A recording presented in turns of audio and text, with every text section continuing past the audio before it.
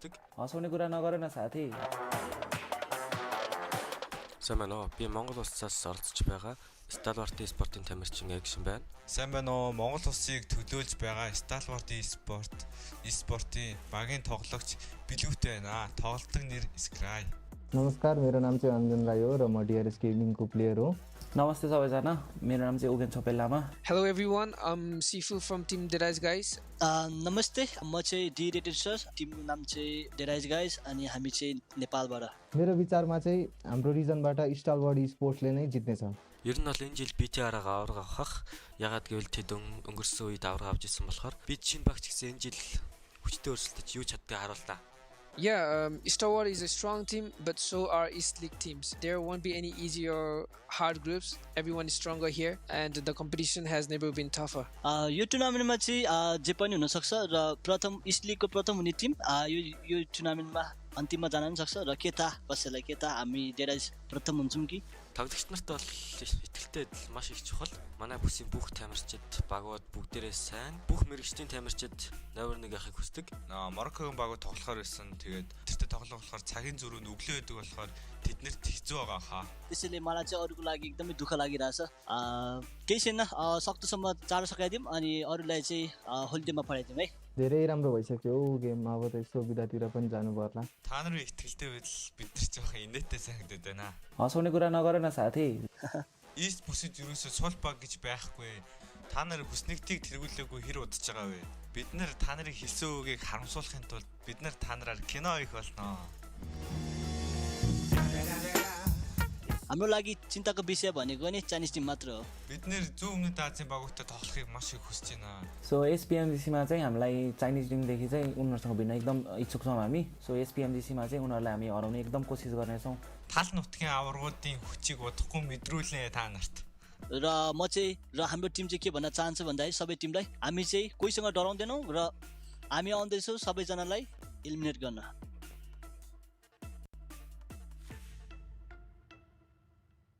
فإذا عقليتك قوية ما راح يفرق بين الخوف والخسارة ولا أنا لعبك طلعك السريع. كريبتيف وين؟ السلام عليكم معكم مهدي شرطو من فريق كريبتيف المغربي أحد ممثلي الشرق الأوسط في بطولة PMGC. Hello everyone, I'm Raouf from Nigma Galaxy, originally from Algeria. بإذن الله جايين هالموسم عشان نحقق المركز الأول في الشرق. I really admire the Chinese team, Nova Esports. أتوقع أن تيمات جنوب شرق آسيا والتيمات الصينية تيمات قوية وإحنا مو تيم ضعيف وكريبتيف قد التحدي بالبطولة. I think the first team in East League might be a Chinese team, but the finals are guaranteed to no one. مثل ما قال نجم كريكسي الليج مو نفس الأول بالفاينل الفاينل أهم ومع قوة الفرق الشرقية هدفنا السيدة. These goals are too conservative. Our main goal is to win the finals and be top one. الكلام الكثير ما له فايدة. إذا بدكم تثبتوا حالكم اثبتوه على خريطة إيرانجل. I think our mentality is fine. It might be easy to get ahead of ourselves, and we lost some games in season 2 as a result, but we will not make those mistakes again. And I think we're mentally stronger than any other team. العقلية قوية مهمة لكن قدرة اللاعب الفردية هي تحدد بين الفوز والخسارة. بما أنه نحكي عن عقلية تيمنا كثير قوية وما راح نخسرها بالفاينل وما خايفين من الخسارة وأنا واثق كثير من تيمي أنه راح نسوي شيء بالفاينل. فإذا عقليتك قوية ما راح يفرق بين الفوز والخسارة ولا أنا لعبك طلعك السريع. Nice. You need to trust your teammates, but when it comes to teamwork, we can show you how it's done. داخل الجيم أكيد راح نتصادم مع الفرق الثانية وأتوقع راح يكون في كر وفر بينه وبين الفرق الآسيوية ولكن أنا متحمس لتدميرهم مرة ثانية. تاكتيك شبه الفرق اليابانية والكورية قوي لكن الشيء اللي يفرق داخل الجيم هو المهارات القتالية وكريبتيكس ما راح يرحم أي فريق. كريبتيف وين؟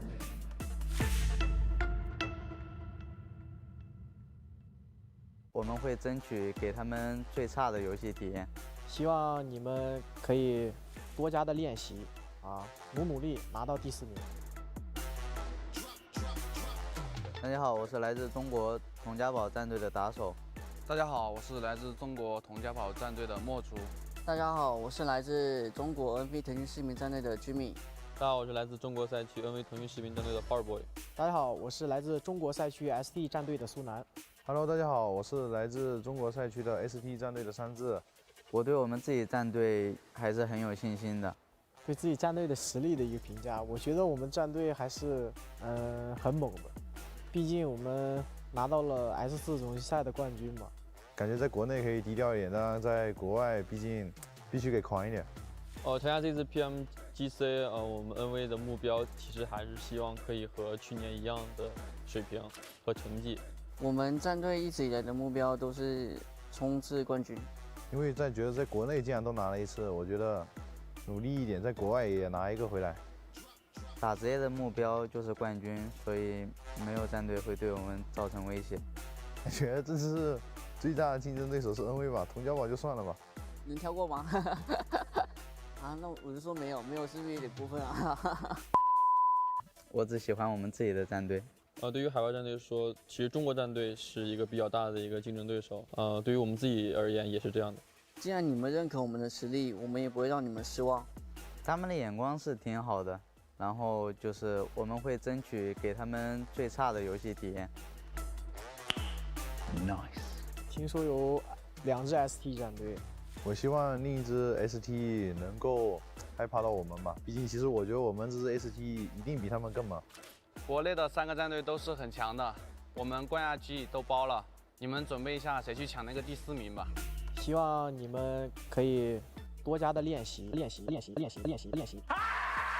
啊，努力拿到第4名。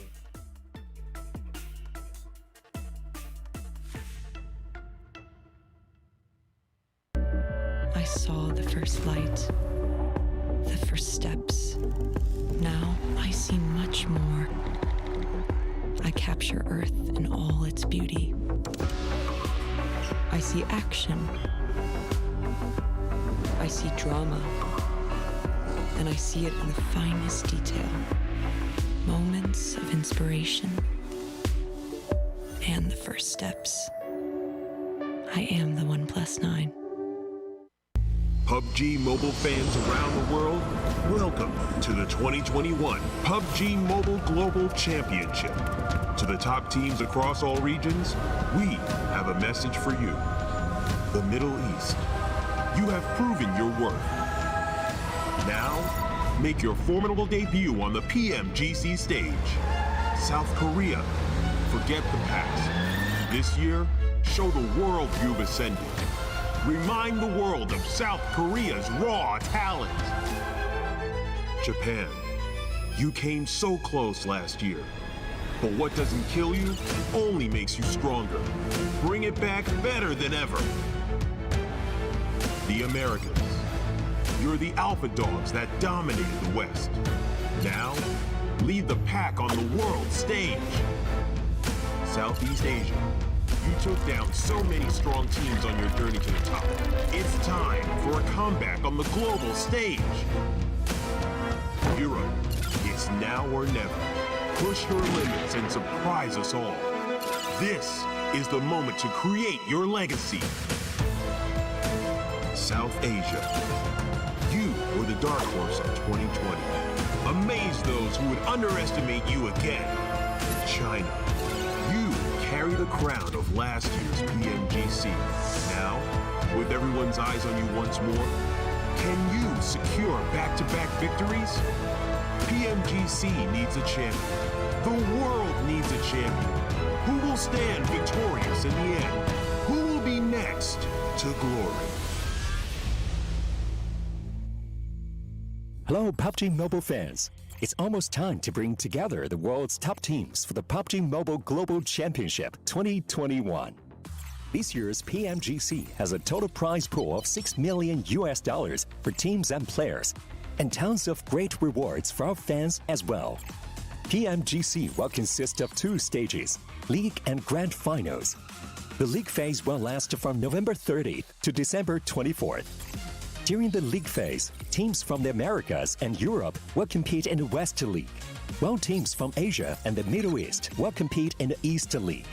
Each league, 20 teams will compete on Tuesdays and Wednesdays for 16 slots to compete on Friday, Saturday, and Sunday in that week's Super Weekend. The total Super Weekend scores over the first 3 weeks will determine which 16 teams will compete in the PMGC League Finals during the final week. The top 9 teams from the East League Finals, the top 6 teams from the West League Finals, and a special invited team will advance to the PMGC Grand Finals. The PMGC Grand Finals, which will take place on January 21st, 22nd, and 23rd, will determine the PMGC 2021 Global Champions. Who will be the next to glory? Don't miss a single minute of exciting PMGC action.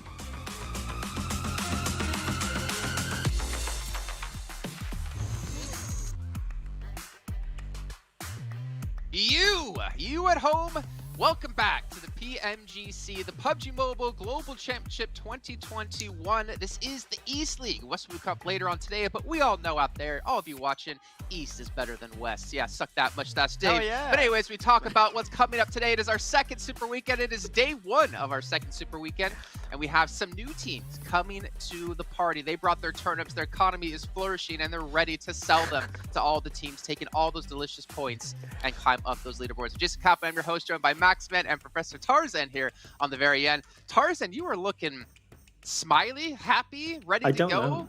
Yes. Like, it's rested? a good thing, right? It's a good thing. I mean, I'm rocking for some change today. Like Blank told me that I've got some hoodie game, so I'm going for a bit of a change. Hopefully, it will help things. And I mean, Max got a T-shirt as well, but that's nothing new.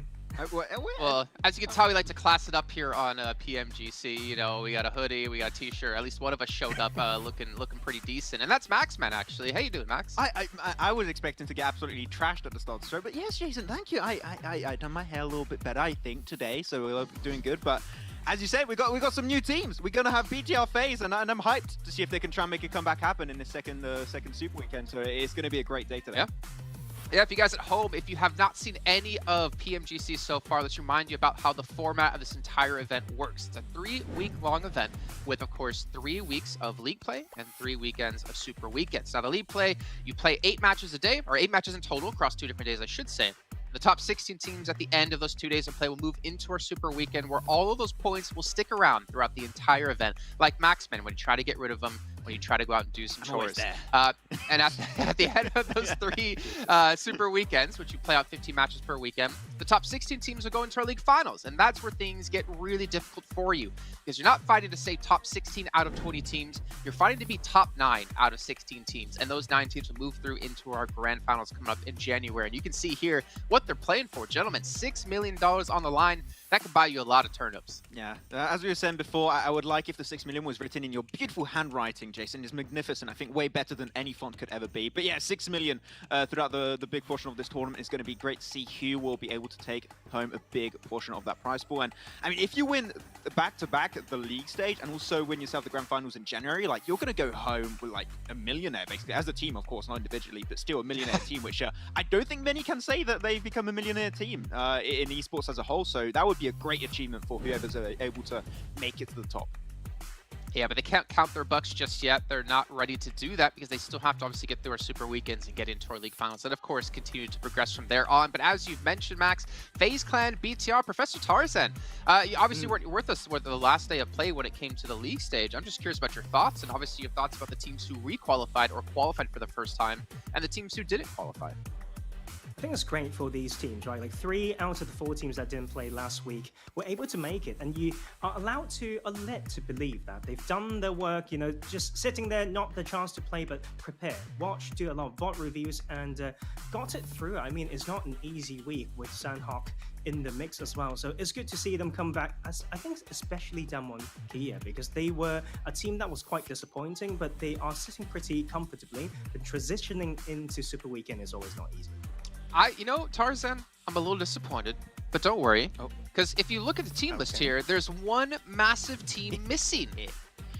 Nova did not qualify into our second Super Weekend. But that worries me, Max. Is this replicating the performance from last year where they didn't qualify? I believe it was in the second or third Super Weekend. I can't remember which off the top of my head. But they still went on to win the entire event. Well, I think we got to stop saying BTR prank, okay? I think that's not valid anymore. I think we've got to start saying this Nova prank that's happening right now, okay? They're just taking a little bit of a break, a small vacation before going into that third Super Weekend, which I'm pretty sure they're going to try their best to make into that tournament. They're still trying things out in the middle of the tournament, so that's pretty much expected from Nova. But man, looking at these rankings, 155 points here, Jason. 70 eliminations from Infinity, absolutely shredding it so far in this tournament. But when you've got 4 rivals, DRS and Nova, trying to potentially catch up. I mean, Nova not going to be catching up, obviously, because they're not making it in this Super Weekend, but they've started off strong, and they're going to try and hold on to that huge lead they already created for themselves in that first Super Weekend. Exactly, and obviously that was a great start. They had a really good performance as well when it came into our league play, leading the pack here. I think at 100 and was it 110 points. Actually, Star Wars Esports passed them at 140. But as we look down the list, Nigma Galaxy, I mean, this is very important here for Nigma Galaxy to requalify Tarzan because they are bottom of the table. It's huge, like, for them to come back the second week to do a little bit better. But I love to talk about how teams get their points, right? Because we've got Sanhok in the mix. So I think Raouf, from the way that he was playing the heal strat, was so key into getting them back into Super Weekend 2. And this is the time to prove themselves because there's a lot of catching up to do.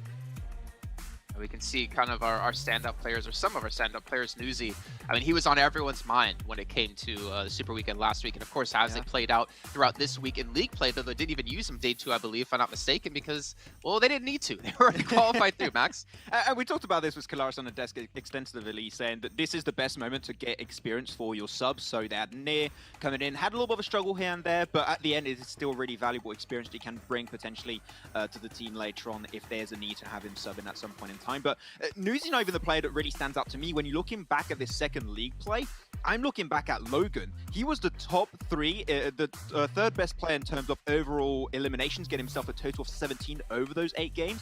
He was impressive, which is great to see because we maybe have that little thought process of, oh, we've seen a lot of Newsy, he's kind of doing a lot of the work solo. No, that is not at all the case, I would say, Tarzan, because Logan's doing great, Mella's doing fantastic also in his own regard. Like, the entire team is definitely pulling their own weight. It's not just Newsy.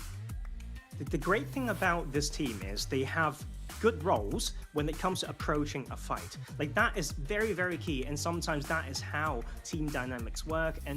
But the thing is, sometimes with that type of idea, you would say, hey, then some of the players would have their stats suffering, right? But not really the case when we look at those total damage, like a few days ago. Out of the top 5, 4 of them are from that main roster. So they are for sure finding the way through decoding, finding the best way to play this game so far.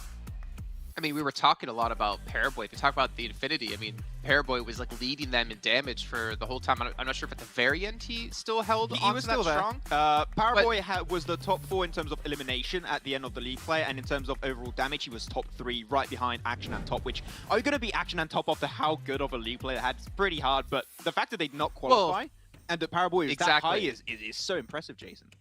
I mean, it was a 74-point difference between the Infinity and Nova, and Paraboy was still rivaling them at the top of the table. That's honestly a true testament to how strong a player he is. But as we can see here, the schedule for today and the next 2 days, it'll be Erangel, Miramar, Erangel, Sanhok, Erangel. So we're not gonna be having 2 or 3 Sanhoks a day anymore. There's not 2 or 3 Miramars like we saw in week 1, but we will have 3 Erangels. So for the teams who have a very strong Sanhok, I mean, obviously it's great to be able to put up consistent points like the Infinity does, but you have to be a more rounded out team and definitely a team who can play on Erangel a little bit better here, Tarzan.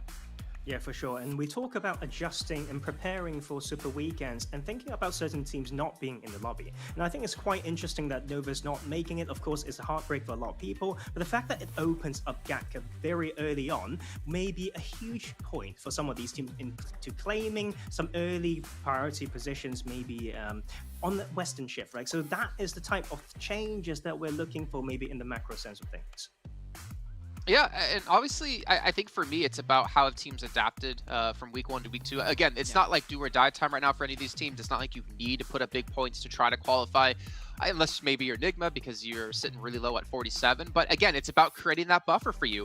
I think the pressure for any team out there is mostly towards your Bigatron and your FaZe Clan, right? And Damwon, because they have 0 points.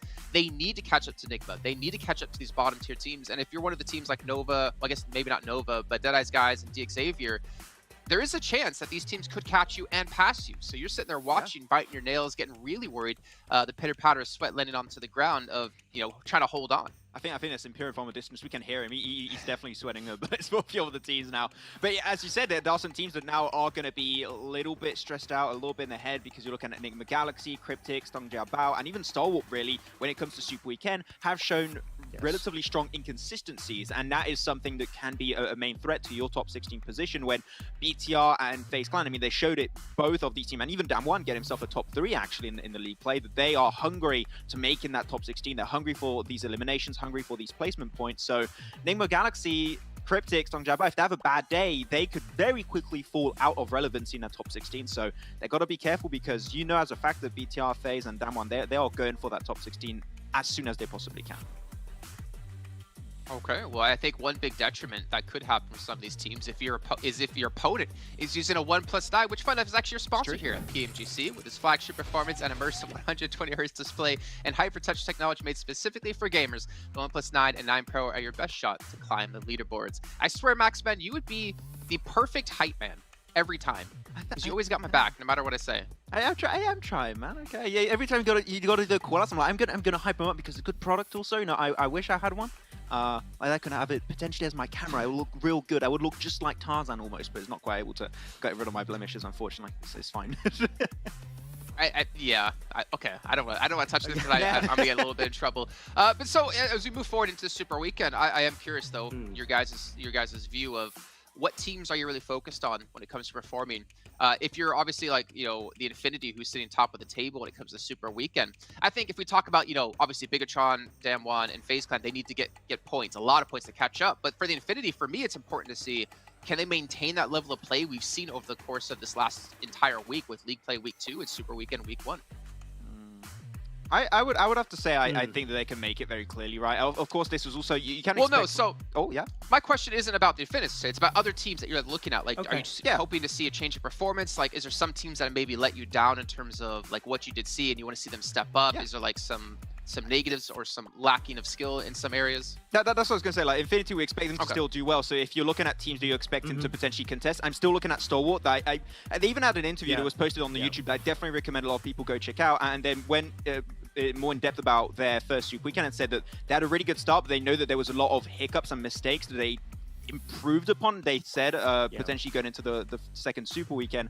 So I think that if there's a team that I'm looking to potentially improve and that has improved that we saw in that second league play to catch up to the likes of Infinity for rivals DRS towards the top, I would say it is Stalwart Esport right now, because they've just shown some impressive things in that second league play. Great one, Max. I think echoing what you said, because obviously you asked me to check out that video as well. The other STE team was in there. 628, like Stalwart Esports, they felt a little bit flat halfway through the last Super Weekend. So when they come in with a lot of confidence, and they actually said as well, like Su Yang, the person who got those 1v3 clutches that send them into PMGC, he said, well, we actually have some targets, right? We want to hunt down Reject so that they can't reach the finals. That's a huge statement. So I think the STE brothers here, not exactly brothers, but you get what I mean. Both of them have some plans and they've got some points to prove.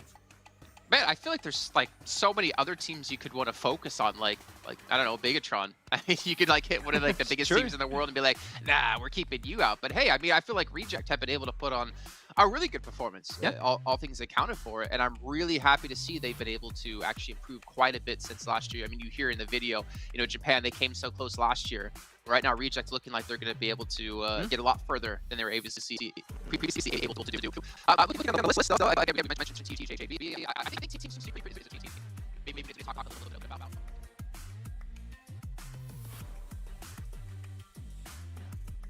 Here's the thing, guys, we talk about where the points come from. I think that's quite important and factor in maybe momentum.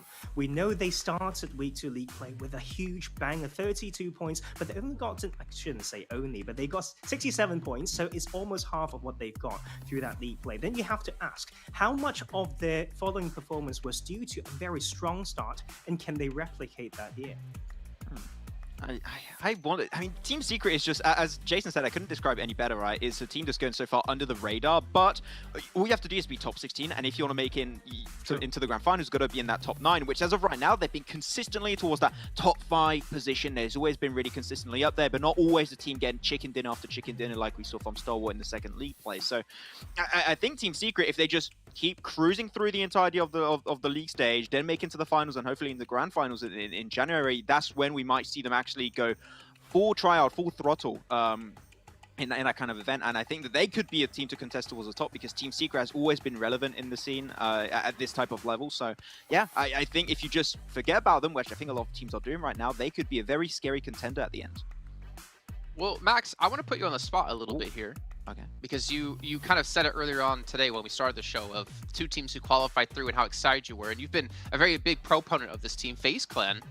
I want you to talk to us a little bit about them. I mean, we got to see Beer 11 actually play with the team. I mean, obviously ex-RRQ Athena, and he popped off. Like, he really did some serious work and had some fantastic plays, especially thinking back to, I think it was our final Erangel, if I'm not mistaken, when that nade came in and just broke the hearts of all of us. I think the main thing that we're happy to see change for the team, and this is something that me and Tarzan brought up, is that B11 was actually playing. And B11 was doing amazing work for the entirety of the team. So I want to see him just like we saw BTR use Yuhai and keep him as the main roster to qualify for the second Super Weekend. I want to see more B11 in the Super Weekend itself because I think he can bring just so much to the team as a whole. But Tony K, MR5 have been 2 other players that we've been seeing drastically improve in terms of the eliminations they bring every single game. And it just seems like they're a lot more coherent now because don't forget, before this PMGC, this was a team that had no global stage experience such as PMGC, but now they're able to improve a little bit more time after time. Sure, it was a big miss on that first Super Weekend, but here they're going to try and play catch up. I mean, to be fair to them, at least, Beer 11 and Corpai do have PMGC experience, but the other big players, like you're mentioning with Tony K and MR5, like they don't. And I wonder if that's maybe the strength of FaZe Clan is the fact they have 2 players they can rely on for that experience. And hopefully for Corpai, because we haven't seen him play too much as of late, he's able to help like analyze rotations and obviously try to help the team improve as a whole. I think that's a huge point, right? Sometimes it's not just about who's just strong on paper. You need to see who's strong when they're placed together. And obviously, when Corpai was there, somehow something's not working in week 1. And I think Jason really hit the sweet spot right there. Sometimes a lot of work's done by the player who's not playing. And people sometimes overlook that so much. He could focus on doing the analysis, like you mentioned. They can focus on being someone who maneuver the energy within the team. Of course, there will be ups and downs through a tournament like this. These are where those keywords come in. And I'm going to say this again until I'm broken record, but esports is a cognitive sport. And after all, it's about how often can you enter the flow state to show your true potential. Well, that's a good point. And I think in games like Battle Royales, it's really hard to get into that flow state and like maintain that kind of level because you're going up against so many unknowns, so many uncertainty. I mean, it's not like you're playing 5 versus 5. You're playing against one other team and you know how they play, you know what they're going to do, you know how they like to execute things. You're against 15 other teams in a lobby, right? And obviously the zone greatly impacts, the playing path greatly impacts some things, and it's about how you adapt on the fly here. But Max, what about you? Any other teams that kind of stand out to your mind that you want to talk about? Oh, I mean, if there's other teams that I'm looking at, I mean, I still expect Jason, a 4 Rivals win. It wasn't given to me on the first Super Weekend. I'm still going to be rooting for 4 Rivals to hopefully get their first win in this PMGC. It's going to happen at one point, right? Theoretically. But yeah, if there's a team that really I'm willing to talk about here, is going to be DRS Gaming. I talked about them a little bit extensively in the league play too, but this is a team that has improved drastically compared to what I set up as in terms of expectations for them. Because they were a team that, as I said in the past, especially last PMGC, very stubborn, not willing to change drops, not willing to change their rotations, and always would lose a play or 2 very early, especially in that Yasnaya Pollyanna kind of position. Now they're in a position where they rotate super well. Their macro has improved drastically. They take fights amazingly well. I think that there was even a play of 6 to 8 Sender, one of the players they're looking out for is actually AJ, which is very impressive to see one of the Chinese teams saying, oh, these guys from the power are really strong, be careful. So I think that DRS now has just came in as the, for me at least, the big surprise, the biggest improvement from last year to now. Interesting. I mean, again, I was kind of hoping every region would really level up and step up over the course of this year. And we obviously got to see some like new teams come through. You know, you think of Zeus and the big standout year they had last year at PMGC, but now a new team from Mongolia with Star Esports has been able to come into the light. But then you have teams like DRS who have played previously before in PMGC and have a lot of experience, and to see them continue to improve is, I think, very important. Because some other teams out there, I'm not going to name any in particular, we just haven't seen really any improvement from year to year. And we've seen roster changes happen within the teams, and even that's not fixing things for them. So, well, obviously we'll find out when the time comes if they can make it happen when the pressure is on and maybe turn themselves into diamonds. Anyway, speaking of diamonds, speaking of gems, we got 2 gems actually going to be brought into the show now to cover the first match. John Allen and Blank, why don't you guys come in, say hello, and take us into that first match. Thank you very much. We've been called gems. Funnily enough, actually, my birthstone is diamond. So there you go. Because I was born in April. Do you know what yours is? Are you? Topaz or something like that. I don't know, man. To be quite honest with you, I'm just rattling off gems at this point in time. But yeah, that's fine. It's fine. Hopefully, we get some rattle off some big wins today for some certain teams that are towards the bottom. I mean, FaZe, obviously, Bigatron, obviously as well, looking for those good starts to their second Super Weekend, their first Super Weekend in a way. And realistically, getting those big wins on the board, nice and early, it is going to put you in good stead. But this playing path doesn't really favor a lot of teams. Now, I'm wondering if BTR are going to head up towards farm here. Would make sense for them. I know they've been dropping all over the shop at the moment, trying to figure out some better places to play around the map rather than just staying very stagnant in one area, which I have been happy with. And I think that's a great change for Bigatron. I'm wondering if there's going to be a couple of vehicle hot drops going on here. I mean, around specifically in that farm area, right? There's going to be a lot of contestation for those vehicles in the east side, getting up even to maybe Severny to Yasnaya. There is obviously the opportunity to get out a little bit earlier and grab those vehicles, which probably is a little bit more favorable. But when you're talking about teams that like to drop and control those bridge sides, maybe the eastern rotations are going to be a little bit easier. I think we might see a couple of vehicle hot drops here. We might do, and I think a lot of that will depend on the circle as well when it does come in. Look at the coordination from these guys on Cryptics. They just were able to make it in. If you guys are just watching the Super Weekends, you're not watching the league play, you're just here for that all-out action, waiting to see who gets into that top 9 to go towards the finals, you will have missed one hell of a last game. Where Cryptics were able to get in by a single placement point over Nova, which was, pretty stressful for these teams. Now, these vehicle hot drops that you mentioned earlier, definitely going to come into effect now, John, especially with this eastern circle that we're seeing, where we have this plane path that heads all the way down to Novo, which is a bit awkward for a lot of these guys. So we're already seeing Tong Jabao as well as Genesis Dogma. They're dropping in the same spot. You've got also MS Chumburi dropping towards BTR's position. It's very spooky, very scary, but we are most likely going to continue to see DRS and MS Chumburi heading up towards Yasnaya early on. This time, though, it's MS Chumburi getting to vehicles much earlier than DRS, so they might just be able to control Yasnaya this time. 4 Rivals and Nigma Galaxy very close to one another. Actually, Nigma Galaxy, Freak is still in the northern side of Pachinki here, but I think the majority of them were in vehicles heading north, and 4 Rivals are still in the sky, and they were just out in the open. They'd been spotted. There's not a lot you can do. They're heading out all the way to Ruins. They lose a player early and take another knock as well. There's no way you're getting away from that. Down to earth you come, crashing down like a meteor. Absolutely. It's not happy days here. Now, for 4 Rivals, there really has been a drop-off in performance, I would 100% say here. I mean, just looking at Week 1 Super Weekend, they dropped in 2nd place with 142 points to The Infinity, who we know is damn good, and they've continued that performance over into the weekday as well. But for 4 Rivals, coming to Week 2 of League play, after that 2nd place performance, they dropped all the way down into 12th place, and their highest scoring game was literally a 3rd place. And guess how many kills they had, John? Just guess. Is it more than 3? Less than 3. That's unfortunate. Very fortunate. They dropped into that game with a 3rd place and 2 kills. So it's really not been the best of performances for 4 Rivals coming to that 2nd league play. And I do think that realistically for this team, something needs to change. It just wasn't as powerful or as potent as that first Super Weekend that we saw them in. Maybe they're just saving those strats up for this. Again, though, I think we'll have a better idea of what's going on with that team by the end of this day. But I do think that, even just coming down in a 12th place place, that's an awkward position to be in, right, John? Especially when there is an opportunity to be dropped out and not go to the Super Weekend. You want to be more towards that 1st to 8th place margin. That's where you feel safe off a league play. And I think that if you're in 8th place and you've not got the most points in the world, that's still excusable, right? That's still excusable. Yeah. Although there is, on the flip side of that, Infinity for the first Super Weekend qualified, I think, in 15th.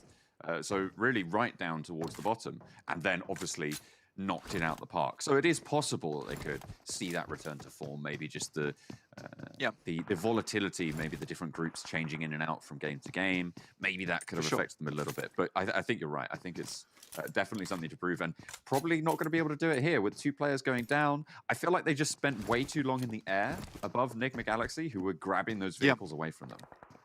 Yeah, I'd agree with that. And it's a really good point, actually, bringing up the Infinity. And I have a counterpoint, in fact, to you there, with their 15th place over on that first league play, is that they had 2 third places. And let's compare those 2 third places to the single third place from 4 Rivals, where their third place came with 10 kills on round 4 of the first day. And then on the first game of the second day, they dropped in with a 6-kill third place as well. So I do think that for the Infinity, there were those signs of merit, right, coming through from this team where we were like, well, they can actually have these big games, but we're still not sure about this team yet. And then they got more into that rhythm of it. Like Tarzan says, they got into that flow state, and they're feeling good about it now. They're having those more consistent performances that we knew they could make happen.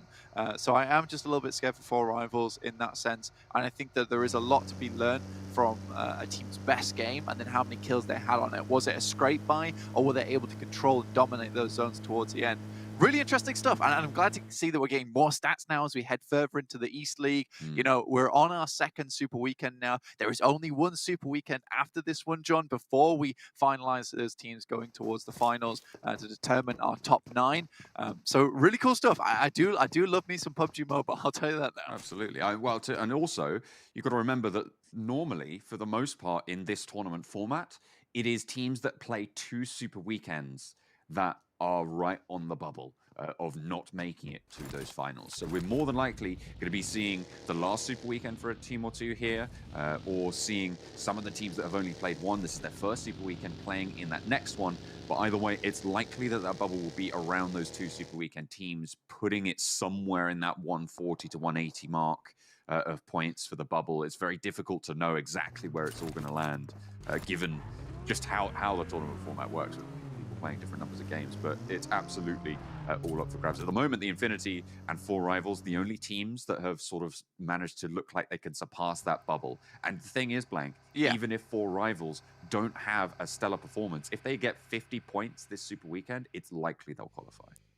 Yeah, exactly. So they're in a different position to Nova at the moment, with Nova being in 4th place, 126 points, missing out on the Super Weekend. Yeah, 4 Rivals might have just scraped by into this one, but like I said, if they just get like a decent amount of points, they should be safe if they make it to the 3rd. Newsy back in the roster for the Infinity, which everyone's happy to see. Very good player on the Infinity, and shows us exactly why he is just now. But 628, they're flying up the stairs, and he should go down here. Yeah, he does. He gets taken out and flushed, but did manage to get the point in retribution. Got Tunny looking to move over the bridge, and this is a regular fixture now at this point, Blank. 628 bridge camping the Infinity on this western bridge. This is probably, I think, the 3rd time I've seen it over the last couple of days.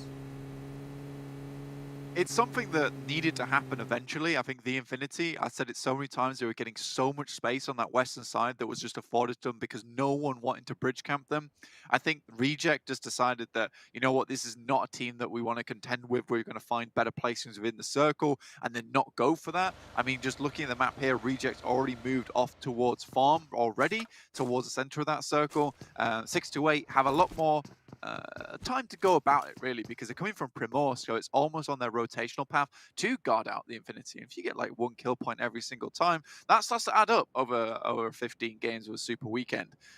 So it's curious. Going back to my previous point as well, just about Nova, considering they don't get into this one. Yes, they had a 4th place finish though. So on the flip side for Bigatron, now there's a lot of pressure on them in the last 2 Super Weekends because there's no breaks now, right? There's no breaks. For Nova, there is a slight break now where they can kind of analyze the games, figure out what's going on, understand what's happening next. And that's absolutely fine for them. But for Bigatron, it's a case of we need to do great here, and then we do great again. I think for Nova, at least if they come into that next Super Weekend, they have a clear idea of, well, how many points do we really need? And I think sitting in that 4th place at the moment should be okay. They should be okay if they make it to the 3rd one.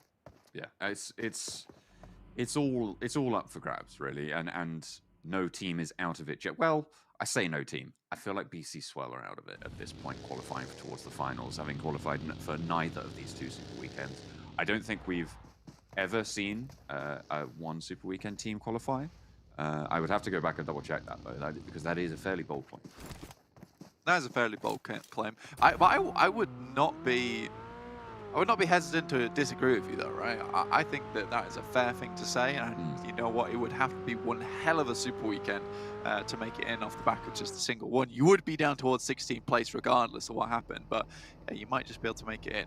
Looking at the teams here, you know, a lot of this eastern side of the map very, very much clear at the moment, considering Xavier aren't in the lobby. They're not dropping over towards Lipovka, so Tongji Bao taking advantage of that, heading towards the south side of Mansion. Goodness me, okay, Logan. Just one shot. So just like throws the nade, thinks, you know, maybe get the knock, and just 2 nades to seal the deal. That is okay. I'm a fan. I'm a big fan. Yeah, that's some good work. I mean, they got gatekeeped on the western side, so why don't we just gatekeep Stalwart on the eastern side?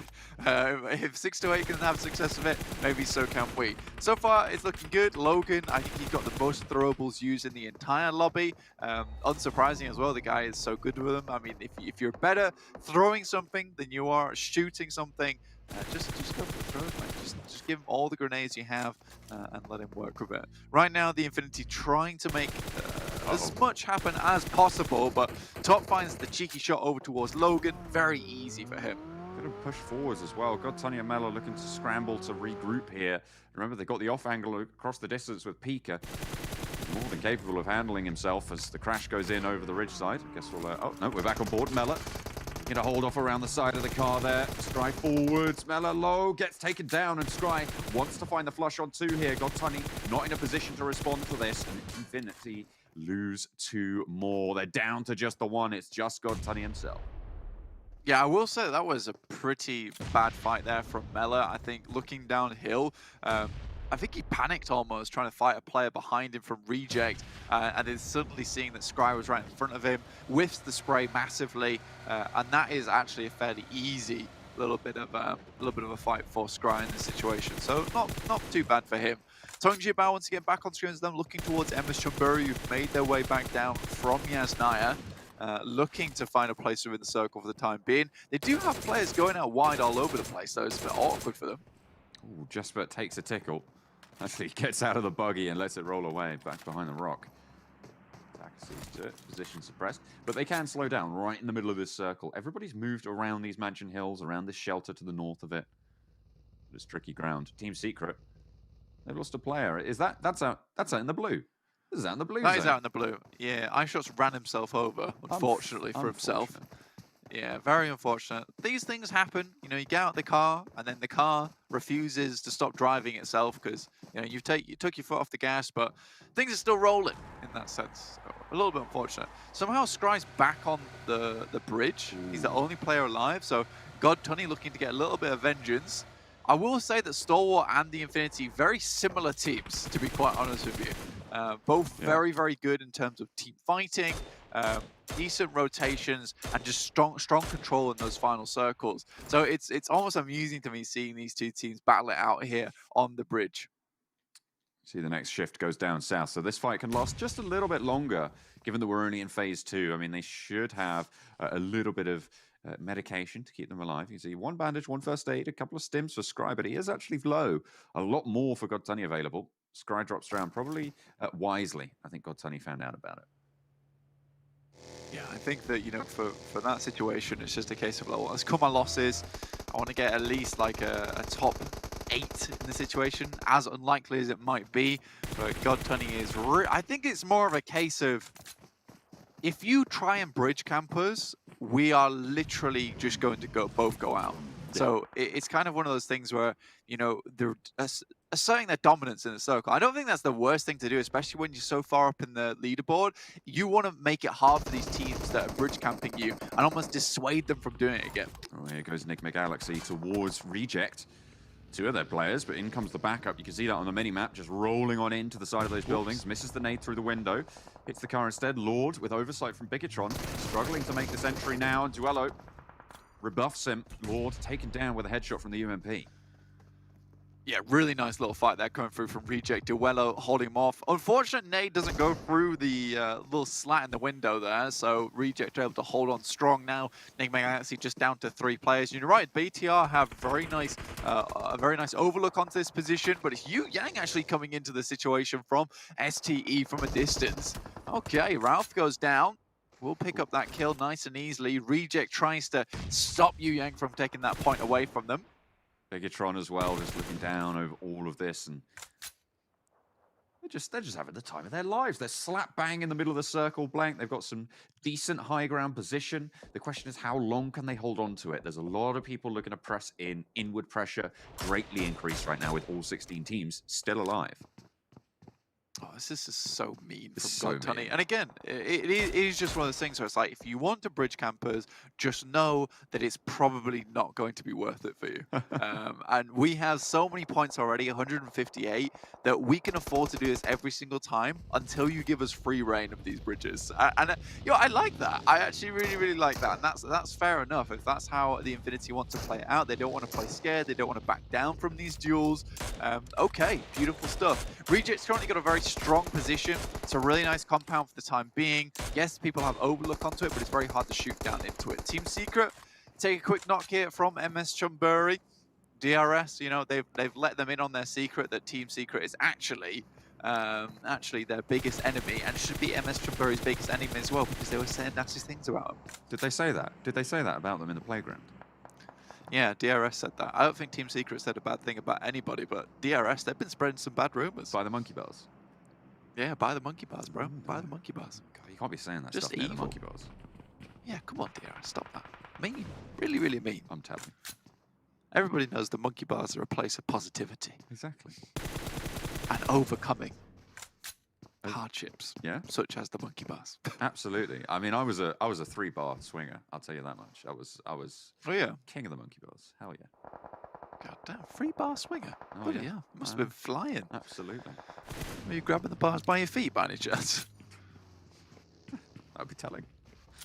That'd be telling. That's true. That's true. I apologize. We can't tell no secrets next to the monkey bars. 4 rivals now. Look at. Oh, no. Oh, he's What all are right. you He's all right. doing? He's all right. He's all right. He's okay. They're flustered. They're flustered, man. It's not good. MS Chumbury, just to the north of them. They have that wizard tower. I think MS Chumbury would love to take it off them. There's only 2 players in it. It is fairly assailable. If 4 rivals keep throwing nades at themselves, MS Chumbury might not have to do too much of the work. 2 smokes go down. We'll stop the push slightly. That's actually a decent nade into the smokes that stops any kind of push up towards that area now that they know they might be nading it. But another one comes through from Penumbra. Will take down Jasper now. MS Chumbury just down to the 1 player. Nades coming on through towards the Harry Potter Tower. The team goes down. Enigma Galaxy eliminated in the meantime. DRS suffering pretty heavily there in a bit of a scrap on the kill feed there. They are going to go right at it with Genesis Dogma. You can see we're jumping on board with FaZe, looking at the oversight. This is a valley of death right now for DRS. Mafia Ninja looks to try and back up Gyalzen, but Eddie's going to go for the flushes here. Daybot rolls on in, wants the challenge, wants the fight here. 2 versus 1, and Mafia Ninja will not be able to stand the test. They'll be able to get those reses for Genesis Dogma. Cryptics as well, battling up this hillside against Recon Infinity. Press to go just about makes it happen, but Senke's coming back to the miss, and with Press to go very, very low, it's just 1 bullet that'll take him down. Puts the actual hillside between him and Senke, so really nicely done there. Now Fidan can start to work on the rest of them. El Chapo, he's down. Good nade. Again, it's a good nade. Doesn't quite take down Prestigo. Not going to do the full Monty. Not this time around. Did take a little bit of damage off the down player, but the reses can come through, and Lazy Boy now wants the challenge. 2 versus 1. Renox almost immediately, and Prestigo goes down second. Now just Fidan left for Rico Infinity team as Cryptics. They got into Super Weekend by the skin of their teeth, and they are not about to let that opportunity slip away from them. Fidan wants the challenge, wants the fight. It's finally Stillwater eliminated. Yeah, they're out. And guess who's still in? It's God Tunny. He's still going. Oh, we love this guy as a solo player. Lazy Boy now with nade in hand, looking for that final player. Fidan looks like it's pretty fairly on target. Ooh. Just goes fairly behind him. Will take down SK Ton Intent. Fidan down to very, very low HP. See God Tunny off the distance. I'm sure they're going to take too many fights, but this is a good disengage from Cryptics. They've got a lot of points here. They don't have to move too far forward. But who's this? It is God Tunny. Oh, and he's already tagged Lazy Boy quite a lot there. Not too many stims. In fact, no stims available for God Tunny. Lazy Boy pushes up and over the rock, but God Tunny's got the bead, got the cook, over the top and gets the knock. Senke low as well. I think there's a broadside maybe coming in from Rico Infinity team as the pepper comes from the back and it's spicing things up. Senke now healing up, moves around the edge. God Tunny should have the read here, spots the gun, moves out wide behind the vehicle, wants the spray, but no! Finally cut down in his prime, and Senke left, last standing for Cryptics.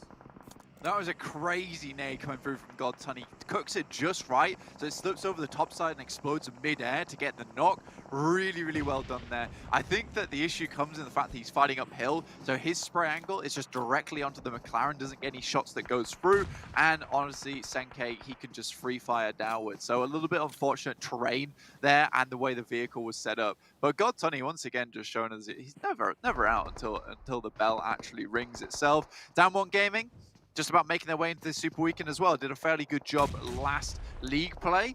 But it's now 6-8, who's assailing their position. Fabian gets upstairs, but 33Z, he's too busy injecting the adrenaline. He'll need it for this next fight.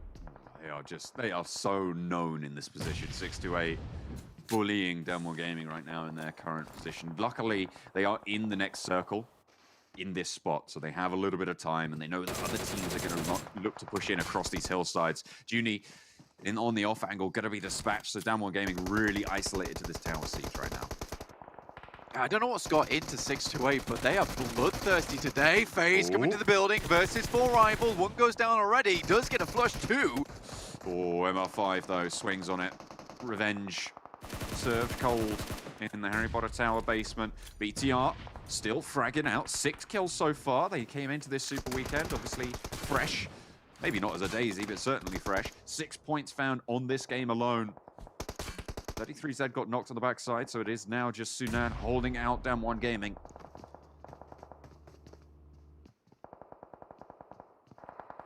That one looking out towards 6-8 for the time being. Quite been able to hold them off. I mean, 33Z now down. It's up to Sunan now to keep this one going. Only 2 first aid kits as well, so this fight realistically needs to go his way. They are in front of Down One Gaming, so they will have to move come next circle. These nades just aren't hitting for the time being. 33Z trying to get into position. BTR, though, taking fights for Team Secret, as well as Tongji Bao. So they have lost Liquid, but Yuhai, Zuxi, and Luxi still in the mix. They're going to be doing okay. They're on the eastern side, playing against Team Secret. They've got Reject pretty close by to them as well. Reject starting to take shots over towards Down One Gaming as well. They've got those angles. Bigatron lose a player, they get dropped there on the sidelines, but Genesis Dogma, they've got a fight of their own on the north side with the circle shifting up their way. This is really crucial, Blank, this fight. Genesis Dogma look to control a very important part of this next circle, but MR5 stand in their way, and there's as well, hang on a minute, it's an upsy downy. Oh mate, just a downy now. Yeah, that's a very nice nade that comes over the top. I will say Genesis Dogma in the recent days, they've kind of stepped up their game, to be honest with you. You know, they've got up those stairs, they've clambered towards the top side, they're looking good, they're looking a little bit out of breath, but it's fine at the time being. So really, really well done to them. It looks like they're taking more fights than I would expect them usually to. And these are fights that are not come off the back of other teams fighting, it's rather them deciding when and where to fight, which is something that was a sorely needed change for them. Reject, on the other hand, fighting 2 fights on 2 fronts right now, over towards BTR and over towards Down One. So Reject holding a lot of this zone towards the south side, and they're looking great. I love the confidence coming through from this team. MR5 with the underarm, wants to slow things down, drops that smoke again. FaZe and Bigatron both still alive, Blank, in this game. This is a great first game entry. To be able to survive to top 6, I think is really buoying confidence-wise for these teams to come in and have this sort of an impact. Zuxi knocked on the high ground rock that gave them a little bit of oversight into their forwards movement. MR5 finally dispatched, goes down in 6th. 5 points on the game. It's not great, but they did survive for quite a while. They should be okay with that. Keeping on going. It's not bad either. No. I think there was a question posed on the desk for Team Secret too, which was, you know, is this a team that just starts out strong and then starts to taper off later? I mean, you're having the first part of the story written here, so you're at least getting chapter 1, which is where they do have a strong start, and it's up to them to continue it. Zuxi also goes down once again. I mean, this is getting a little bit awkward now for BTR. Damwon Gaming, they have a rough idea where Reject were in the first place, considering taking fights with them. But the way that they've set up at the moment is beautiful. They do take one knock in Regiosio off in the distance, but now they need to focus on one side. I don't think they can keep splitting their attention like this, and they'll need to deal with one side of the map and then slowly move their way around, especially if it's starting to getting this small in the circle. Genesis Dogma still have that plateau to play around from the north side. Fabian so close to danger. Sarah with the nade cook in hand. Doesn't quite pull it out in time, but doesn't go down. Fabian doesn't quite land the spray. Sarah low as well. Gets knocked. Duello. Oh, he's going to be saved by the bell there. Just Booms comes in and destroys this push from Damwon Gaming. Fabian falls finally down and eliminated. It's Damwon Gaming with their first entry to Super Weekends, going down 5th place. Oh, there you go. You got Genesis Dogma, the after party. They're here, back once again, making a ruckus, making a mess in your house and leaving before they clean any of it up. It's a bit of an awkward one. Reject, though, they're happy about it. They'll take the after party here, even if it means a little bit extra broom time for them, because it kept them in the game there. Now, down to 4 teams, 12 alive. Genesis Dogma, Booms goes down. Reject have a little bit of a side swipe here, but they are going to have to push almost directly at Genesis Dogma in this scenario. The question is, are they going to prioritize getting in or guarding out the teams to their east? It's a bit of a difficult one. I think for Genesis Dogma right now, it's about staying alive. Look, see those spots out. Divine will take the shots. He's going to go for the flush as well, but he's in the blue. He has to step up for this one. This is a crazy maneuver coming through from him. Yuhai goes down, and I don't think Luxie's long for this world either, and he's the final player. Oh my god, he's got around the side. How has he stayed alive? I feel like he didn't need to go for the flush there. Bigatron get eliminated, 4th place, but they get 8 limbs. This is a really good point scoring game for them. I think that's 16 points total. Reject now suffering with losing the players on the flank. Team Secret struggling to move through, and Genesis Dogma might just be able to sit back and relax on this one. Maybe just a little bit.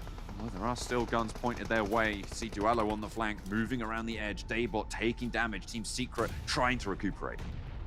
I think for Team Secret right now, all their attention needs to be towards the Wizard Tower, because Reject, they're not going to breach that hillside that Team Secret's currently playing. What they need to happen is they need Reject to cause problems for Genesis Dogma if there are any hopes in hell that they win this game. This position is so ridiculously strong for Genesis Dogma, and the way they're playing an outpost as well with Booms is going to be very hard to get rid of.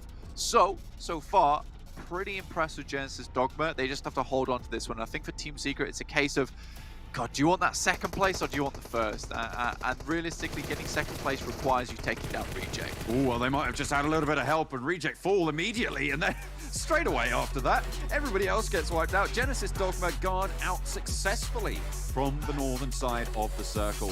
Fantastic first game on Erangel for Genesis Dogma.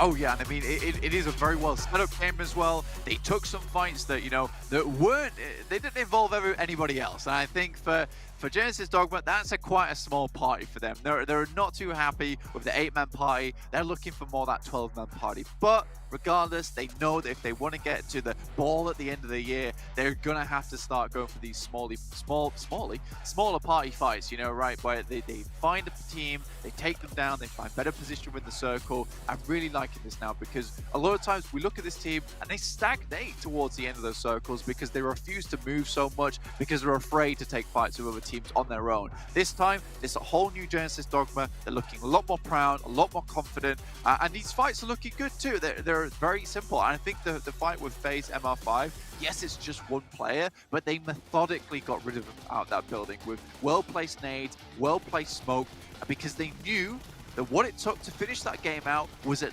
least 3 players. They couldn't be down to 2 because they wouldn't have had the manpower to hold down the Wizard Tower. So really, really, really well played to Genesis Dog for this map. A lot of things went right here for them to pick up that chicken dinner.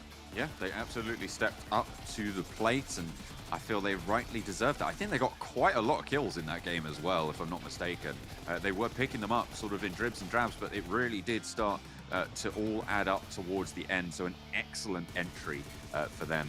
Overall, Genesis Dogma should be pretty happy with that, I'd say all things considered. Yeah, you can see they're 8 kills towards this point where there were 4 teams remaining, and they're just picking up many more. 12 towards the end. Okay, hang on a minute. So that'd be 16. They take down. 16 win game. Okay, there's right. 15. I thought I saw flash up towards the end, right in those highlight reels. So it would be around that. I think one of them might have been able to snag a kill. But Genesis Dogma, a return to form. Hopefully, we'll see what more they can do over to the desk.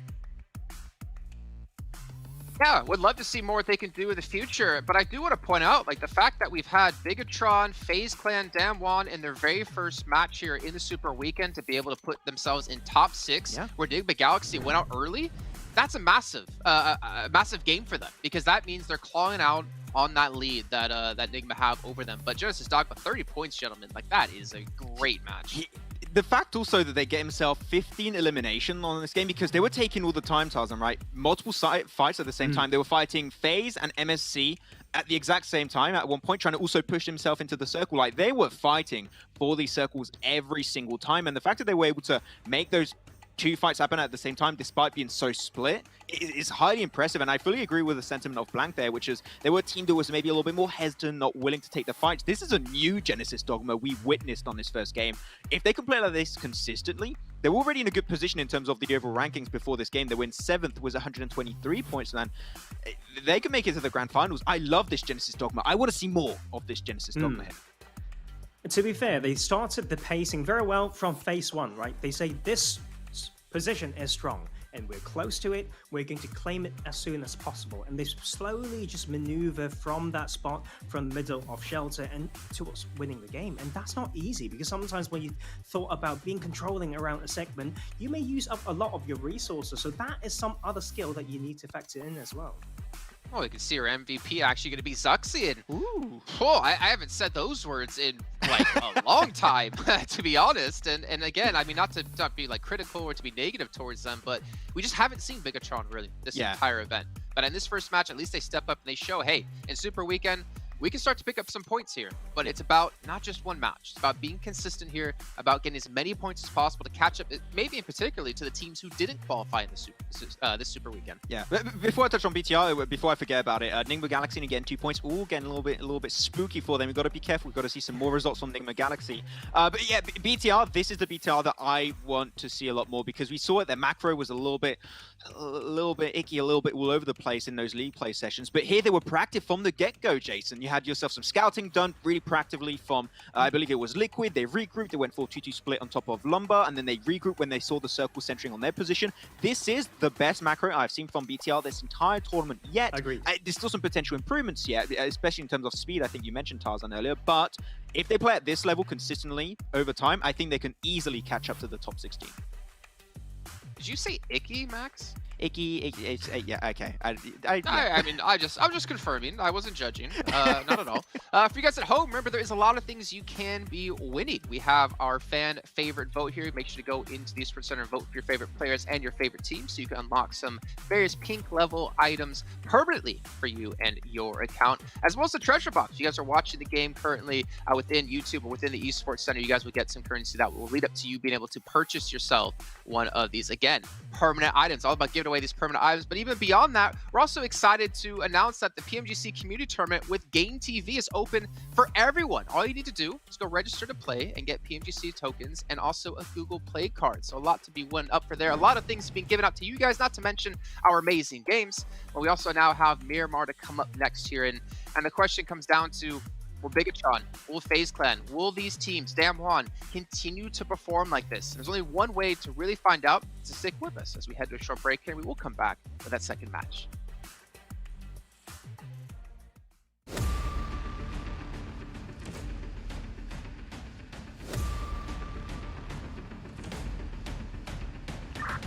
Danny, ready for abstract.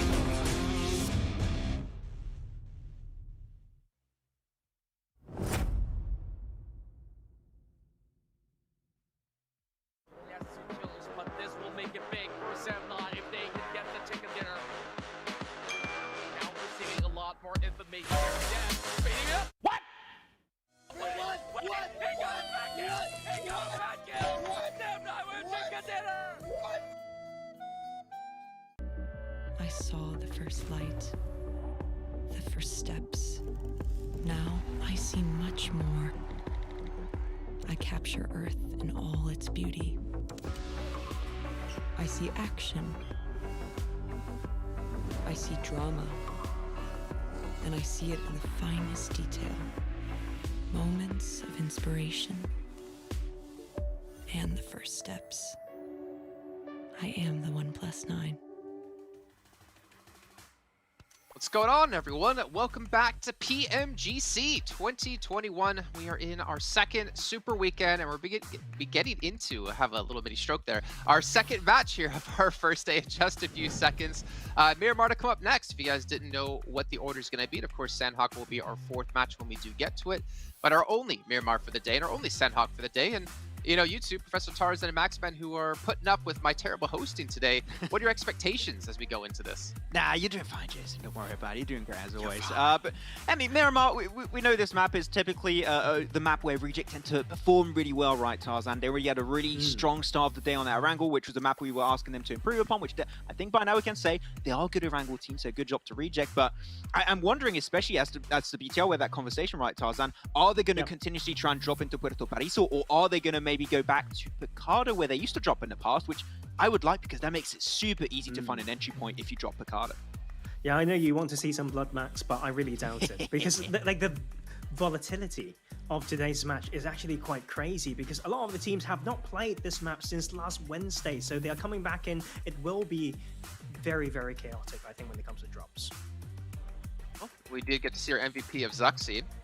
Now we get to see him compared up against Daybot, which we've seen a couple of times now, if I'm not mistaken. Yeah. 717 damage, 5 eliminations, 31% of his team contribution. I was actually hoping to see maybe Nico in there because that Overwatch position we got to see him playing from Tower was very, very impactful. The amount of information he was getting was insane, but obviously information isn't reflected when it comes to stats. Yeah, Nico was literally in the Harry Potter Tower just giving information like, you go over there, you get the kills, and I'll just relax from a distance while you guys are getting all those elims for yourself. It's great to see, but we're going to see the also average elimination points throughout the super weekend of Star Wars is going to be 7.4. Okay. If they can just hold on remotely close to that average of eliminations, that will be insane. But even Reject, I think Tarzan, a lot of people expect it to be more of a passive team. 6.1 average elimination is also highly impressive from them. Like, great job. It's quite huge, but the thing is, I feel like a lot of that's done in the early first half of the last Super Weekend. Whether they can continue with this strength, we don't know. We have not played this map for quite a while now, so teams might have had the chance to prepare already and really target them down. I mean, we already heard in that video that we mentioned, Max, like some teams are going to try to stop them entering the final. So whether they can still hold it down, this will be quite key on this map. They are known to do well. I mean, to stop them from entering the finals, I mean, Rejects, actually, I'm trying to think, where are they on the Super Weekends? They are 8th place at 122 before we had that last match. That's really hard to keep them out of the finals, to be honest. If you really going to focus it down, you have to do that quite consistently. And then if it backfires on you, they're going to get further ahead than you. And if you're 6-8, well, you're in 12th place, so you're not really even safe yourself yet. If you lose these fights, you could be the one not going to the finals, and that would be a little bit bittersweet for them. But on Miramar, I think there's a lot of things we still can talk about. Enigma Galaxy, we still have some really good performances when it came to that map in particular in our very first week of league play. I'm still a little bit worried for them, and I don't want to harsh them too much, but just because they are the bottom team at the moment in 16th place, with I guess the bubble team is the correct way to say it, getting 2 points in the last match. Yeah. They have so much pressure on them because every team is gunning for them, and 3 of those teams that are below them have already been able to catch up quite a bit. I mean, sorry, go for it, Tom. Yeah. No. Yeah, that's the thing. What was that? We're talking about, I'm sorry, because it's so, like, pressing as a point, because we talk about psychology and all these things, having the right narration. These teams who know that it was their first game, they knew that they have chased so many points already, Enigma would be shaking, right? They already knew that, oh, we didn't have a lot of points to work with here. Yeah. And all these teams just got like a third of those points or even more in one game. Like, that is terrifying. And I think for the teams who got those points know that themselves. And they can really use and say, hey, we should be Gucci. Like, we can go from here with no problems. Yeah, not only that, Nemo Galaxy got to try and be safe on, for example, your Damwons, your FaZe clans, your BTRs, but also got to keep in mind that there was also a pretty big point gap between 16th and 15th, so they got to try and play catch up to the likes of Cryptips, Dongjiao Bao, Star Wars Esports, which we know if they do similar results to what they did in that second league play, they're going to be aiming for that one of those top positions. So Nemo Galaxy are just in that middle position, which is so tricky, so stressful to be in, and I can't even stress out how important it is for them to also make in that third Super Weekend, because Nemo Galaxy, I would say, are in the worst position because BTR, Damwon, FaZe, they know exactly around how many points they're trying to aim for, so they're going to adapt their playstyle because of that, whereas Nemo Galaxy are just in the middle of all that currently happening, so it's very hard for them. But we've seen them have some good games from time to time. I think they can pull through, but we need to see a way better performance from their first Super Weekend. Yeah, and in Tarzan, I'm not sure, like, if either of you actually, or you as well, Max, like, have been able to really hammer down what Nigma is potentially doing wrong necessarily, because we, again, it's so odd for us to see a team do so well. Again, I think they were like 3rd place overall in our first week of league play with 0 chicken dinners, and every other team around them except 4 rivals had one. And yet now going to Super Weekend, you would imagine, okay, just kind of retain that kind of performance, get a decent amount of points considering what you got in league play, but they've just completely fallen off the wagon, and I'm not sure why or how or what is happening. It depends if you're talking about on which map in particular. For example, if you get on Sanhok, and I talked about this with Kalaris already, which is they go for the heal-off strat way too early, and that hurts them to potentially get a lot more elimination, a lot more placement points later on down the line. But for example, looking back on that last game, they went for 2-2 split, they tried to crash into the compound of reject. There was just no proper organization on their side, and I think that I don't know if it's down to the IGLing, I don't know how the communications work internally for the team, but I think that having a proper strategy that you're just going to follow down to a T is what Nima Galaxy currently need. I haven't seen that really work out for them so far, but if they can improve on that at least point in particular, I think they could improve their overall point averages every game. I think it's about repertoire. They need to expand their repertoire. They're very linear. It's very easy to predict what they're going to do, especially on Sanhok. But for these other maps as well, it's pretty slow early game, and then they just fail to transition well. It's not just about early game to mid game. It's also from league play into Super Weekend. Like right now, they were doing these things that they might have really can't find a difference between maybe decisiveness and really blunt play. They need to be a little bit more prepared. Okay, we'll find out if they are prepared, just like our commentators. We're heading into the match here with John Allen and Blank once again. We are always prepared, Jason. We are just always ready and raring to go. Just like this Miramar game, we're going to be going fairly central La Cooperaria down to Puerto Paraíso. Over here in Miramar, a fairly central plane path, and actually probably one of the fairest you'll see on this map. Yeah, this is like the best plane path, almost like best actor Brad Pitt. So honestly, I am ready for this game to get started. I'm ready to go. San Martin right in the center here. So yeah, a lot of teams be able to get to their positions around this map very easily here, John. Do love the car flying down into the map as well. It's one of my favorite new animations, to be honest with you. We did get word towards the beginning of this tournament that we would be seeing lots of teams pulling out this one, especially because I really want this one in game as well, because it just looks so damn cool, into the Reaper parachute there as well, which is very cool. I don't think it is the Reaper parachute, but I like to think so. It does look very cool, like best actor David Tennant. Going to be coming on through into this one. Yeah, of course. Yeah, okay. That's pretty good. It's a Scottish man and doesn't play. Sometimes there's an Englishman. Okay, it's got a lot of variability, just like this circle will have a lot of variability here, with many teams to be able to go wherever they like. There's lots of strong positions around here. El Azahar, damn! Sung sends this guy to sleep with a nice little lullaby there, and that'll be a game over for him. Night-night. Unfortunate. Avian had the oversight. Nigma Galaxy very close by. Forest took a knock in the meantime as well. El Pozzo, a little bit of a hotbed here. Yeah, very much a hotbed. See what can actually happen. Rico Infinity team, they'll happily snatch up those points as well onto Forest. Nigma Galaxy, Tarzan, the boys on the desk, all saying that these guys are quivering right now, scared that the boys in the closet, looking at BTR, FaZe Clan, Team Secret, all getting a huge amount of points, ready to catch up to them. Already you see down towards the bottom of the rankings, BTR, Damwon Gaming, FaZe 9, 10, 16, just come into this when Nigma Galaxy sat on a sad 49 with 16 games played. Ooh, John. Terrifying stuff. Oh, it's very scary, isn't it? Oh, goodness me. Yeah. I mean, to be fair, It's really going to take a little bit of time, the rest of this Super Weekend, really, to decide who is going to be looking safer or not. I think 200. I think I've come to the conclusion that 200 points or more, you're good. Like, you're going to be okay. Okay. That's my magic number. That if you're 200 or more, you're definitely good. Anything under that, and you're like, ooh. Yeah, I mean, I find that crazy that the Infinity then, by your calculations, have already hit that 75% mark towards hitting that magic number already. Very crazy stuff. That is not an accurate percentage, I know, because they're 158. 150 would be 75%. I was going to tell you one. Smart little cookie. Yeah, I know, but I suspected that. Just like Yuhai suspects Lonza's getting to the vehicle, tries to hit these shots. Ooh, just a little bit more difficult with the iron sights on there. And Lonz gets away nice and safely. I had a dream about Lonz, actually. Sure you want to talk about this now? Yeah, I do, actually. I had a dream that Tongji about won Miramar. Oh. Isn't that crazy? On my day off, I was dreaming about PUBG Mobile. Except he wasn't called Lonz, he was called Lanz, and the caster kept calling him Lanz, and I was like, no, he's called Lonz, guys, please! Who was casting him? Was it you? Were you calling him Lanz, and it was you telling you to call him Lonz?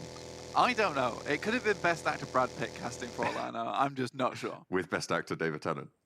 Yeah, true, okay. As a duo. I'd watch that. I'd watch that. I'd watch that duo. Yeah, that would be the cool duo. BTR, very much central at the moment, down towards Mina Generales. I really do like this from BTR. I think that BTR could have fallen face flat, honestly, during this tournament after that first league play in Super Weekend. But to be quite honest with you, I will reminisce on all the taunts we cast out, and I hope that you'll do the same, John, because I'm pretty sure you remember, is that every time we say this about BTR, it's like, they're not as good as they were. And then suddenly they're like, no, guys, we're still pretty good. Just takes us a lot of time to warm up in these tournaments for some strange reason. It's very odd. So I have faith that BTR will make it into the finals. I do actually have faith here because there's been so many times where I've been served a hot platter of having to eat my own words when I talk about BTR. So many times, so many times. I'm getting full on those type of words. They are the comeback kids. I mean, they are a Super Weekend team. Like, they don't always perform in league plays, but they come into these and just sort of turn it around just a little bit. Obviously, coming in with 16 points on the first game, a great result. And we've seen them clutch out Miramars before with only less than the number of players one would think would be ideal. I know, right? Either way, definitely a team still to be reckoned with. There is no dead horses in this tournament. Absolutely not. Everyone is still going. They might be limping, but they're still going. I don't expect anyone to stop anytime soon. I think with BTR, though, just that last game as well, if we do a quick little bit of analyses, it was interesting that Luxy did go out into the blue to get that flush, and it could be seen as a mistake. It also could be seen in another way, is that BTR realized, you know what, we're most likely not going to win this game, and we already have a lot of kills, so let's just get one more kill on the board. That's a sweet 16, and we can then go from there and try and pump up our points in our next 14 games, because they have quite a lot of games to run with. So if they're just prioritizing getting a consistent amount of points every single game, you know, that is okay for me. Even if it's the case that they're like, we are not going to get a chicken dinner every single time.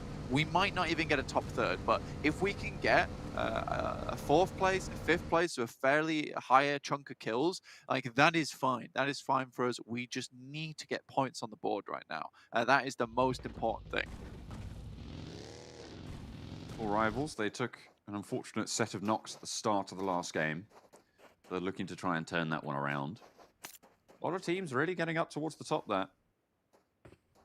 Bunching up. I mean, the Infinity looked uncatchable last week, but here we are with 3 teams knocking on the door. Well, pretty much 4 or 5 teams, actually, knocking on the door at the start of this Super Weekend. Which is good. It adds to the whole flavor of the thing. Adds to a lot of excitement. Unfortunately, I think that we already have... I think we do actually have a dead horse. I think about it. There is one dead horse in BC Swell. Yeah, I don't think that BC Swell can make it into the finals now. I think it's over. I think they're, after not getting... That is the difficulty with this new format, which is 3 Super Weekends instead of 4. So we've really reduced the amount of time that these players are all playing. You know, I'd prefer this format because it allows for less deviation from the norm and less chances. And although more chances is great, yeah, that's Was that the unfortunate. replay Buggy just from drops on Erangel? your head. Oh, that's from last game. Yeah, unfortunate stuff for iShots there. Still gets back on his feet. Although it provides less chance, I think that's a good thing. Like I said, because you want to get the best teams in, and if they're playing at their best, they should be able to make it in with just 3 super weekends. But if you miss out on 2, whew, it's curtains. It really is curtains. I agree. I think that, you know, whilst it is unfortunate that they haven't been able to make it so far, if they have played to the standard that these other teams have played, you know, if they had played better, quite frankly, they would be. If you had done better, you would have been better, and you would have been here. It All right? seems so. That's how It seems you know, self-evident, right? But sometimes it just needs to be. It does need to be said, right? You just need to play better sometimes, which is unfortunate because they're obviously a very, very talented team. To be able to make it here, I mean, even to qualify for PMGC East League is a nutty accolade to have.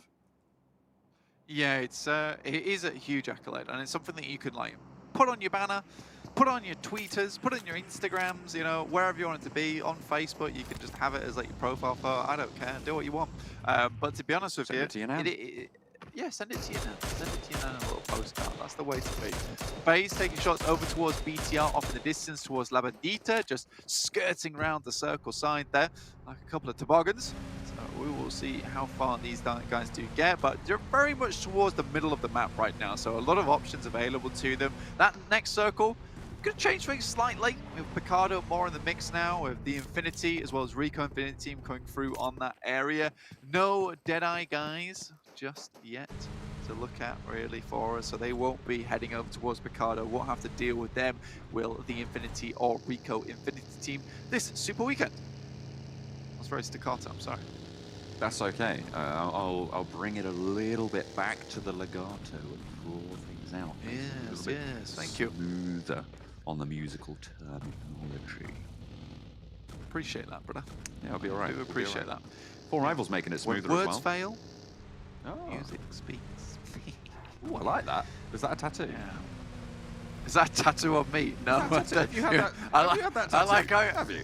I like how you think that all my good quotes I've just got tattooed on my arm, just like it's like almost like a test. I can just look at my palm and like, oh yeah, this is a good one. This is appropriate for this moment. Yeah, absolutely. It's you know, you can look in a mirror and be full of wisdom. You do that anyway. Very narcissistic. Yeah, I'll do that anyway, so it's fine. 6-8 off in the distance, taking shots from Tongjiabao, my dream team, quite literally, this map. So we will see how these guys can do. But 6-8, you know, they've been playing a lot more aggressive, I'd say. Very, very aggressive, you know, almost to their detriment last game. But they're just taking fights, and if that's what they want to do, that's what they want to do. Currently sat in 9th place, 104. Now, 6-8 is probably one of the only teams here that I wouldn't say it's one of the only teams, but they're a team that's like not hugely high up in the rankings that I'm not terrified for whatsoever. I think every single league play, they put up a very decent performance, enough of a performance to get into the Super Weekend at least, and I can make a prediction right now that they will make it in the 3rd Super Weekend. I have no doubts in my mind of that. So I think for 6-8, they're just really pushing the boundaries, and sometimes like limit testing, very important in these type of lobbies, especially where, you know, you can come into this with a mindset of, God, we don't want to really take too many fights because these guys are at the top of their game. You know, we might be good at it, but we don't want to take too many fights because that will most likely lead to disaster. 6-8, on the other hand, they're like, let's fight this team, let's fight that team, let's see how good they are, let's see how we fare against these guys. So that's great. I actually really appreciate it. It's a cool playstyle, and if they have the chops to do it, why not? Yeah, I mean, if they've got the points to back it up as well, because you're looking at, to be good, if you're getting into every Super Weekend, about 70 points per Super Weekend, and you should be all right. So even if you're not always winning those fights, you're losing, you know, some of those chances, you are testing that limit, right? And you're knowing where the top end of your variance plays can be. By which I mean, you know how far you can push it to take risks in order to get an expected reward that in general benefits you over the longer form of these Super Weekends. You've got 45 games if you're qualifying for all 3. So you can take risks, and on average, they'll work out if they're the right decision. Exactly. We've got our new Arcane loot package, which blends in perfectly with Miramar, so that could be quite interesting when we get towards those final circles. and you can be almost gilly box. So be gilly boxing it towards the end. So interesting stuff. Like to see it. Cryptics, on the other hand, yes, they made it in just about here, and they're looking to put up some points as well. Once again, next circle will hit towards Graveyard, slamming back towards this area of the map, which is a bit awkward to play. Minister Generales around here too, but FaZe are holding that hillside towards the southwest side of the map. The Infinity also coming through. You know, they just looted up that loot crate you can see on your screen on that southwest side, but they will eventually have to contend with Recon for the team as well as Cryptics and Nigma coming from that southwest side. But if anyone can do it, it's the Infinity. They've got it in the back. They are a very strong team. Definitely so. Sat at the top of our tables. Genesis Dogma, apparently equally strong. I mean, we had our criticisms about this team coming from last Super Weekend, coming from League play as well, but they seem to have assuaged that a little bit in that last game. They played more proactively, and they've reaped the rewards. 153 points now to 158 for the Infinity. The closest the top of the tables has been in a long, long time. Damwon try and sail through, and they'll be able to make the passing as well. Yeah, Bamboo, a little bit lazy with that spray, I'd say. Not able to quite hit it. Again, they were going very, very quickly, though, so slightly harder to go for. And they rushed directly into BTR, John. And immediately Fabian falls, Juni out in the open as well, taking heavy damage. Liquid looking to guide it out, spots the crossing through from Sung and tracks it back as well, gets the spray down, and immediately Damwon dispatched. Zuxi does get knocked, but they'll be able to get that res, no trouble. First to go down yet again, Damwon. Falling. I say yet again, they didn't go down first last time, but they still go down first this time. 10 points total so far, only 1 point this game. Ooh, but a little bit of another engagement here of DRS and Stalwart. This is an interesting fight, considering, you know, Stalwart is great in terms of these gunfights. Just T-posing on him, that's fair play. Scry now seems to trying to make something happen in this situation. Nima coming around the side, won't quite find him as of yet. In the meantime, 4 rivals taking a fight with BTR just after their fight with Damwon Gaming. Oh, it's so close. Scry avoiding the nade, but pumping him back as good as he gets. A 180 to suppress Gyalzen on the corner. Sprays down as well. AJ on the inside as well as Gyalzen there. Pika, resable in this scenario. And I think DRS are going to give them the time break to go for it. Gyalzen, though, wants to keep this push going. And nade cooked in by Scry and finds Gyalzen, but not getting the knock. Over the top, Gyalzen has one of his own. And this one is to perfection. 3 minutes either side, and it's a juicy steak for DRS. Really, really well done there. Basted in butter, made it look sweet. It was a good one coming through from DRS. I mean, they were instantly onto that building, instantly taken off the hands of Stalwart. And that's a real big vote of confidence from me being able to take a fight with Stalwart, considering they do have Action, who is 15 limbs above everybody else in the lobby. He is absolutely pumping. But DRS able to take them out of the way. So really, really well done. Luxie has been removed from the BTR roster, so they're down to 3. Nigma Galaxy playing it very slowly. Well, this next circle, this is absolutely fine for them. Heads over towards that western side. That's going to be a massive migration from that southeast. To me, this is where Genesis Dogma need to prove that they have upped their game, and it wasn't just a one-off in that last game. They are right on the outside, and they are right behind every other team on this south edge. It's going to be tricky, and they need to make it happen. The question is, can they do it? Can they stand up to the bar which they set themselves in Erangel? Yeah, this is the most awkward push for Genesis Dogma on this map, especially all the way up towards Graveyard side. And we know that Graveyard is very barren anyway, so it's difficult to get in. So a lot of the playable spots will be taken up early. There's going to be a lot of fights early. Tongji about, they've just about made their way in. Team Secret's also coming towards their position, but they do have a forward scout up towards the top side in Sir. So he should just be able to spot out these players before they come in. But it's the Infinity versus Reject. Ooh, Mela low, but doesn't go down. Holding out for now. Mela does go down in the end, actually, finding that knock. Coming on in on the hillside. MS Strawberry 628, pretty close to one another, and FaZe Clan as well. Just a little bit over this hill. This southern push is deadly. Mela down, Reiji on the off angle there, but Divine is the only player for Reject in this position, and an aid over the top, looking to keep this one going. Reiji falls, and now it is just Divine, looking to push over the top, up and over, maybe get a flush, maybe get 2, but Duello wants to get this res. Sarah is going to get flushed on out, and it's only 2 for Reject. The res is coming through from both teams, Black. I think the res is fine here for the Infinity. The two players do need to push up and put pressure on towards Reject Divine. Mela back up again, so a 4v2 effectively. I don't think Divine's even going to get this res off, and the Infinity will dispatch Reject. So really important fight as well, considering FaZe are just along the way. But Genesis Dogma, look at this. They're coming into the mix. Cryptic's here as well. They've got this lineup, and already Cryptic's take a knock. In Senke, just Marshall alive, but Snickle very low. Nade in hand. Looking to burn it away as well. There's a Molotov. It's going to push Marshall towards this right, vehicle. Genesis Dogma take a nade and Snicker will go down, but Marshall falls almost as fast. And this is the proactivity that we wanted to see, Blank. They move, they take an engagement on a hillside they know there's fighting on already, and they give themselves some ground. They carve it out on their own will. This was a fantastic little swing down towards the south side. Understanding this is probably the safest way in, is just guarding out on that blue edge and then going from there. So really, really well done to Genesis Dogma. Get themselves into position.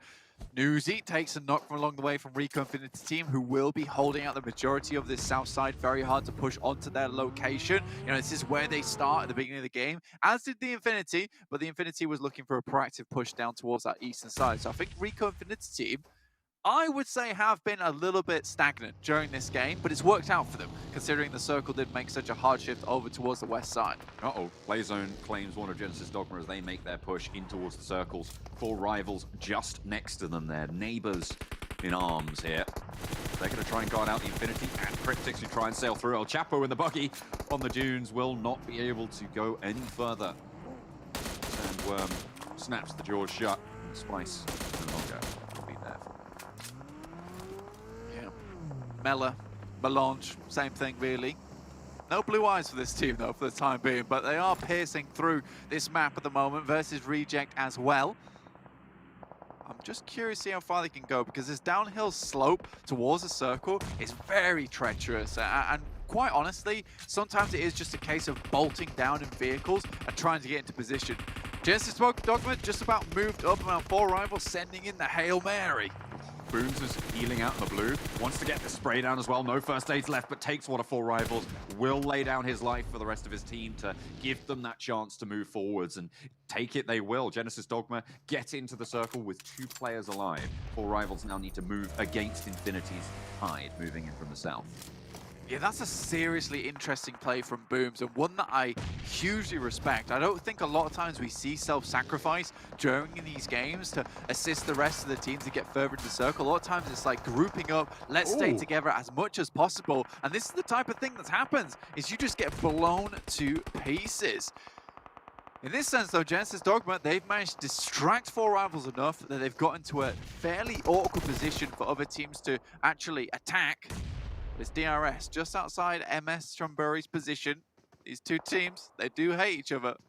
They really don't like being anywhere near each other, but for some reason they find themselves in that situation far too often. It's a will they, won't they. It's a Ross and Rachel going on here. That's an old reference that about 2% of the audience will understand, I'm sure. It's very, very archaic, you know? It's almost like a dinosaur fossil is how old that one is. MS Chumbury, though, for a few more shots over towards DRS. You know, DRS, I think more than likely right now, this is keep us alive play, right? You know, they're not looking to fight MS Chumbury, just looking to keep them at bay. With this side of the wall of the church as well, there's no windows, so they're fairly safe overall. And they're just waiting for other teams to come into the action. Southside, look at that. Rico Infinity team taking heavy punishment. Logan's going big. Okay. He's popping the claws. He's roaring across the battlefield. Logan sticking up strong right now. 4 rivals. They've lost 1 player. Logan down the hill to deal with and got Tunny sending forwards even further. Rico Infinity team not able to look for these openings in the way that they would want. Action's like, hand me the phone, I'll do the 180 for you, then you can play again. Don't worry about it. We'll be back in the mix. 4 rivals, Penumbra back here trying to make their way in. Genesis Dogma, once again, they have that shack. Really nice play. They don't really have a lot of sightlines coming out of here. They will get assailed by grenades. Luckily, a lot of teams are currently, you know, up in arms. Fists are locked in action. So Genesis Dogma should be safe for the time being. Not too many teams looking towards their way. Next circle heads up towards FaZe Clan. Okay, yes, please. This is the kind of game that I'm liking to watch. This is great news for FaZe as well as Genesis Dogma and Bigatron, to be fair, to be able to make it again fairly deep into these games. I mean, sure, there's 11 teams remaining, but they all look in fairly good positions for the time being. Team Secret fighting out with Pubgmobile over on the northeastern side, and I think that is going to be Pubgmobile taking the knee. I mean, it's like, you know, the Centaur's prediction in Harry Potter. They knew what was going to happen. They didn't know when it was going to happen. So maybe we'll see another Miramar be taken by Pubgmobile. On your dream prediction. On my dream prediction, we'll see. You know, I think there's one more today, one more tomorrow, so we'll find out then, right? But for the time being, we're watching Enigma Galaxy. Now, this team 0 kills right now. They've really not done a lot, and I think that for the time being, this has just been a case of survival for Enigma Galaxy. How far in this game can we get? But even so, going down in 10th is not going to afford you a lot of points, especially with the fact they've got 0 kills. They're trapped on the western side of the circle. I don't see this team going much further. Oh, this is the Genesis Dogma test right now. Daybot gets the heal off, has to move out, but he's in the fire. He's burning away, and they will fall down. 4 rivals move up to the shack, but they've got to go a little bit further. Right in the middle, FaZe fending off 2 players in the crater. Nades will find their way towards them. Chonburi look to push down. So do Bigatron look to push in. The Team Secret got in ahead. Infinity on the south end as well, taking on Enigma Galaxy.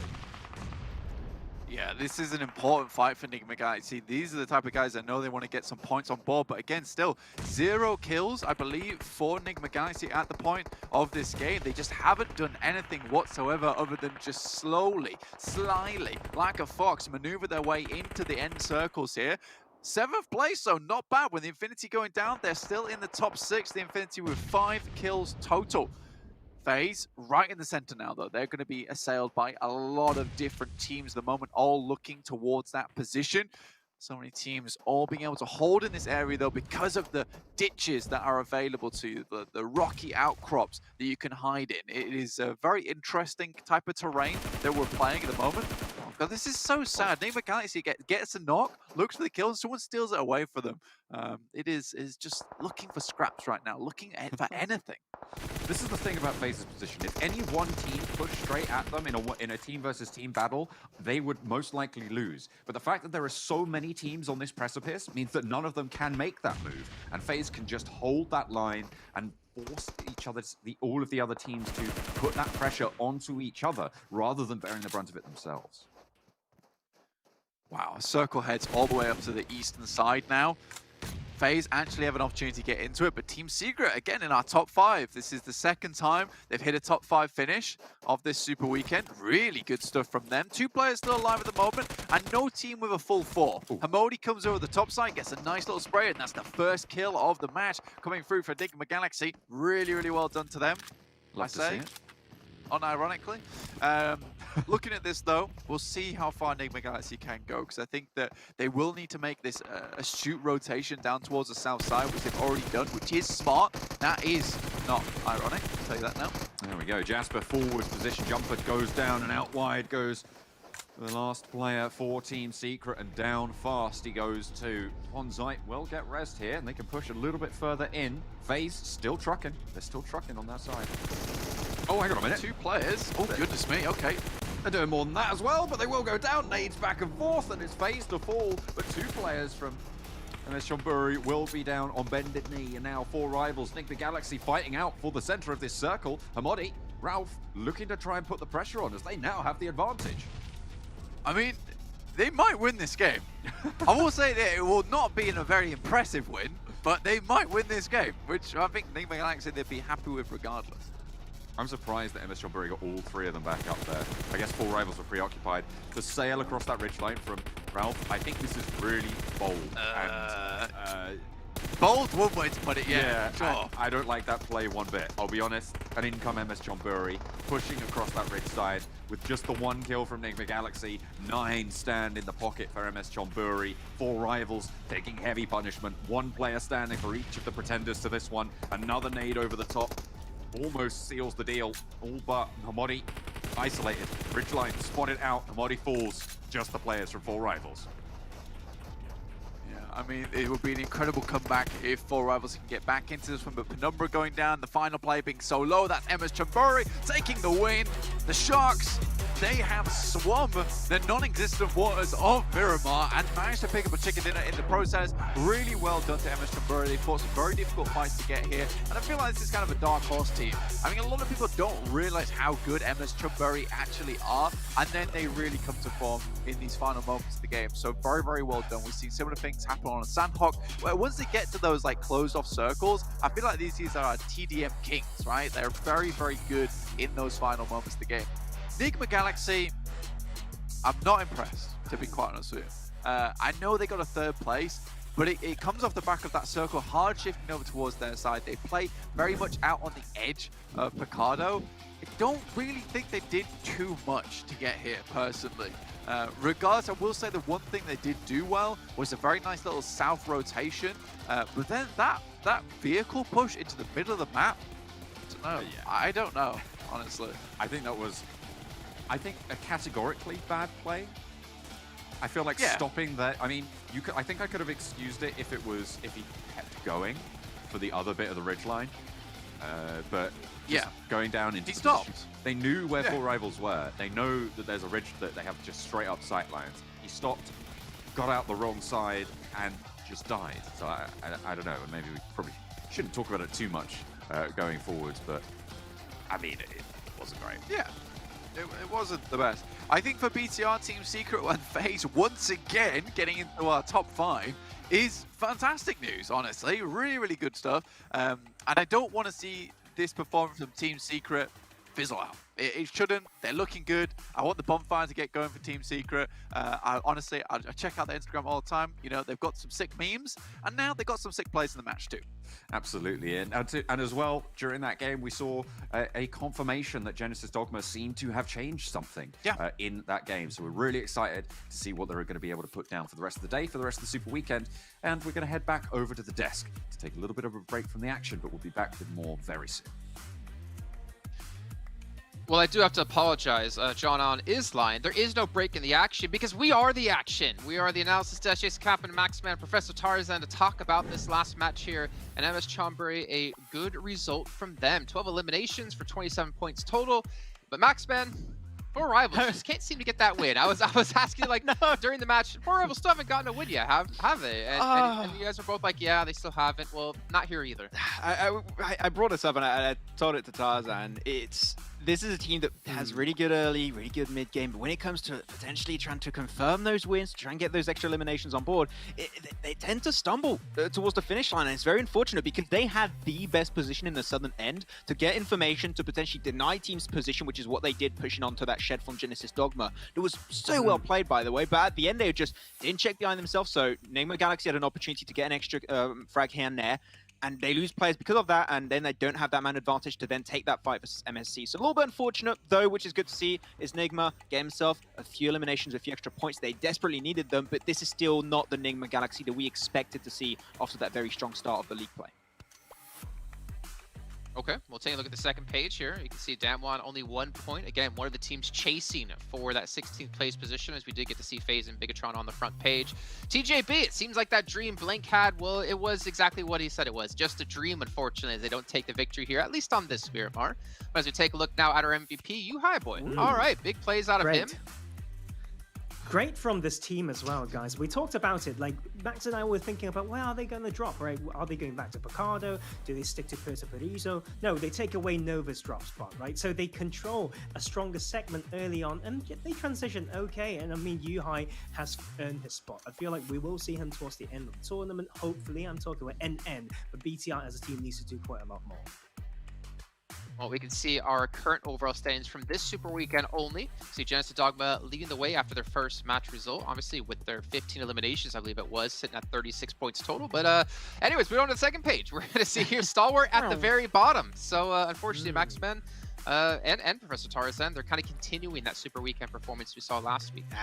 Man, I checked out the interview too, and they knew it wasn't working at the end of that first Super Weekend, right? They're trying to make things work out and stick. Unfortunately, they are losing players a little bit earlier than what we would like to see from them, and it just shuts down the opportunities, Tarzan, to take those fights and actually win them dominantly. They took that engage versus DRS, and as Jason said earlier, he threw a nade. It was a pretty good nade, but then they threw a better nade, and well, not what you're going to really do, because DRS has improved drastically to the point where one of the the teams with the most eliminations throughout the entire tournament almost, is just struggling to take those fights versus the Nepali team of DRS. It's odd, but they're struggling in the Super Weekends. They're pulling a new footballist, or now as you call it, almost Enigma Galaxy.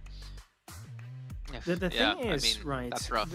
Yeah, when you talk about Stalwart, I actually want to continue with that point because we talk about teams needing to bounce back, but also teams knowing how to behave when they are playing well, and they're repeating this pattern that we don't want to see. Good league play, then they drop. Are they feeling like they are a little bit of a self-fulfilling prophecy like situation here? Like that happened last week. We are a bit scared that it may happen, but maybe that is the thing that caused it to be reinforced even more. So right now is the time to bounce, right? I hope they can find a way to come back. Like, after all, they do have the raw skills, we have to say.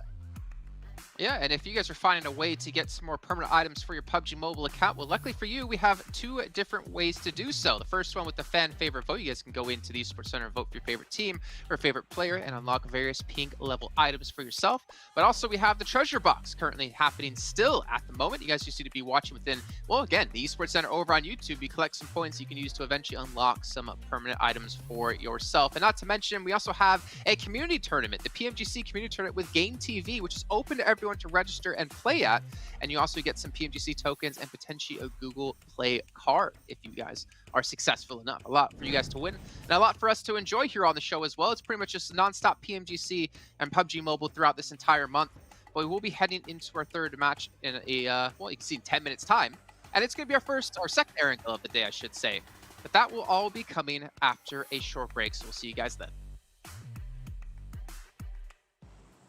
Split coming out from What happened?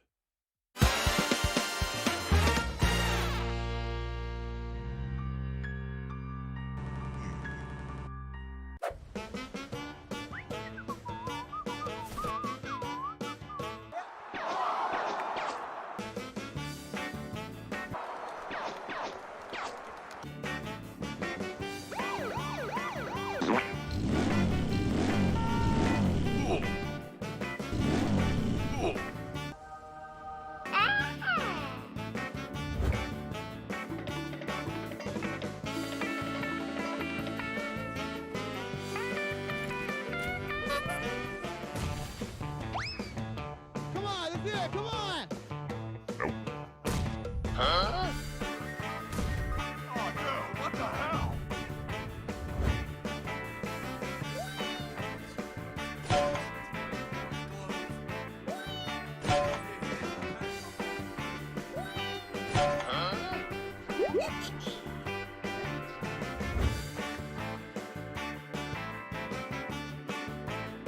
They're going to be holding off the entirety of DRS, pushing in onto this onslaught now. Knock has taken place.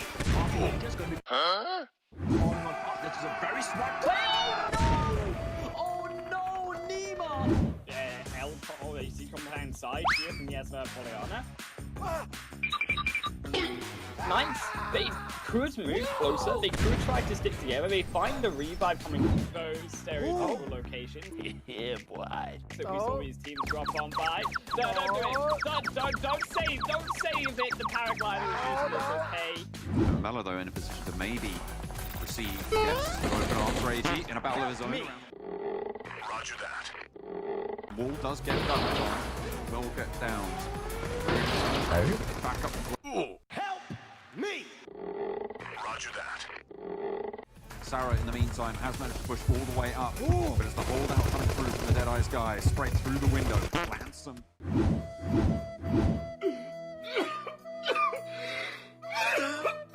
Just starting to make their way outside of Tiki, which I would argue is a little bit too late.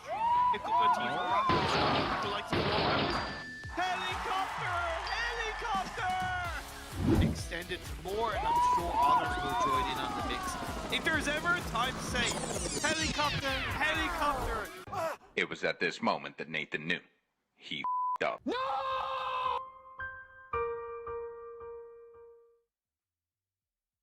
Hang on a minute. It's a 1v3! 1v3 Nova! He's lying his way. He's going to line it up, but he gets spotted out, and it is going to be the chicken dinner going the way of TJB somehow!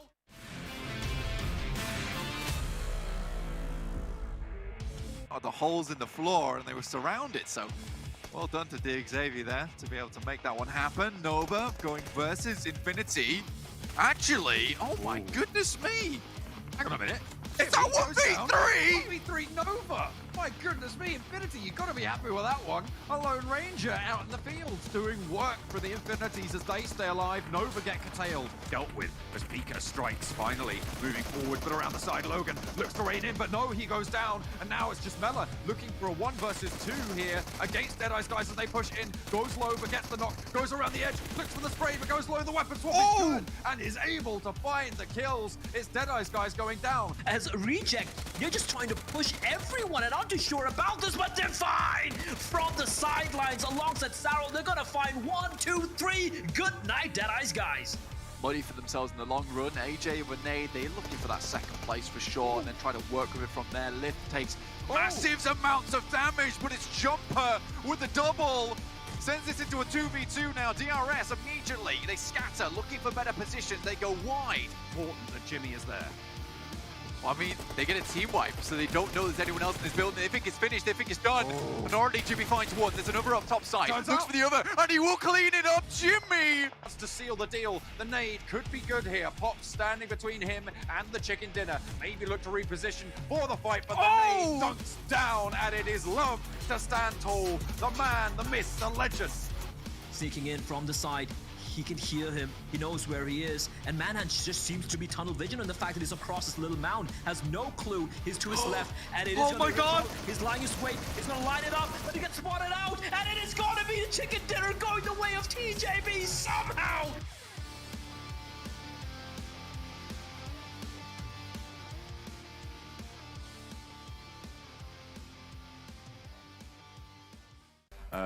For this flame path, going from Primals all the way up to just between. Hang on a minute. I don't think carpooling is a thing in PMGC. To the side, get to the tree. That's your cover. Get over here! And get your teammate involved. I don't know. I feel like this is a painful situation if you're Satar. Let's see if he has any tricks up his sleeve. This guy's got the moves. He's got the moves, got the PMGC outfit. He looks clean. He's right over the top of the car. I'm gonna need backup. Who's gonna go in now? Magic Man himself, Satar. But in comes another player to try and what for. And this time, he's got a gun. Okay, yeah, there's not a lot you can do. I mean, dodging cars is one thing.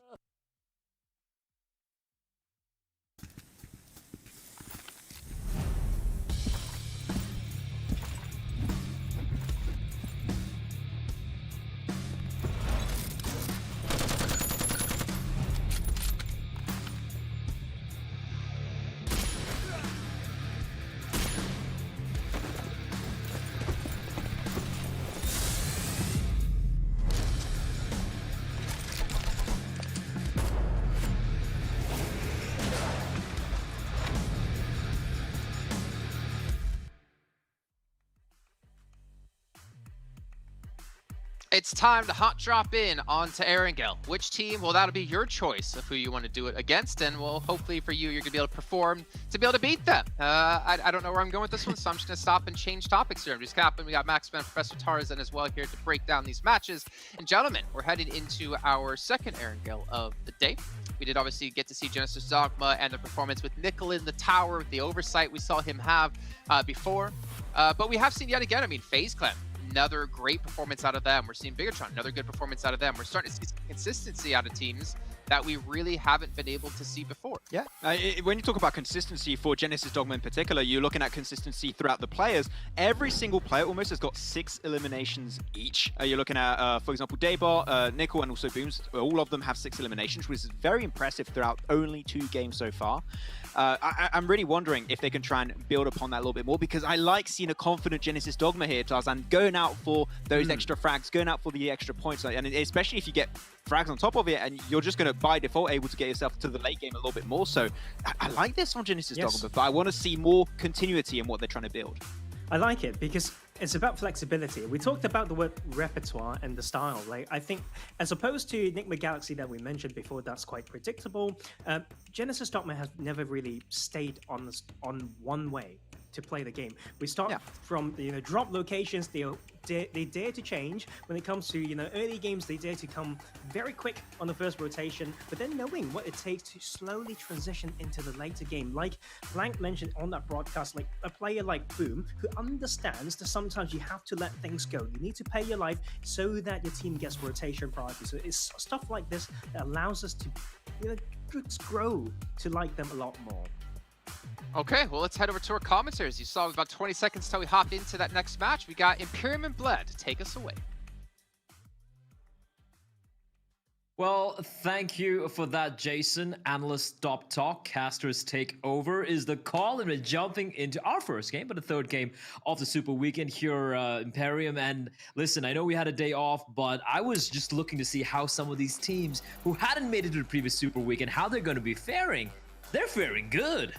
I'm looking very happy at the fact that BTR and FaZe have stepped up to the plate in this Super Weekend number 2. Their first Super Weekends, respectively, putting a lot of pressure onto the likes of course, Nigma Galaxy, Cryptics, and a couple of other teams who didn't qualify in Super Weekend into Super Weekend number 2. For me, their target in my eyes is Nova's points. Right? They need to take over Nova, which is 126 points, which is an average of 8.4 points per game. Right now, BTR are on a total of 22. That's 11 points per game. So they're in a really strong mix of overtaking Nova at the end of this Super Weekend number 2. So this is really exciting stuff to see. Yeah, indeed it is. And speaking of exciting, looking at a plane path, it's not too exciting. It's pretty standard, right? Cutting across the map, west to east. We should be seeing the majority of teams just, dropping in their usual locations. The circle, though, very similar to what we witnessed in Game 1. It was that eastern shift in the zone. And I do wonder if it's going to play out close to what we saw in the first game. Looking at the drops, I don't see any hot drops yet, but we could be in for a surprise. I do notice there's a change in drop spot area for Stalwart, based off the fact that one, the plane path doesn't complement their normal drop spot in Novo, and also the Xavier are not in this Super Weekend, so it opens the door for a little bit of a shelter prison spread for Stalwart. Now, they do need to consider Tong Jiao Bao in around the same area, but for now, I like the fact that Stalwart are adapting. Who isn't adapting? That's BTR. They suffer the wrath of their Indonesian counterparts of Genesis Dogma, an initial knock on the Liquid. It's nice to see him playing in this Super Weekend, but it's not nice to see him on his knees. Satar is looking to confirm the kill, and there we have it. I can see in the distance, like you could see Luxy making his way there, and then the moment he realizes that that particular rescue mission isn't quite going to pan out, immediately takes a U-turn. So a bit of an unfortunate start for BTR, but then again, it's okay. It's still early days. They've had a good, decent couple of games as well, alongside their SEA counterparts in the form of FaZe Clan. Starwood Esports, you brought this one up.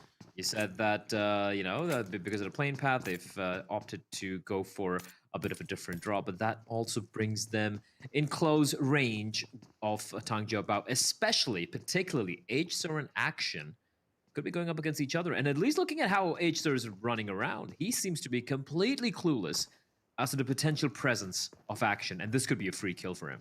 As far as I know, Action got here first. H-Sur rotated to here with the vehicle. We'll have spotted the fact that a couple of doors are open, and we'll hear the shots of, or the vehicle, should I say, a Stalwart, and a lovely knock initially onto top. Yeah, nice knock, but the hunt is on, and Action is going to make very quick work with him. I like that. I like the play from Action, from Starwood Esports there, Imperium.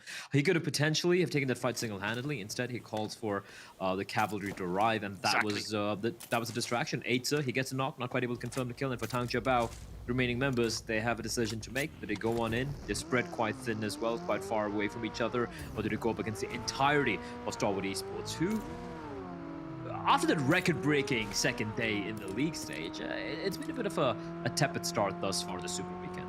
Yeah, they've had 2 points in Game 1, 1 point in Game 2. It's been far worse than a tepid start, but I'm sure they'll know how to kick things off in this Super Weekend too as we get through this day one. I don't hold that against Tong Bao, by the way. I don't think they necessarily expected a team to drop in that area. Then again, I suppose you got to expect the unexpected. An initial spread by DRS as they held onto the east side of Yasnaya. They moved 2 players down to Mansion. I'm sure Mafia Ninja heard that vehicle, stopped close by, and he's getting that third-person perspective information. 628. They're, of course, in their usual drop spot, Primorsk quarry areas. They are outside the circle. Reject. I think they've had some very impressive performances at this week 2 of the PMGC East. The league play, they were a lot more aggressive. They were a lot more controlling in these games. They opened up that first game with a really strong result of 3rd place and a total of 17 points. Didn't follow that up with day 2, but I gotta say I've been so impressed with this Japanese side and what they brought to the table in this PMGC East. In my eyes, it's very refreshing to see, Blair. It is extremely refreshing. Speaking of refreshing, MS Chonburi as well, right? Like, great second game there from them.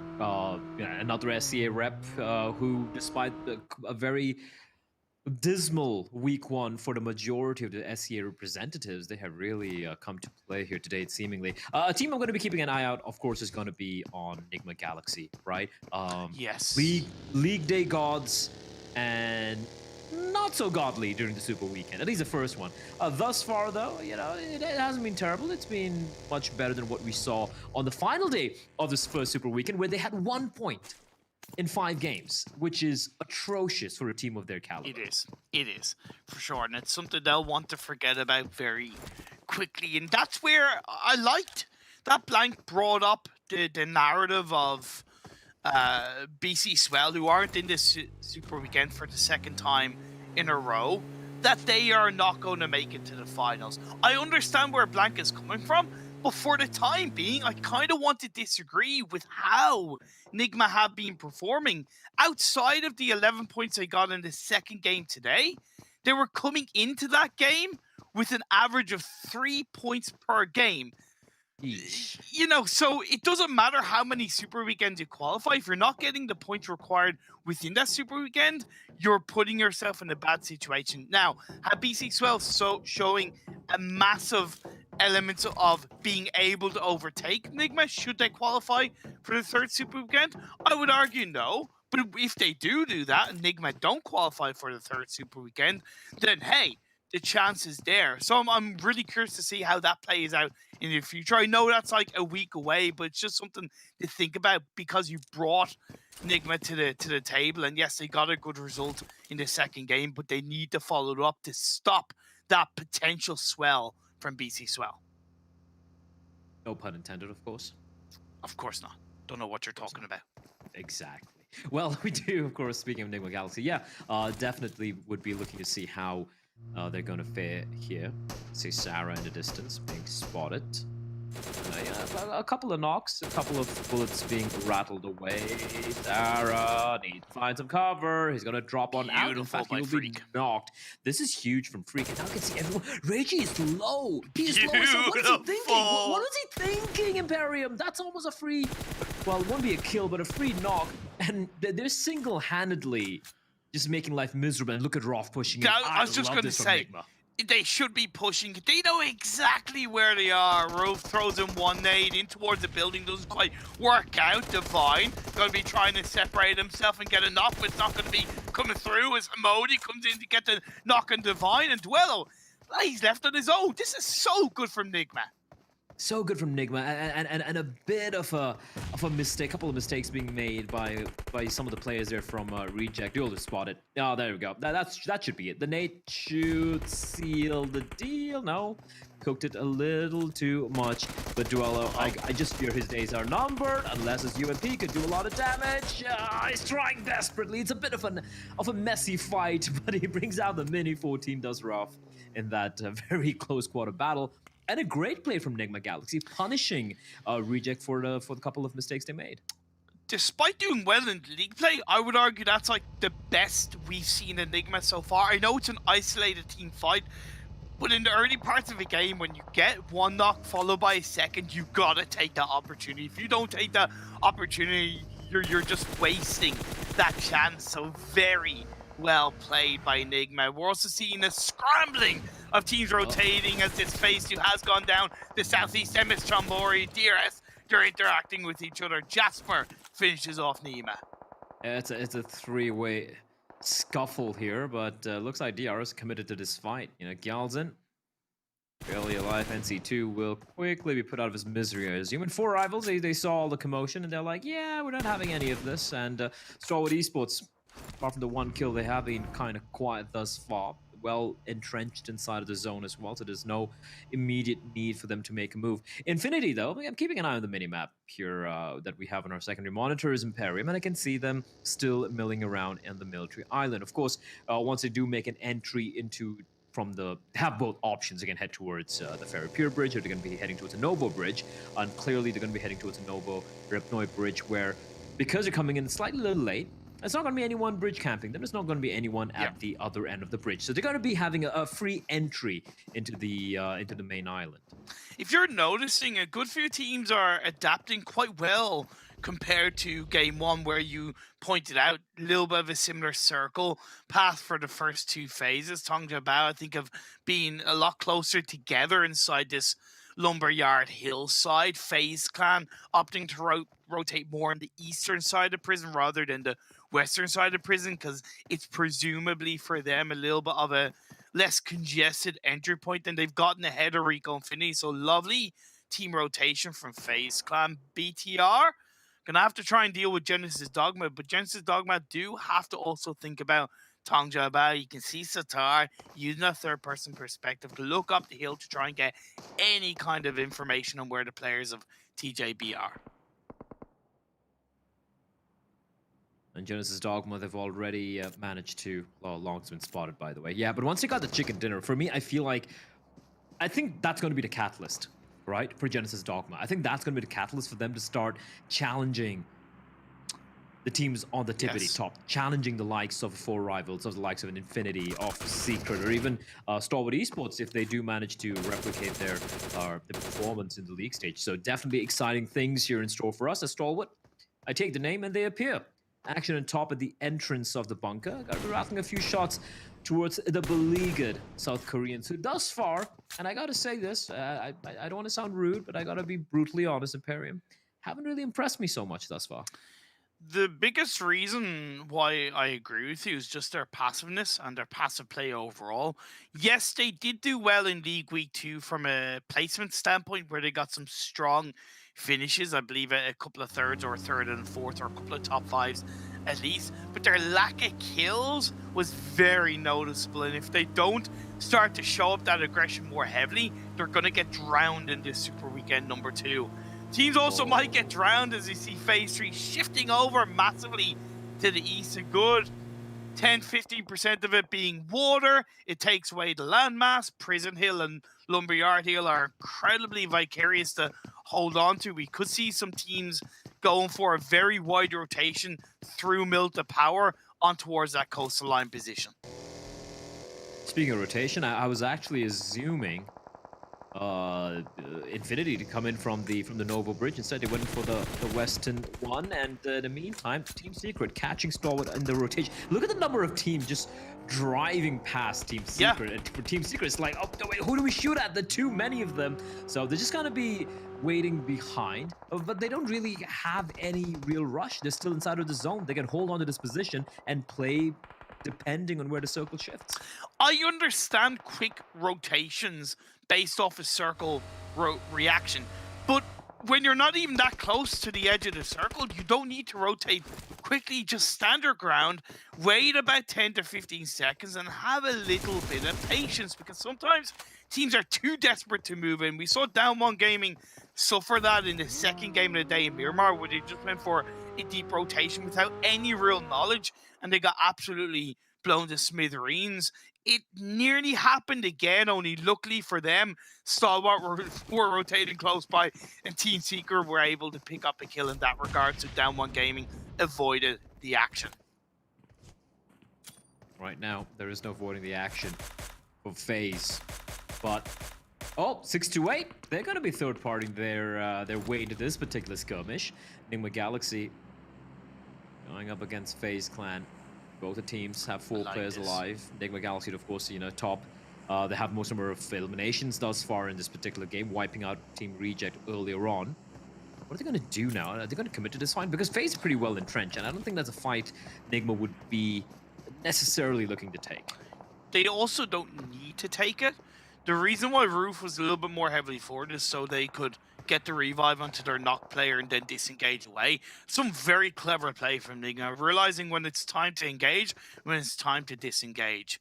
Both teams are in good position, but I would argue, based on where this Phase 4 might go, Enigma are in a little bit of a slightly better position. Plus, when you look at the angles of pressure both teams have from the likes of Genesis Dogma and 628, FaZe are in a little bit more of a pressure point in that regard. So I'm curious to see how they're going to deal with that. And that's why I definitely respect the fact that Enigma disengaged away. Team Seekers still have a spread on the northern edge of the circle between the eastern side of prison and across the road side. DRS have the north of Lipovka inside, and that's going to be a massive shift away. And that's why I thought a couple of teams like Four Rivals and Tongja Bao would send themselves up towards the coastal line. Yeah, it is seemingly looking like a coastline finisher, and especially if you pointed out, they are already there, so they can hold on to this position unless, of course, they get swarmed by other teams having the same idea. Tongja Bao, though, like you said, great position. They have a high ground. They're playing at the edge of those cliffs as well. It's a great position to be at, except you are exposed on the far side, right, which can be messy. Speaking of messy, DRS, okay, they're making quick work of damn one game. I thought that was a knock against the DRS as well, but AJ will stay alive, and Sung and Uni.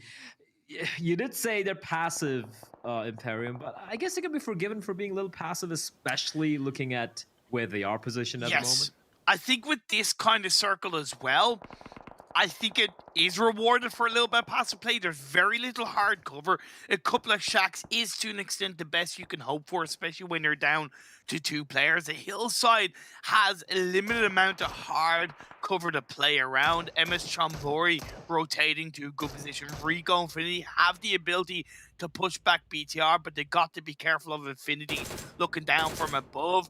Rico, I think they had a decent result in the second game in Miramar, but they left it a bit too late to be aggressive. They left it a little bit too late to be proactive on their position, and it meant that they were put, I felt, under a little bit too much pressure late game. The good thing for them in this situation is they have kind of Infinity overlooking them like the angels above, giving them a little bit of light, guiding them and putting pressure onto BTR.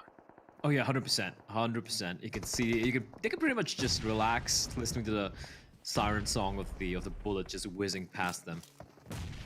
Although, to be honest, if I had bullets whizzing past my head, I would not be feeling comfortable. Not feeling comfortable is going to be MS John Curry. Popping Ponzai, just a little bit of a tickle from Team Secret. They just try to rattle off the shots. And here comes Satar from Genesis Dogma. Finds one member now, looking for the second. He knows his area, spots him out. And Jumper trying his desperate best to find some cover, but here comes Genesis Dogma. Nicel knows exactly where Jumper is. They get the knock, they will get the finish in Team Secret. They've been whittled down just to, I do believe, 2 members now. Yep.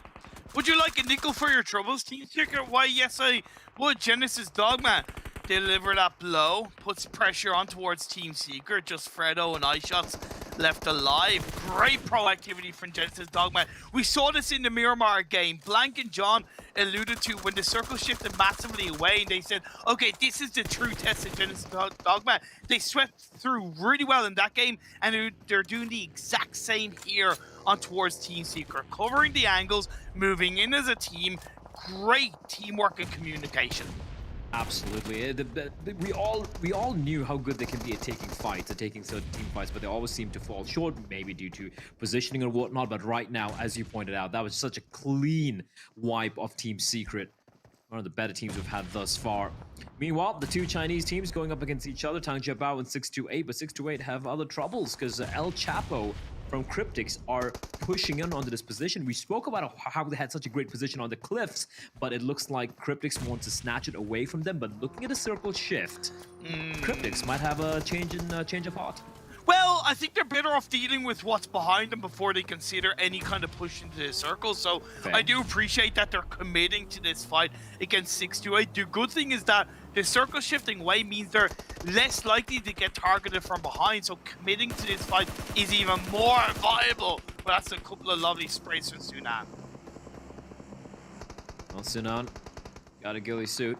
Not going to be very helpful, especially when he's going to be lying on the rock. They go, hey, why is there a bush out in just clean rock, no soil anywhere? So they're going to have a very comfortable time finishing off. Even Sunan, who was trying to be, 33Z, trying to be very cheeky there, but he gets knocked. And for Cryptics, they were sticking around for so very long, and it is going to be 4 rivals who are going to punish them for it. BTR going for a quick rotation as well, while bullets are being exchanged with Infinity and Rico Infinity, and BTR have managed to somehow, comparatively unscathed, kind of find themselves in a pretty good spot, except Cryptics are still behind them. And that's why I say Cryptic should pull this off as DRS engaging on towards the members of Genesis Dogma. But this is Genesis Dogma we're talking about, and they get taken out. Kill number 7 for the Indonesian side. They need to get the reses very quickly, 2 members down as the Cryptics. They maybe took a little too long, right? And they wanted to ensure they took down 628, but now they're walking into Rico Infinity. Oh, Skatan, they're not even looking his direction, but he somehow whiffs his shots, and that should be a knock and a finish going the way of, for BTR actually, from the sidelines. You can't forget, they had managed to make their way in, and they have third party them, and now down to the final 9 teams in the circle. FaZe Clan gonna go up against Infinity. Logan has been taken out, so just 3 players strong for the side who dominated the first day of League Week 2 and overall looked very strong in the Super Weekend. Down 1 Gaming being eliminated.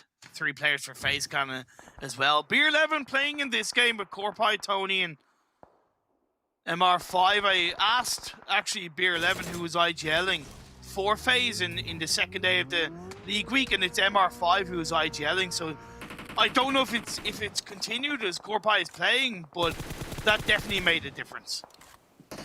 Uzi, just the 1 bullet on Corpai. You take his name, he's just cursing everyone here in Imperium. But yeah, he's been knocked down. There's no guarantee he can still be res here, but FaZe, everyone's lying prone. And this is offering opportunity for Infinity because they know they have an uphill task ahead of them, and they're gonna try and ensure they take care of FaZe before they make a move towards their right-hand side. Tony K trying to be sneaky, but he will be spotted by Uzi. MR5 at least able to reply back, but they're it's a 1v1 right now all of a sudden. 1v1 between FaZe and Infinity, and Mela, he's got a nade, he's pushing on up. Mobbing 1. Go for the res on his teammate, but is he going to commit to his question as MS Tronbury? Look at how low they are, Imperium! Oh, they're down, but they're not out. 4 rivals. They're going to get a knock on the Ponze. At first aid was pulled off by Pop. That allows him to push in. It allows him to put a little bit of pressure, but I think he's wary of a potential third party from Stalwart from behind. The circle shifted down south. Nigma third party, by the way, to take down FaZe. Infinity are under pressure. Pop stands up. He gets taken out. Lovely nade from Stoned.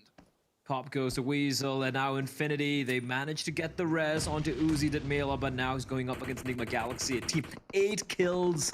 8 kills Imperium. We had questions about this team, but they are looking incredible. The nade from Modi will find Mela, and now Infinity down to Uzi. He can still get the res for his teammates, but for the time being, they are pinned down. And Stalwart Esports, despite, I was looking at a kill feed, it looked like they were just dropping like flies, but they still have 2 in play. And when you have this man on your screen right now, Action, still in contention, you can never, ever count out the Mongolians. Let's see if they can pull something big off. Bella's taken out. Ah, lovely shot from Lord. It's going to be kill number 10 for Enigma Galaxy. Double digits as they're into the top 3. They are on a tear, 8 alive in the server. It's going to come down to 4 rivals, Enigma Galaxy, and of course the 1 surviving member of Stalwart Esports. I can't even see him anywhere nearby. Is this going to be it? Is this going to be 4 rivals chicken dinner? Their first chicken dinner is Super Weekend. Sure about it? I don't want to Maxman curse it, but I can't help but feel it's incoming. It could. The one thing going the way of Enigma Galaxy is that the player got knocked down here. The res has taken place. It was quite a distance away, so they weren't quite able to confirm the kill. And action's still there. And action is going to be the X factor. Oh, that's a great spray from Roth. While they were a little bit distracted by Lord, just driving his car straight out in no man's land. That's going to allow Roth to get the one knock. Now repositioning himself. He's got a great angle. He's got a little rock to work with as well. He can just ruin their day. Like you You said, screwed them, Imperium. I You think I screwed might them have all. cursed him. I might have spoken too soon. However, Action is still alive, and he could get a couple of shots into the two players of Enigma Galaxy. There's circle shifts down south, and if it couldn't have gone worse for 4 Rivals, it has, based on this circle shift, to have to move even further. A Stalwart are taken down.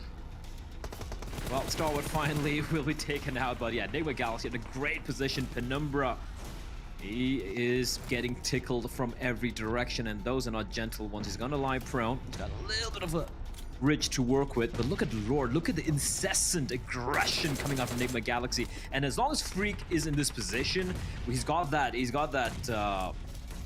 watchtower position, so to speak, and he's just going to be laying down lead from above. And yeah, 4 Rivals just getting peppered from all directions. They're burning, they're getting naded, they're taking bullets. Penumbra, he will finally fall. No, he's still up and standing. Rithal getting a knock. Now, it's a 3v2. Very doable here. Hamodi needs to find Rithal unless something crazy happens from Penumbra. He's still lying prone. Hamodi has an inkling where he is, but he's going to be looking the wrong way. Penumbra can get the knock here. He's going to find it, and now it's a 2v2. 4 Rivals, despite all the obstacles they've faced thus far, could potentially pull this one back. Lord and Roth had a lot of work to do. Penumbra still taking damage, still burning, running on in from this blue, and Roth and Lord, they're committing to the fight. They're not going for the res this late, especially. Rithal is going to finish off Freak in the meantime. Penumbra is going up 1 against 2, and unfortunately, despite the very valiant attempts from the final 2 members of 4 Rivals Imperium, it is not to be. Enigma Galaxy, they get a chicken dinner, and they played that one so very well. Firstly, I'm sorry, 4 Rivals. I shouldn't have said it. I really shouldn't have said it, but I just couldn't help it. It looks so good for you guys, but also Enigma Galaxy, I think that was a 15 elimination chicken dinner. So proactive, they were on point. Like I said, remember, they disengaged away from FaZe Clan. They ended up third-partying them 5 to 7 minutes later. Those little decisions early on in the game are so important when it comes to the late game. You're not always going to get it right, but when you do, it just feels so damn good. The opportunistic squad wipe onto Reject as well early on in the game, it just set themselves up so nicely. And this is the Enigma that we knew could come into PMGC that we haven't really seen up until now. And off the back of a solid result in Miramar, this is a big turnaround potential. Oh, listen, like, I have to disagree with you there, because we have seen them perform well in the league stage, right? They've shown what they can do. It's just that in the Super Weekend, they seem to... True. Maybe it was the nerves, right? Maybe they choked a little bit. It's fine. But right now, the chokers no more. This has been an incredible game from them, and even the way they're winning the fights or winning those duels, it was just so clean, Imperium, that they were able to... Exactly. It never looked like, in all the team fights they took, it never looked like, even the 50-50 ones, it never felt like they were in a position where they could lose a couple of members. No, they were winning these fights in a very convincing fashion against some very solid teams. Feel bad for 4 Rivals, but it is what it is. They'll have to go once again, just like we're going to go back once again to Jason and the crew.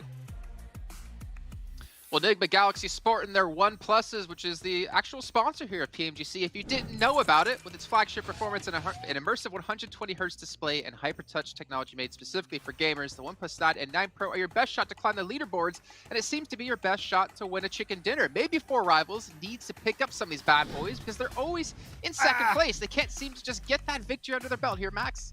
Stop it, Jason. You're doing this to me all the time. But yes, okay, then they're not going to get that chicken dinner just yet. But if we're happy to see one team finally get himself a chicken dinner with 15 eliminations on board, it is none other than Enigma Galaxy. Because we said it, we weren't sure if they could potentially hold on to that 16th position after, I would say that, I mean, not even what I would say, what was clearly the weakest first Super Weekend and 4 team. It's a good call out there. The perfect 2-2 split, Tarzan, for a big portion of that game to just make sure they stopped all of the teams trying to make into the circle. This is the type of playstyle we expect from Enigma Galaxy on a more consistent basis. Now, if you look at those results through the past competitive year, this is the team that is known for doing this. So where have they gone since then? We've been waiting and waiting and finally found it. Of course, I think a lot of it comes down to them taking that early fight, which we rarely see it anymore, guys. Like phase 1 fights between them and another team, but they took it and they took it clean. I think that was the start that they needed, and that was huge for them. Right now, for this week so far, not looking shabby at all. But yeah, considering Enigma Galaxy were the bottom of the table of the 47 points, they've almost just doubled up in the first 3 matches of the first day. So any points that Bigatron, FaZe Clan, Damwon were able to accumulate so far, well, it's not going to be working towards Enigma Galaxy at least. Maybe towards a couple of other teams out there, obviously the ones who didn't qualify here for the second Super Weekend. But as we can see here, TJB and also 628, 8 and 5 points respectively for these 2 Chinese teams. The only 2 Chinese teams actually participating here in this Super Weekend. Yeah, I'm probably going to have to DM Kalaris and ask him, do you think Tongjabao is a 16th place team? And I probably answer no. I expect them to be a lot higher eventually. But it's been a rough day for Tongjabao because it's still going back to that central playstyle very early on. They're going for the wide splits, but they're a very good defensive team. When they have to pull the trigger to try and get themselves in a more contested position, that's where they start to struggle a little bit, I would say, Tarzan. So we know exactly what they need to improve upon, but unfortunately I've not seen any major changes on the side of Tongjabao that makes me think that they're going to play that specific way anytime soon, unfortunately. It's about execution. You have a good idea, you have 3 good ideas, pick one. Don't pick all 3. They've been a little bit too greedy, to say the least, around those huge splits. But it's not something that's too hard to fix, I feel like. They just need to simple it down. You know, that we don't have to do everything. And I think that could be just that one thing that can fix it all. Yeah, he said, I mean, don't pick 3 strategies, pick one. Well, look, if you guys at home, you don't have to pick just one. There's 3 ways you can win rewards here while watching PMGC. First is the viewer vote. You can do your fan favorite vote for your teams and players within the Esports Center, but also if you're watching within the Esports Center, you're earning points towards the treasure box, which you can use to unlock some permanent items. You can either watch within the Esports Center or over on YouTube as well. And don't forget, we still have the PMGC Community Tournament happening with Game TV. It's open to everyone. Probably not us though, because we would destroy all of you at home, especially with Max leading the charge. But you guys can go register and play, and you can get some PMGC tokens and Google Play cards as well. So make sure you guys are checking that out. Make sure you guys are trying to earn as much as possible here while you're watching. Obviously, as we have the exciting games still to come, we got Sanhok coming up next, and honestly, I mean, with no DXavier, I'm not expecting too early of a fight to happen right off the bat. It should be fine for Deadeye's guys if they want to go back to their good old Paradise Resort position. But hey, we know Enigma Galaxy, they're good at healing off. Maybe a little bit too early. I'd like them to calm down a little bit, but this could be another strong result from them. So we'll see if they can get a good back-to-back here. Well, we'll find out. We're going to head to a break. When we come back, we got Sanhok ready to go.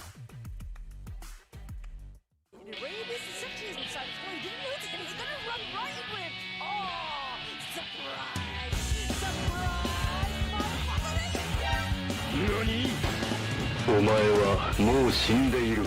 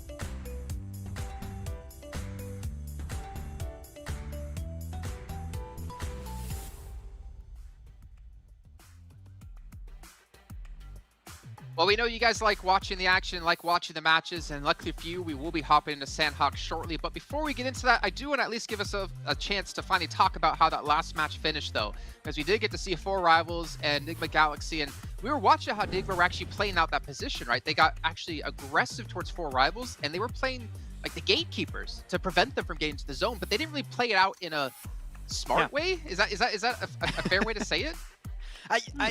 They got a little bit sloppy towards the end, I would say. I don't know if that's the perfect word to potentially use to describe how that went down for them, but they were very aggressive towards the late game part in terms of making sure that, for example, Stalwart could not make into the circle. They took an amazing fight towards Infinity where they knew they had the advantage. You just want to make sure you push them into the blue. They have no escape, so you're just going to pick up an easy bunch of frags onto the side, which is good to see from them.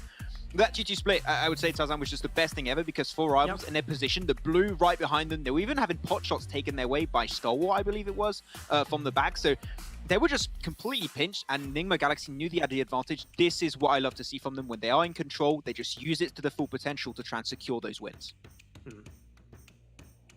It's about this utility use as well from this region. I actually thought about, drawing parallels between regions in playstyle, the way that the entry zones take fights. The throwables are there for this team, of course, you can see from this graphic, and Raouf Aster RGR did make that 2-2 split very decently, as we spoke about it in the green room. I think towards the end, what Jason mentioned was really clear about this team feeling the aggression, feeling the taste of blood in their mouth, because it's almost like they forgot how it feels like that they've potentially gone a little bit too far. They could have done that in a more, how should I say, reserved way, like make the blue do some work for you, but they kind of push out of zone and then just made it a little bit too scary, and like just wait for the audio cue, use that Rich and make it easy for yourself. I mean, I did like the way we're talking about Raouf and how he like transitioned with the car to get behind a rock, and I like how they got aggressive in some like really good positions, but over peaking, they gave 4 rivals so many chances to potentially get some cheeky knocks that eventually could turn the tides against them. If they lost that match, I mean, long run, not a big deal, but morale-wise, I think they needed to win that one. They needed that little bit of a bump within the team because they were looking disastrous in the first week. And like we said before, they've almost scored more points in 3 matches in day 1 of the second Super Weekend than they scored the entire last weekend of 15. Yeah, it's oh man, I'm still a little bit triggered because I still want to see my 4 rivals win. It's still in my mind here, Jason. It's going to happen eventually. Do you think it's still a curse? Because usually when I would talk about a team, they would go in 15th, 16th position. They keep arriving in second. I mean, that's an improvement, right? I don't know. I would say so. I think it's going fine. No. No? Okay. It's almost like because you made a point and then the opposite happened. So the opposite of winning, fair enough. Not getting second would be like maybe winning, like as an improvement. But you know what? Like they are doing as well. After all, they are not at the bottom, and there is a very solid reason why. And we like those reasons because they just know how to play pockets, right? Sometimes it's at the price of certain players, but it works for the points. We're talking about security. The margin of error is actually quite huge, talking about the amount of points we allow into the finals as well as the grand finals when we merge with the West. So I think it's about whether teams want to experiment and to what degree can they actually afford experimenting but not feeling like it threw themselves off. Well, while we do have a bit of time, I think we have about like 6 minutes until we do head into the match. I was actually just going to call this perfectly. So we can take a look at the overall Super Weekend rankings just from this Super Weekend. It's not the total from both 2 weeks, so don't rely on their placings too much because that's not even close to where they actually are. But let's talk about a couple of teams here. I mean, Genesis Dogma obviously had a fantastic victory in the first match of the day. They're sitting on 44 points, but I mean, 4 rivals, again, like we can't ever talk badly about them other than the fact they can't seem to close out matches, Max, but they are so consistent at putting up really good placements. And I mean, their limb's a little bit behind, but they're still in 3rd place overall. You can't knock them. Yeah, man, we have short death segments, and yet you're able to squeeze in and just hit me on the head, Jason, with 4 rivals and able to get wins twice in the same death segment. I'm efficient. It's truly I did efficient. once, so it's 3 times. It's true. Yeah, but you're not allowed to do that, Tarzan. Only I can do that. It's true. It's true. He's got bullying privileges on me. That's how it works out. But I mean, 4 rivals, sure, they're still not able to get the wins. But when you talk about their consistency, if you look at their first Super Weekend, they were second. It was 142 points, just a few points behind Infinity. They were in first, and they are still in that top 3 position right now when it comes to Super Weekends, at least for this second Super Weekend. So Infinity's struggling a little bit more. If this is a tendency that goes out throughout the entirety of this second Super Weekend, which would be insane to think about, but for this PMGC League stage, we might actually see 4 rivals be in first place without a single chicken dinner because of that extreme consistency. And if that happens, that would be one of the most insane things I think I've seen in a PMGC so far, because you just don't see that happen, especially at this stage, a team without a win being first. Like, that would be huge. I want to talk about DRS. The reason why is I feel like we love them, right? The South Asian Kings, as some people would call them, but we didn't like their playstyle at the start of the tournament. But apparently Super Weekend 1 was very good for them. So coming in, like after a mediocre 2 days of league play, can they repeat what they've done last Super Weekend? That will be a key question, because so far there's not a lot of screen time. It's pretty standard what they've done, nothing flashy. But we know that they can muster those points in, like through the 15 games last week. So I'm waiting. I feel like there should be some pleasant surprises. Well, I do want to talk about two more teams here. I mean, Team Secret and FaZe Clan, both with 8 and 9 kill eliminations for themselves, but they have 26 points and 25 points respectively. For me, it's more about FaZe Clan in particular, because they've had 3 top 6 finishes in a row, but to only show 9 eliminations from that, it makes me question how they're actually playing. It feels like maybe they're playing overly safe just to make sure to get as many placements as possible to try to get some points to catch up to the rest of these teams. Yeah, it's been a playstyle that helped them to qualify in the Super Weekend in the first place, so I can't go heavily against it. But when you look back at the FaZe Clan that we knew, Tarzan, that we were talking a lot about when they were playing in a PMPL, they're such an aggressive team, they're a controlling team, they like to get to that late game and get all those extra frags and those extra placement points on board. I think they come to a tough realization that this is just a way harder lobby to make a long an impression into, so they're just taking a little bit of a slow approach. Unfortunately, that did cause them to miss out on the first Super Weekend, which they're desperately going to try and make up for. But I think that when they start getting a little bit more confident, they're going to start hitting their stride. I think that's when they're going to maybe try and get those eliminations a little bit more, but I think they're still trying to learn, and it's just a long process, right, I would say. So they're getting there slowly but surely, but as long as they get there, by the time they get into the league finals, that's the most important part. Yeah, here's the thing, right? They made it work coming back into Super Weekend through a league play of Erangel and Sanhok, and we're playing Sanhok up next. So this is quite interesting. Have they learned something that can transition into this? But we expect them in boot camp against another team that really needs the momentum. Star Wars Esports, we've seen that hot drop is recurring. We like it. I think it will happen again. The Star Wars just got a little bit of increase in terms of how they perform. We're talking about Super Weekend from that previous game. So momentum will be huge here. Whoever it wins that fight in boot camp, I think they will propel up, and that will be something that will be extremely, extremely exciting. So how confident are you in saying that, Tarzan? Are you going to predict the team who's going to win this match then? I'll pick FaZe. I'll just pick FaZe. I don't know why, I just feel like it. I feel it, and I'm going to stick with it. Okay, Max, real fast. I'm going to go with, I want to see 6 to 8 get a win. It's Sanhok, and they tend to do well, so let's go. All right, let's head over to our commentators to take us into the match. Once again, it's Bleh and Imperium. FaZe up or 6 to 8. Interesting picks coming out from our desk here, Imperium. You have anything to add to that? Well, I'm a little bit surprised that none of them picked Genesis Dogma, because they opened this Super Weekend number 2 with a chicken dinner. Their best team, their best map in the first Super Weekend was Sanhok, where they got an average of 11 points per game. So I would put them in a bit of a good shout for this chicken dinner in Sanhok. They're riding high off the back of some good performances today.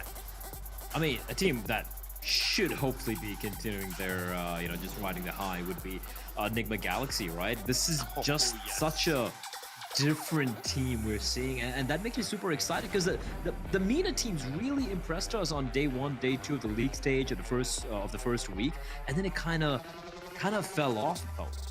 Big time. But they are back, and certainly back with a bang. Beer 11. Oh.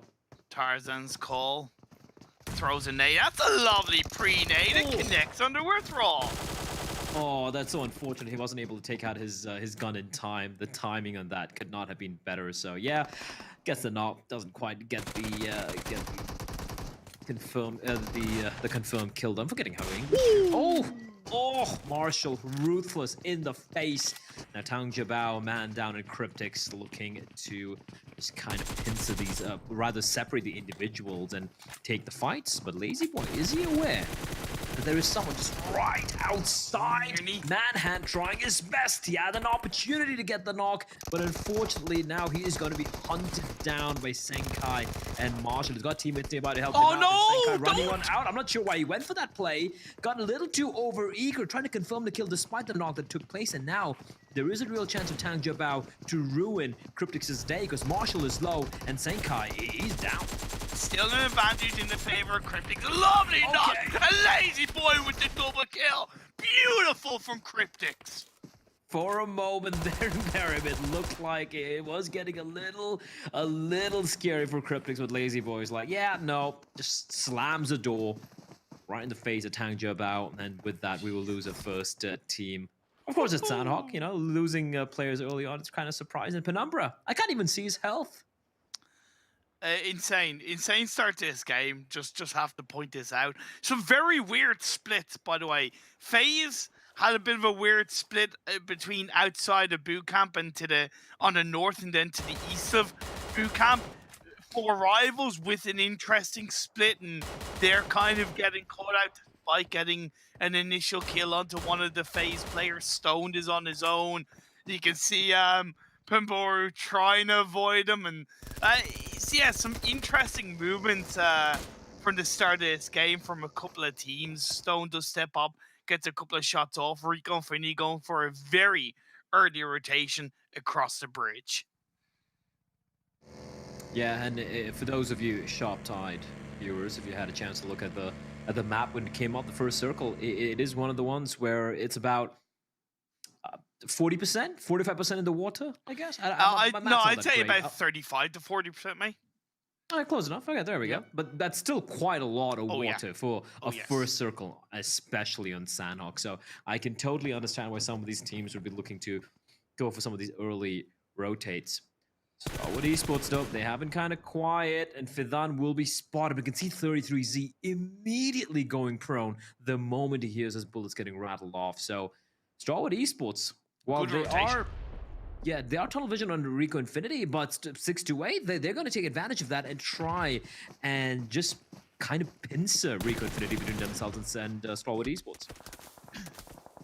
I'm all in favor of an early rotation, but 1, you got to know where you want to go, and 2, you got to be aware that not only teams who already land in the area you're going to, but 2, other teams that are most likely going to go for a bit of an earlier rotation. And Stalwart have pulled this off in the past, by the way. They pulled off that rotation from boot camp across the water onto that northwest island, and they were always going to pull it off quicker than Rico Infinity. So as much as I appreciate that from Rico, again, just a lack of information from that one. And FaZe Tony K will get a shot onto peak, and that's going to find him knocked to his knees. Tony K is aware. He is aware where the other teammates are for Starwood Esports. Is going to be pushing on in to try and confirm the kill. At 6-2-8, they are not gonna allow Rico Infinity to escape unscathed. Prestigo, though, great work, looking to get the finish. I like the attempt. I appreciate the attempt. And Yunnan from above. He finds the final member, Esketon, trying to just waltz through the door and get a trade with Yunnan from all the way above, able to take him down. And yeah, with that, we say goodbye to Rico Infinity and Tang Jiabao very early. As FaZe, they continue to harass other members. 4 rivals across this nice little channel of water. A few bullets getting put into their bodies, but they're going to be fine for now. They're going to take cover. They're going to patch themselves up. So let's reevaluate where BTR and FaZe stand in terms of the overall standings in relation to Nova. Like I said, Nova having 8 points per game from their first Super Weekend. BTR currently have 30 points in their first 2 games, an average of 10 points per game, and FaZe at 25, which is an average of 8.3. So right now, currently, both teams are on target to get ahead of Nova after his first Super Weekend. So I do like that from those 2 teams. Oh, absolutely. Like, Nova would be the team that everyone who sat out the first Super Weekend will be targeting. And rightfully so. And I think it's a very good sign as well for FaZe and for BTR that they got off on the right foot here, Barry. Because if they had a slow day 1, then the pressure would start mounting, right? They're like, oh, holy Christ, we finally qualified, and here we are already struggling again. So it's really good sign for the Southeast Asian teams. And speaking of BTR, if there's one team that they would be happy to go up against, it would have to be Damwon Gaming. I mean, I hate to say it, but no, I'll just say you're right. And it's not like Damwon don't try to fight, but it's like they're currently a little bit too slow, or just they're in the wrong mindset for the time being. And especially in Sanhok, where you really need to take the bull by the horn, you really need to kind of bully the area around you to create any kind of level of suppression, because there's automatically less landmass available. The phase 1 blue zone is starting to creep its way in. Teams that did land on the eastern side of the map, recognizing that there's no real point in us rotating early because, you know, we're already going to be coming across teams. If we leave it a little bit later, there's going to be a lot more space in that mainland. So Team Secret, Genesis Dogma, DRS, and the Affinity all still, for the most part, outside the circle. Cryptic's following a little bit suit. Same with Nigma down on the southwest island. Infinity, though, all the way up north. There's Tatmok, Mong Nai. They have pretty much all free real estate. Now, if the zone does shift towards the Camp Alpha island, then sure, Infinity could be in for a world of pain.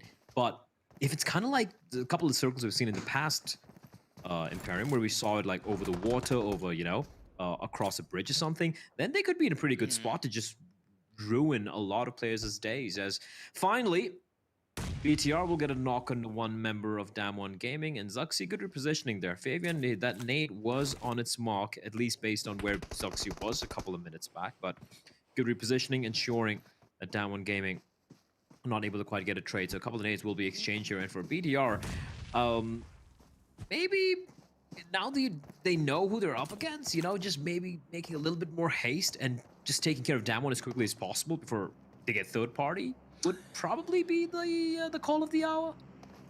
For now, yes. For the time being, I understand why they're being a bit passive, because phase 2 is about to pop up and we don't know where it's going to go. Luckily for them, there's not really too much behind them as a nade goes in the direction of Liquid. Forest disengages away, looks for a couple of shots, trying to suppress the two members of BTR chasing him down. He's lobbing all the nades he's got. Oh, there you go. Sung, though, finding Liquid. That's a nice one, and we can see Hanba pushing in. He needs to find Forest here, or else it's going to be problematic. Liquid gets finished off by Sung. That's huge. And now Highboy versus Forest. Forest, if he can somehow escape this little hut and find some cover, it could be big. Oh, so close! Somehow his Achilles heels have been shattered, but he somehow jumps to safety, but not for long. Zuxi will finish him off, and that's going to be 2 quick finishes for BTR. Sure, they lose a member, but Sung will have to run for the hills. There's nothing much he can do for his teammates. Damwon Gaming do keep one player alive, but that's about it, and just the 1 kill point. So if BTR, yeah, they almost get a squad wipe, but they do suffer a casualty, which they probably wouldn't be too happy about. And looking at the next zone shift, it's nothing too crazy. In fact, I think everyone's going to be happy with this. I disagree. No? Massively. Yes, it eliminates a good chunk of the water, but it suffers at the wrath of now having still a strong percentage of that mainland in play, a solid percentage of that southwest island in play. The likes of Stalwart, 6-2, well, actually no, 6-2 already land on that northwest island, but even to an extent 4 rivals, to an extent, they committed quite heavily to that northwest island. Now as teams from the east start to move their way in, it eliminates the ability of getting any kind of real strong stranglehold on the mainland. So a lot more pressure is being applied on the teams in the Northwest Island in this phase 2. So to me, it really wasn't the best circle shift for a lot of these teams. Except if you're DRS. Yeah, okay, Infinity. fair enough. Yeah. Fair enough. But that's like, what, Jumper. 2-3 out of 14? Okay, fine. BTR as well. You know, I can come up with a couple more teams. There we go. I was waiting for Genesis Dogma to strike on the Team Secret. Booms, though, he needs careful. He will somehow Imperium. He stays alive for the time being. Oh, Fredo, that's not a good nade at all. Wait, was that? Yeah, that was a nade. It was a nade. I like how his teammate just kept staring at it. He's like, wait, did he just throw a nade and run away? He's like, yep, run. And they will. Now, Jumper's crawling back to safety. So the smokes have been deployed. So Rez is very much within the realms of possibility here for Secret. But Genesis Dogma, they should be looking to harass them. And Lovely. There we go. Brilliant little spot there from Satar. Finds the knock. He's out in the blue as well, and they weren't expecting that angle. And look at them now triangulating onto Team Secret's position, looking for the finish. It's so good by Genesis Dogma, getting that wraparound. And knock doesn't always mean that you haven't won the team fight. Not confirming a kill doesn't automatically mean you're not going to win the team fight. Use the opportunity to reposition and apply more pressure, and that's a lovely knock by Booms. Oh, I love this. They're just running out of the blue and they're just wrapping around Team Secret. They thought, all right, they wouldn't be coming in from behind, would they? Yeah, well, they are. They are. Shot. He's got everything to do. Fredo's in the distance. Now, he could potentially try and keep them pinned down or play distraction for them. And he's trying his best. He's going to get them off the Nicel. That's a great work from Fredo. But now, he's all alone. He's trying to protect his teammates there up top, but Shot has been spotted. And Fredo, nade being cooked. They're both cooking the nades. Who's going to lob it first is the question, and it is going to be... Wait, where did he die from? He died from the off angle by Sitar. It was Sitar on that off angle. He didn't have that much cover on the rock. It was a good attempt by Fredo. In the end, as he died, he did get the knockdown onto Daybot. But overall, a very strong engagement from Genesis Dogma. I do think Team Secret made that classic mistake of when they suffered a knock, they kind of took too long to go for the revive. Yeah. So often we see that, not so much in the likes of the PMGC, but we see teams who suffer a knock and they automatically go for the revive. When you go for a revive automatically, you give the opposing team the classic opportunity, like Genesis Dogma took, of repositioning, blanketing around, and putting 3 times the pressure onto your team. At the moment when Genesis Dogma got the initial knock, there was no real pressure by Genesis Dogma onto Team Secret. Team Secret gave Genesis Dogma the time, the space, the movement to push in. Well, right now though, because of that, Genesis Dogma, 4 kills, all 4 alive, very comfortable. And if you saw the zone, Imperium, I told you, man. I told you. Everyone in Camp Alpha, near Camp Alpha and Hothin are going to be feeling the pressure now. What do they do? I saw it coming. When phase 2 popped up and it went over to the east, I was like, this is not looking good. It's going to be incredibly difficult for probably Stalwart more than anybody. 6 to 8 do need to be aware of 4 rivals. Reject have the trifecta that they can play around. But yeah, for MS Chambori and 6 to 8, it's very dicey for them. Infinity wrapping around, making it to boot camp. Honestly, I think boot camp is a good position to go to in this phase 3. Risky to commit yourself to such a big city early on in the game, but I definitely understand with how these circles have been shifting why they would go there.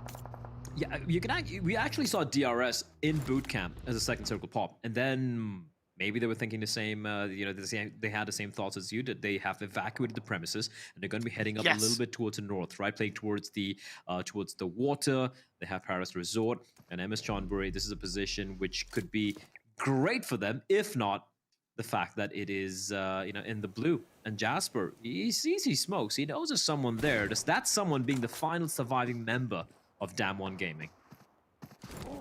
And I like the fact that MS Chonburi are not pushing too quickly to get into the circle down the mountainside, because we saw the circle can shift back up towards the northwest island. Top of the mountain that we saw Damwon Gaming themselves got a very strong result from could come into play as you get through this game. Cryptics on the south bootcamp hill for the time being. Reject from the near trifecta buildings getting a bit of pressure on the BTR. They also have to deal with now Nigma Galaxy pushing in from the side of the circle. As phase 4 pops up, and it does seem like it shrinks down towards that southwest island. Reject are in hot property, but they have to control it, Blair. And 4 rivals in the water. They're like, oh, well, back again we go. Back again we go. And now we got some STE on STE action. My favorite type of action. And 33Z, you got to move there, bud. You just got standing out in the open. Takes a bullet in the buttocks, but he'll be fine. He's going to patch himself up. And Strawberry Esports not... Where is Action? Where do I spot him on them? Oh, he's quite far away. Yeah, they need to cross the road, and I don't think they're going to be fancying it, considering STE so very close by. But DRS, they need to play this coastline position as a team, because they have the opportunity to third party onto 6 to 8 without getting really heavily pushed by the Infinity FaZe Clan. They come in, they get a knock onto 6 to 8. Daoshi is down on his knees. Tony K, he just got a 2-kit, a double knock there. Of course, Reject from across, able to spot him out and able to get a reply. So a little bit of respite coming in for 628, but 2 members are down. As Nima just spraying blindly, but 3 players look down their barrels onto him in Infinity. And getting helped out a little bit by Genesis Dogma here. They were just sitting ducks, they were just fishing the water, literally. And now with DRS getting suffering a couple of knocks, a couple of casualties from Genesis Dogma, Infinity have been given a little bit of time, a little bit of room to work with. Now, I know you can't always perfectly time these things, but I think DRS, for the most part, were far too slow to react to this circle. Unless the target out of the vehicle is going to get the knock, is going to get third-partied by Infinity of all people. But for the most part, Genesis Dogman do still remain somewhat in control, and DRS has only Mafia Ninja left standing. Well, Stalwart Esports as well, just the 2 members right now. Top and Scry having to go against MS Chonburi, who would have that little watchtower to work with. Jasper's going to patch himself in the meantime. Top. Oh, they're getting shot at from the distance by someone else. And meantime, you got to remember, Infinity, even though we saw 2 members inside of the water, they were playing a 2-2 split, right? So the other 2 members, the cavalry, so to speak, have arrived. So Infinity, even though it was looking a little messy for them, great shot from Scry to find Jasper, but NC2 replies back, and they know there's 1 member remaining for Stalwart Esports, and they're looking to make quick work of him, as 4 rivals now feeling the brunt of FaZe having a good angle on them. Stalwart Esports finally will be eliminated, and they've had a quiet day thus far. Imperium, you have to say it. 4 games, how many points? Like 5, 6 points? Yeah, roughly around that. It definitely has been a quiet day, but hey, look, there's still 2 more games to go, 1 after this one. We'll see if they can turn things around and end the day on a bit of a high note. The circle does shift up north. Down 1, they get taken out. Well, actually, no, Sasung is still alive. My apologies, Sasung is still alive. God. BTR, yeah, I know, right?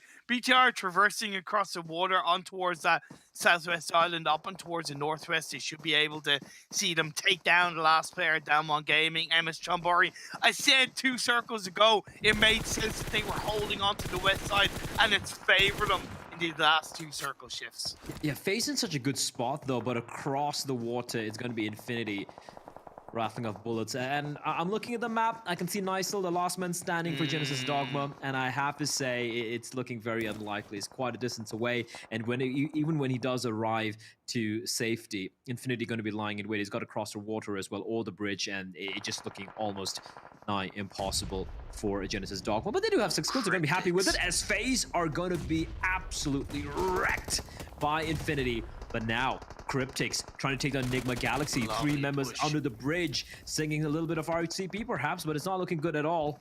And that is going to be their the end for Enigma right Galaxy, now, apart from the 1 member. Yeah. Right now, there's 4 teams healing in the blue. Actually, no. Yeah, there's 4 teams healing in the blue. Last member of Infinity, well, Logan's still alive, but realistically, last player of Infinity, last player of Genesis Dogma, last player of 628 Enigma Galaxy, and to an extent the last player of Cryptics. 628, I just took a look at it, and yeah, I saw that 1 little person remaining, that little dot representing a member of 628 disappear as well. Sung is still alive. He's a survivor. He's an actual true survivor. BTR right now. This is a good position unless Cryptic spot them. A couple of good results. They're up to 3 players. The side of the hill is a really hard place to control. Having 1 down on the low ground, I think, is the best of a tricky situation for them. They got to hope that Cryptic Stone kind of angled them from behind, as Marshall's the last player standing. Oh no, just as I say that, Cryptics go down. Why have you said that? Why have you said that? Cryptic's at 3 alive, a couple of minutes back. Oh, the timing from Ponzai. Sarah peeks around the corner. Sarah will be knocked out, and Reject, they have been blessed by the zone seemingly forever. But now, feeling the curse of the bullets from MS Chonburi, who are the only team who seemingly can kind of force them out from that particular compound. Because BTR, they're content just lying out in the open. We look at the next circle shift, and it is going to be favoring MS Chonburi. So yeah, they don't need to flush them out anymore. Reject have to step out of their comfort zone. technically it goes towards them, but I would argue it puts them under a little bit more risk because there's focus from 2 angles. It's a classic kind of 3-way dance. Yes, the last player down 1 is behind him. He could come into a little bit of a mix, but overall, Reject, MSC, and BTR is between those 3. Loxy, Op. It's gonna be 2 tunnel vision. He's actually gonna spot Highway, and now he's away. He should know that BTR are in that particular direction. Roth will finally fall, running out of heals. Leaving it down to the final 5. Make that, well, it could very quickly be a final 4 here. MSC, they continue to pincer onto Reject, but now they have to battle like on 2 fronts. BTR making the presence felt, and they're gonna get a knock here. Onzai also getting taken down by Zuxi from on top, finds a double, and MS Chonburi, they got 2 tunnel vision, and they're getting punished for it. 1 member left standing, it's all on Zasper. Oh, with a brilliant nade, he finds Zuxi, but look at Sung, he's sneaking, he hasn't made a noise yet, and no one knows where he is. For the time being, it's a 1v1v1. Zasper versus Loxy versus Sung, and Sung could just steal this one away from everyone. This could be the great robbery. BTR, he's not going for the revive. Looks, he wants to push in. He's gonna play a fool. Sasong is standing tall. He's waiting in the grass, looking for the opportunity to strike.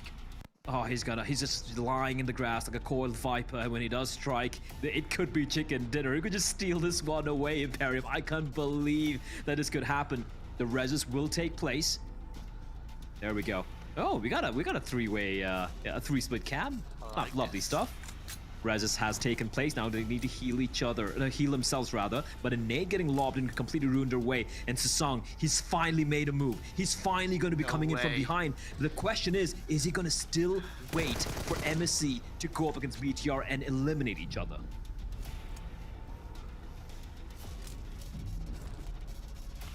Slowly but surely, he is so focused on Pop. He knows exactly where he is, and he's gonna creep on down further. Meanwhile, Jasper is snaking, sneaking, crawling his way up top. Zuxy's gonna find the line on him, and Song, he's just waiting. He's just waiting for MSC. Oh, he spots Zuxy! Oh, he's just waiting for them to eliminate each other, and he's finally gonna strike the moment. Zuxy gets a knock. Zuxy's found it, and now it is all on Song to make this happen. And he's came in from the grass, and Song just steals the chicken dinner away from everyone. He had no business doing it, but Damn One Gaming, that was a miracle in Sanhok. Call the police. We've just seen a robbery right there. Torn from the ashes. The last player, Damn One Gaming, strikes like a cobra in the jungle. The final moments, waits, disciplined to the very end. I've never seen anything like it before, realistically. Like, we've seen it happen in the blue from Team Secret onto Blue Bees last year in the PMGC, but that was so crisp. And yes, say what you want, but that is the beauty of Sanhok, right? The solo player, the snake play comes in. Beautiful game from BTR. Great push on the MS Chambori. But Sung took the chicken dinner away. He just stole it. Like, that's daylight robbery. Yeah. Like, daylight robbery coming in from Song. And I gotta say, like, firstly, I love how everything just aligned here, Imperium. You said they're a very passive team. Song was passive. Yeah. I know a lot of players in that position, in that situation he was in. He would have just, gone for the fight, gone for, try and just join in and third party's way in. Instead, yeah, he was patient, he was passive, and at the very end, when he had to take the fight, would you believe it? They lined up for him. And I counted them out, right? I said, yeah, okay, he's on his own. Damn One Gaming counted themselves out. But, like, dude, I love PUBG Mobile. Like, I love PUBG Mobile. It's such a glorious game. I do have to highlight, though, MS Chambori off the back of a fantastic win in Game 3. Sorry, in Game 2, my apologies, in Miramar. A really strong result in second. I'm really liking how MS Chambori are developing. Well, I'm enjoying Damn One Gaming winning something. That was incredible. I'm still trying to gather my jaw from that. Jason, take it away. That was incredible. There we go. Jaw has been brought back. I don't know what I was doing there. I was trying to be funny. Didn't work out. But what a play. Speaking of working out, Sung, how does that work for him? Just patiently waiting, as you're saying, guys. We need to have a popcorn emoji to just sit here and have him popping up the entire time. I mean, what a fantastic finish out of them. 3 eliminations, but it doesn't matter. They get the victory. They get 18 points. Fantastic finish. Probably one of the best finishes we've had so far here in PMGC. I think Sung thought he was a viewer on YouTube for a second. He's like, wait, I'm actually playing. Well, actually, I can start shooting people. I can actually get a win here. So you got involved at the end. It was so clutch, Tarzan. We were on the edge of our seats thinking, wait, no one knows that he's there. No one is literally looking in their position. Everyone is focused on MS Chonburi. And because of that, he could just sneak in the perfect angle, wait for the fight to break out between BTR and also MSC, and just snatch it away. And I think even BTR, from how they were playing, they thought there was a heal-off at the end, but they didn't know. He was actually in the circle, and he just snatched it away. You know what? Like, the level of patience that man has shown is incredible. You think about the just get all the PUBG players right there, PUBG Mobile players, 99.9% will have shot something before that point. Now, he waited, using the ridgeline to crawl as well, and he's only shot half of his last magazine to take the win. He did not play that to survive or take another kill or two. He played that to win. That is insane, the amount of patience and control. Got a little bit lucky too, because I believe like the last 2 players kind of lined up for him as well, so was able really easy to just knock them both down instead of having to go from like the left side of the screen to the other side. But we can see here our Super Weekends rankings just from this Super Weekend. This does not include the first week, so no, Genesis Dogma not currently in first place overall, but Bigatron 50 points on the day. Where has this team been? Where has Zaxi been? We saw him as the MVP now 2 matches in a row. Well, not in a row, but 2 matches in today. Well, to answer that, they were not in the first Super Weekend, but they're able to make up for it. So this is the type of playstyle we wanted to see from BTR, to try and get a little bit more to the late game, feel a little bit more confident, which we are seeing. So I'm definitely happy to see that happening right now. But Jason, Dong Jiao Bao, I mean... Max, in your opinion, since Cars is not here, do you think Dong Jiao Bao are a 16th place team? No, Jason, I do not think Zhongjia are a 16th place team, but they are not showing great results, unfortunately, today, which is really odd because they're still going for these big splits and they keep losing players one by one, and then they're losing their opportunity to get to the late game and to potentially get a win super early on in the game. And if you don't adjust that at any time soon, I mean, they might be one of the few teams to actually have a chance of getting kicked out of that top 16 for the league finals. So Zhongjia Bao, we need to see some big changes because it's just been the same thing over and over and over again, and teams, unfortunately, as we saw, are learning, are improving, and it's just not working anymore for TJB. Yeah, not really seeming to be too much of a threat in the lobby for the other teams out there. But you know what? There's still, well, the rest of today. That was obviously 2 more days to come up in this Super Weekend and another Super Weekend to come if TJB can qualify yet again. Before we do head to a break, though, as you see, our next match is coming up in the final match of the day over on Erangel. I want to remind you guys again about the player fan favorite voting going on at the moment. You can vote for favorite teams and players within the Esports Center. And also, while you're in the Esports Center, there's not only one way you can win prizes, you can win 2 ways. Or you can win. You have 2 ways of getting permanent items. You can do it through the fan favorite vote, but also you can do it through the treasure box. If you guys are watching the Esports Center over on YouTube, you can unlock a permanent item for you and yourself. And I. Well, I guess I technically can do that myself if I go watch.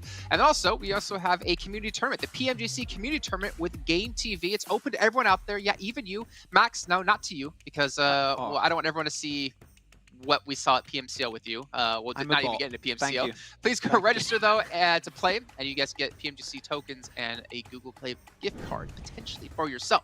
So like I mentioned before, we got Erangel coming up next as the final match, and honestly, I'm really happy to see how things have played out today. I am really happy to see that FaZe Clan, Bigatron, Damwon have all come into this one prepared and ready to go. I didn't want to see the continuation of them just barely getting by like we saw in the second week of league play. Yeah.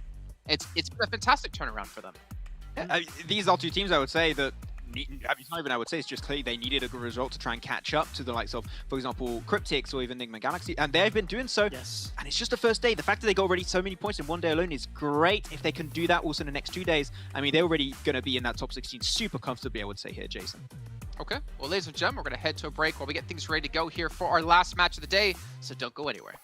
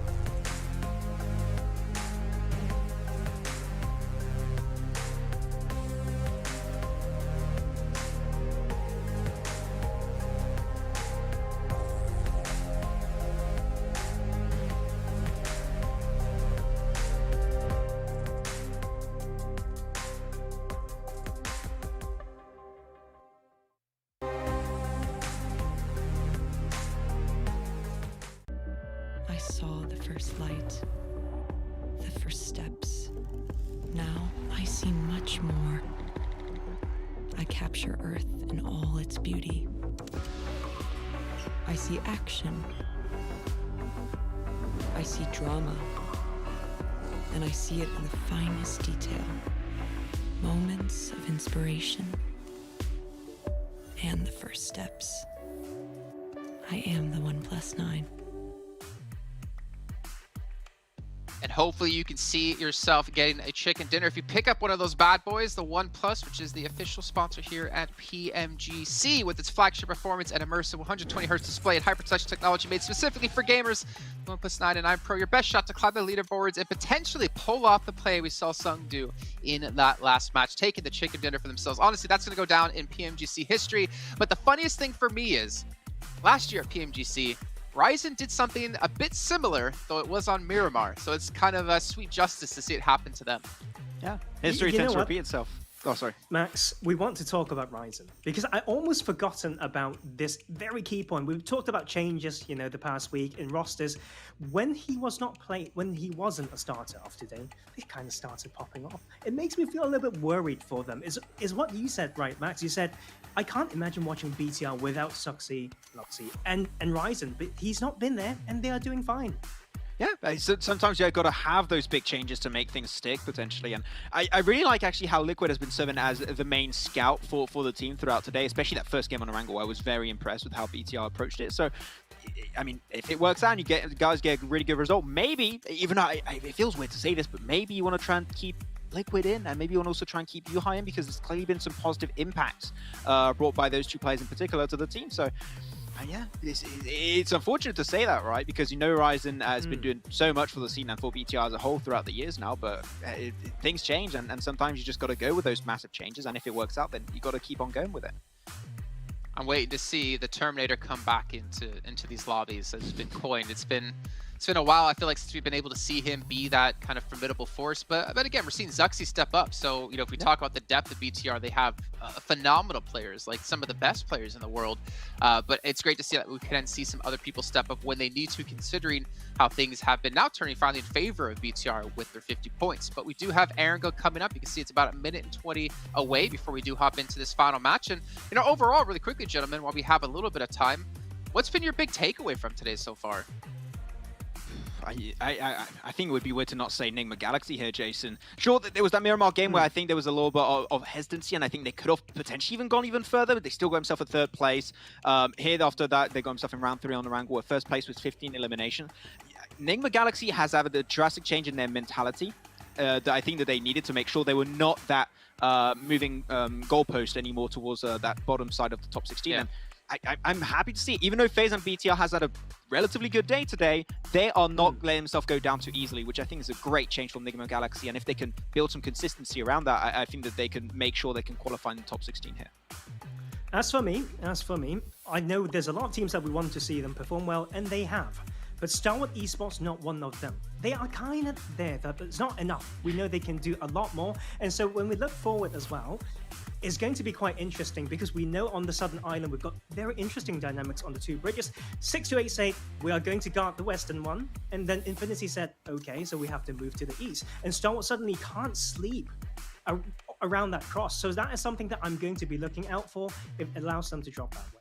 Okay, well, let's head into that final match. The final match here of our first ever second Super Weekend is going to be brought to you by none other than Bleh and Imperium. Thank you again, Jason. Yeah, final game of the day. I'm still recovering from that Sanhok ending Imperium. Like, damn one gaming. What a game from Sasong. Look, I had a bit of a personal issue over the last couple of days where my bicycle got stolen, and the Irish police were extremely helpful in me getting it back. I got it back. I think I should recruit them to try and investigate the robbery that we saw in the last game. Insane, absolutely insane. Beautiful, glorious, defining. You take it, but man, what a robbery! What a robbery! I mean, you could also call your police to find out where TJB are, because they seem to have gone missing.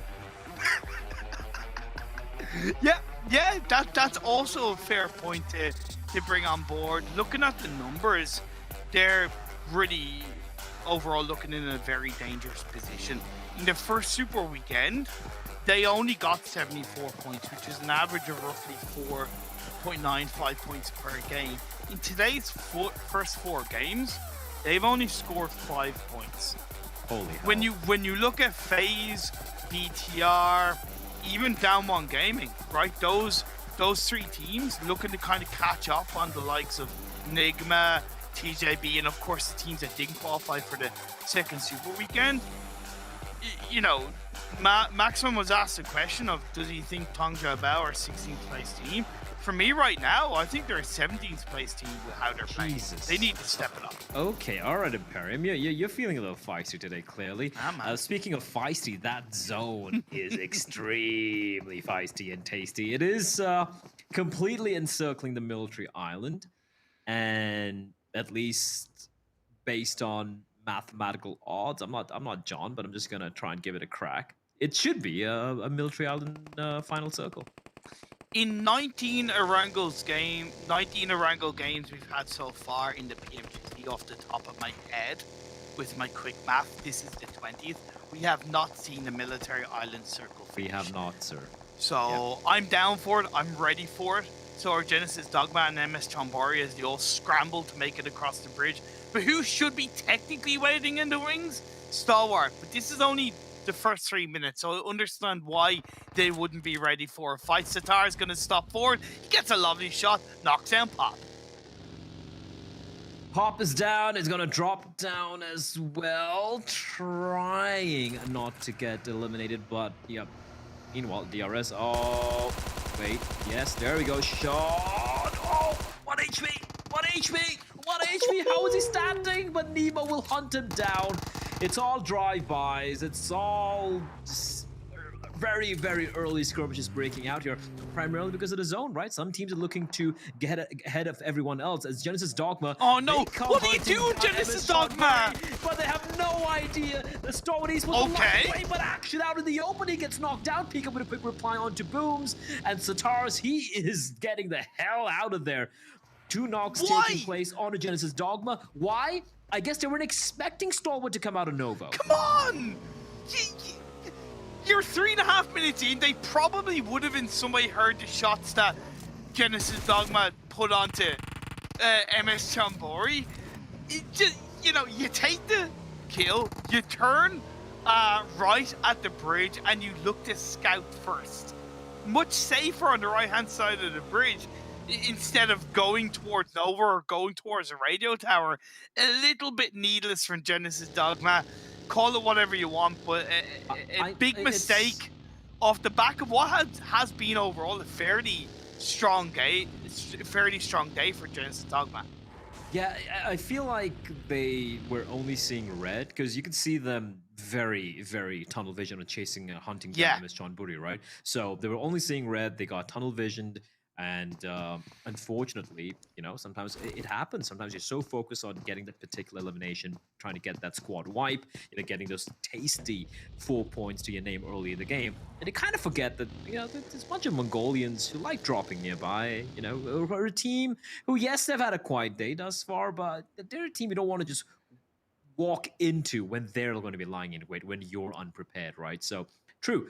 The 2 surviving members of Genesis Dogma, though, they might be heading straight from the frying pan into the fire, because Infinity have spotted them out.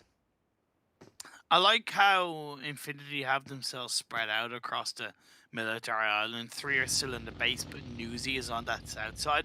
Because often with this kind of circle, you can see teams opt to try and use the south side of the island to get a bit of a cleaner rotation into that position, rather than relying on the bridges or relying on even holding onto the mainland. So having Newsy there to provide a little bit of early scouting. Yes, the risk is that he gets taken out, but I do appreciate it. BTR going for a direct rotation, short and sweet, from the coastal line of the mainland over to the military island. Considering they drop and farm, it's calculated, it's clean, it's straight to the point. They're not wasting any time, and that has been realistically BTR's playstyle across the whole of today. It's been very quick on the rotations, a lot more teamwork involved on how they're moving around, and they've been very, very successful in those games. So I like to see that transitioning, even if it's over just a simple rotation. I love the fact you brought this up, and that's something I noticed as well. But I'm glad you brought it up that we can talk a little bit more about, because as you said, they seem to have the game plan, right? They're like, this is what our plan's going to be, and we're going to stick to it. But even when they do face a couple of hurdles, maybe a couple of speed bumps on the way, they're able to adapt fast. And sure, they haven't been able to hit the highs of some of the teams we've seen thus far in the tournament, but they have looked very, very good, a much better team. Daoshi is the recon guy, I guess, because he is by his lonesome. And TJB, Tang Jiabao, it's... I like it. I mean, I like it as well. I was just wondering what they were up to. Ah, there we go. Everyone's on, and off they go to Nova Repnoi, where Stalwart are back again. I don't think they're going to go to Nova. They should be going further down south. I have to say, despite the couple of frantic early game interactions, I'm very, very happy with how a lot of these teams are rotating. And this is why I'll always say to upcoming teams and players that want to play competitively, or, you know, putting their first moves competitively, watch the global stage, watch the bigger tournaments, because this does not happen enough in kind of, you know, PMCOs, PMPLs, where in the local if you leagues, see that kind of so, you know, very much learnable in this kind of situation. Now 628, of course, Daoshi, who is the recon man, has had to disengage away. The one thing I would say about that rotation is it was automatically far too close to the edge of the circle, to the edge of the mainland. There's no need for him to crevice that close. He could have gone much further away from the land and out of sight of reject, but in the end, he isn't taken down, and information has been provided to the rest of his team. Yeah, Reject's position really, really powerful on those cliffs and protruding rocks. So definitely information conveyed. You can see STE now starting to make their way using boats. I find it interesting because of how paranoid everyone are right now, Imperium. No one's crossing the bridge, but there's literally not a single soul on either of the two bridges. I love Down One Gaming's, or Down One Kia, should I say specifically, position on that coastline, and they're able to catch out one of the Enigma players for the time being. They've been here for the last 2 to 3 minutes. They got here early. They've held onto the coastline. It sets them up for phase number 2, because as much as we've threaded, you know, on towards a military island finish, it's not guaranteed. It isn't. It isn't. 100% not guaranteed, but we're going to be finding out right now if it is going to be a northern shift. Oh boy, there are going to be a lot of bodies in the water, but it looks like it is indeed going to be a military island finish. There was a chance there for a couple of seconds where it could have gone up north, but things are heading down south. Right now, Enigma Galaxy, a bit of a pickle. Hamodi is isolated. There's not much he can do. The moment he drops out of the window, they should be waiting for him. They should be waiting for him, but no, he picks the right side, and he's got an angle. Oh, lovely knock. Just a fadeaway shot onto Sasung, the hero of Sanhok. Now he's got to go up against the other two members. It's a 1v2, Uni and Forest. This is doable, because look at the distance. His teammates are there to provide any covering fire, and here they come. Here comes the cavalry. There was a window of opportunity for Damwon to take down Hamodi, but now with the cavalry arriving, Enigma Galaxy, they've come alive. 2 knocks now, and Freak pushing in, dodging the HEs as well. And Damwon Gaming, they've let this one slip. It was perfect by Hamodi, like absolutely perfect by him, because he knew when he stepped out of the building, he had the support of his teammates. Now, Lord does knock himself down, but Juni's being taken out. Fabian is left on his own. So really well played by Enigma Galaxy, perfectly turned around in their favor, and indeed, definitely Down One's fault. And it kind of sums up overall Down One's play style of just being a little bit too passive, a little bit too slow to take advantage of an opportunity, and now they're at the bottom of the barrel looking at another early game finish if Enigma Galaxy can find Fabian. They're one player alive. You know what that means. Another chicken. Oh my lord, I love how you shut me down. Come on, this isn't Sanhok, man. This isn't Sanhok. Listen, all I'm saying is there's a lot of water. There's some bridges. Anything could happen. I don't know. Okay. They got the res? Wow. Dude, Song just crawled his way the entire distance, and Enigma Galaxy probably wondering, wait, oh my where did he god! go? And there you go, Fabian strikes, Hamoni taken down, and now it's even Stevens. A 2 versus 2, Enigma Galaxy, a bit of a mistake there. They got a little too lackadaisical in their approach as Tony K comes charging in and immediately gets put down on his knees. Lovely pre-nade by 628. They're used to that playing in the PL where teams are very able to push on forward to go for a crash. MR5 is now breached into the building. Lovely low ball molly by 33Z. Doesn't quite connect, but that's going to connect on the core pie knockdown. MR5 is in the front line, but once again, BR11 is in the back line. MR5 gets knocked down, and that's a third knock against FaZe. FaZe down seems to be the call here. This Beer 11 will have to run for the hill. 628 doing a great job. It almost felt like it was just Sunan and 33Z. Just the two of them completely just brushing aside the danger being presented by FaZe. In the meantime, if you kept your eyes on a kill feed, Damn One Gaming, 2v2, it looked possible, but one well-placed nade from Freak, I do believe it was, able to take them down. So we say goodbye to the South Koreans. Yeah. If you notice, the leaderboard on the right-hand side, that is the overall standings, including both Super Weekends. This is why I highlighted and was a little bit harsh onto Tongja about, because currently right now, Enigma Galaxy are ahead of them by a good nearly 20 points.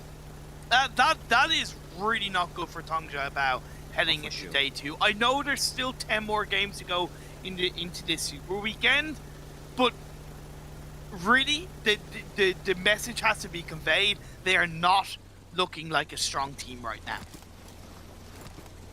That's just so very rough. Tongja about. But yeah, I think that's a very good point to raise, especially because Enigma Galaxy were the worst team in the first Super Weekend, right? By far. Exactly. Okay, Reject could be walking into a trap. Genesis Dogma. Remember, they kind of blindly rushed in towards the Nova Bridge and got punished by Stalwart Esports for that. So these two members have been lying quiet, Satar and Isol. Duello. Little does he know, death is nearby. Death is nearby, death is above. And somehow, you might just escape unscathed.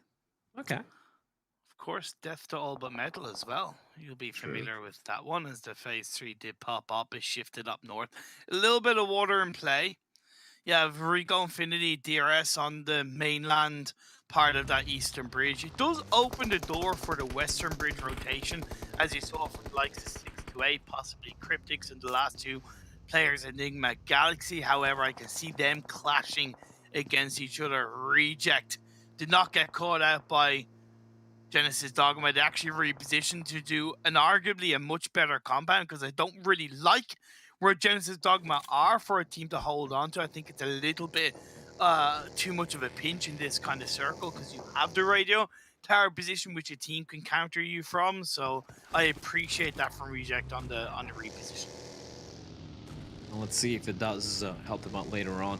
Team Secret just taking over Novo, which was very recently abandoned by Stalwart Esports, so that could actually catch the Mongolians off guard, right? They might be assuming that they're behind. They don't have to worry about the backlines, but Team Secret coming in from behind could completely ruin their day.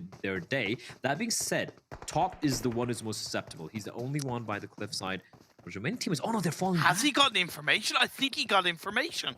Yeah, because that coastline it, position, right? yeah, a couple of angles of that coastline position does give information onto Nova, and I think it's Kid who's on the corner, and Scry comes in, gets a knock. I understand where your concerns were coming from. That's great reaction from Starlight and great positioning to cover behind them.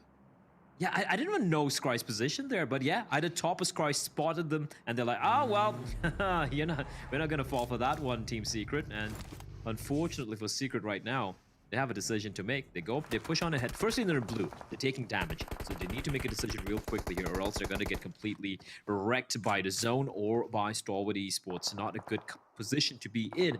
And speaking of not being in a great position, 628, these two members here, Yu Yang, Suyan and Yu Yang, going to be in this particular compound. And unfortunately, for them to cross on over and regroup with the teammates, they have to cross this kind of open hill. So yeah, they're going to utilize the vehicle, which is a smart ploy, and just pray that Cryptix's shots aren't going to quite land on their car. This is why I really liked Reject's reposition, because on that circle shifting down southwest, it's allowed them a lot more variability to move out and go for a bit more of a controlling position in near the center of the circle on that east side. It's high ground. It gives them good cover. MS Chonburi are in a bit of a pickle. Stalwart wrapping around them. Tong Jiao Bao waiting in the wings. 4 rivals as well, gone further ahead, and HR takes a couple of shots off a lovely nade being cooked up that could connect on 2 of the 4 rivals members. Oh, look at the amount of nades getting lobbed in by Tang Xiaopao and 4 rivals. I gotta say, this looks like the valley of death for them. They're getting surrounded on all sides. They don't have the high ground advantage either, and the TJB are aware of this, and they can make quick work. You can deploy all the smokes you want, but those nades and bullets don't care about the smoke. Smokes don't block bullets or the incendiaries or the nades. And here we go. Appy trying his best to take a fight, but he'll be knocked straight down. And I gotta say, 4 rivals, they look like they're done here. And this is even overall as a 3-person team for Tong Jiabao's attacker pushes on. Pembor is the last player standing. Manhunt is being put under pressure by him. The blue zone is encapsulating. That's going to be a knock. Attacker is there, and that's why I said it's more of a 3-man push from Tong Jiabao, because Long Z took so long to join up. And now it's going to be the last player. Can't get a heal off, and I think that's the end of 4 rivals. Oh, that looked a little scary, because if Miramar gets the knock on the attacker, there's nothing Longs can do. There's absolutely nothing he can do. So Tang Jiabao, a little unfortunate to lose Manhand, but for 4 rivals, you got to feel for them, right? They were in that valley, and when you're in that spot surrounded by 3 members, even if you have the 1-player advantage in that particular battle, it was never going to be good enough. Now BTR going up against Cryptix, who have somehow managed to regroup, and they're not going to be going up against the SCA side. Let's see how they're going to contend with this. Cryptix, they've had the ups and downs, mostly downs, but this is a good opportunity. All 4 alive, yet to get a kill. Never mind. The nades are going to just completely obliterate Lazy Boy and El Chapo, and Luxy will have no trouble confirming at least 1 kill. And this is really good for Big E-Tron, because they also have to think about the threat of Reject from behind. Reject aren't looking for the time being to take advantage of that opportunity. They're allowing BTR to play their own game and take that isolated fight. MS Chonburi are in the dead center of the circle as we're making our way into phase number 5. And Reject are going up against Rico. Rico Infinity against the Japanese side. This nade, if he aligns it perfectly, could have potentially found Divine or Sarah, but they're gonna enter the little house to have a cover. See zone number 5, in the top right corner, and finally Reject and MS Chonburi will have to make a move. It's gonna be on the northern side of the military base, and Infinity, they've been calling it home for the entirety of this game. So they're in a good spot here, because all these teams who will eventually have to head on down south, I'm just gonna throw out a random number. I think only 30% of them are gonna survive.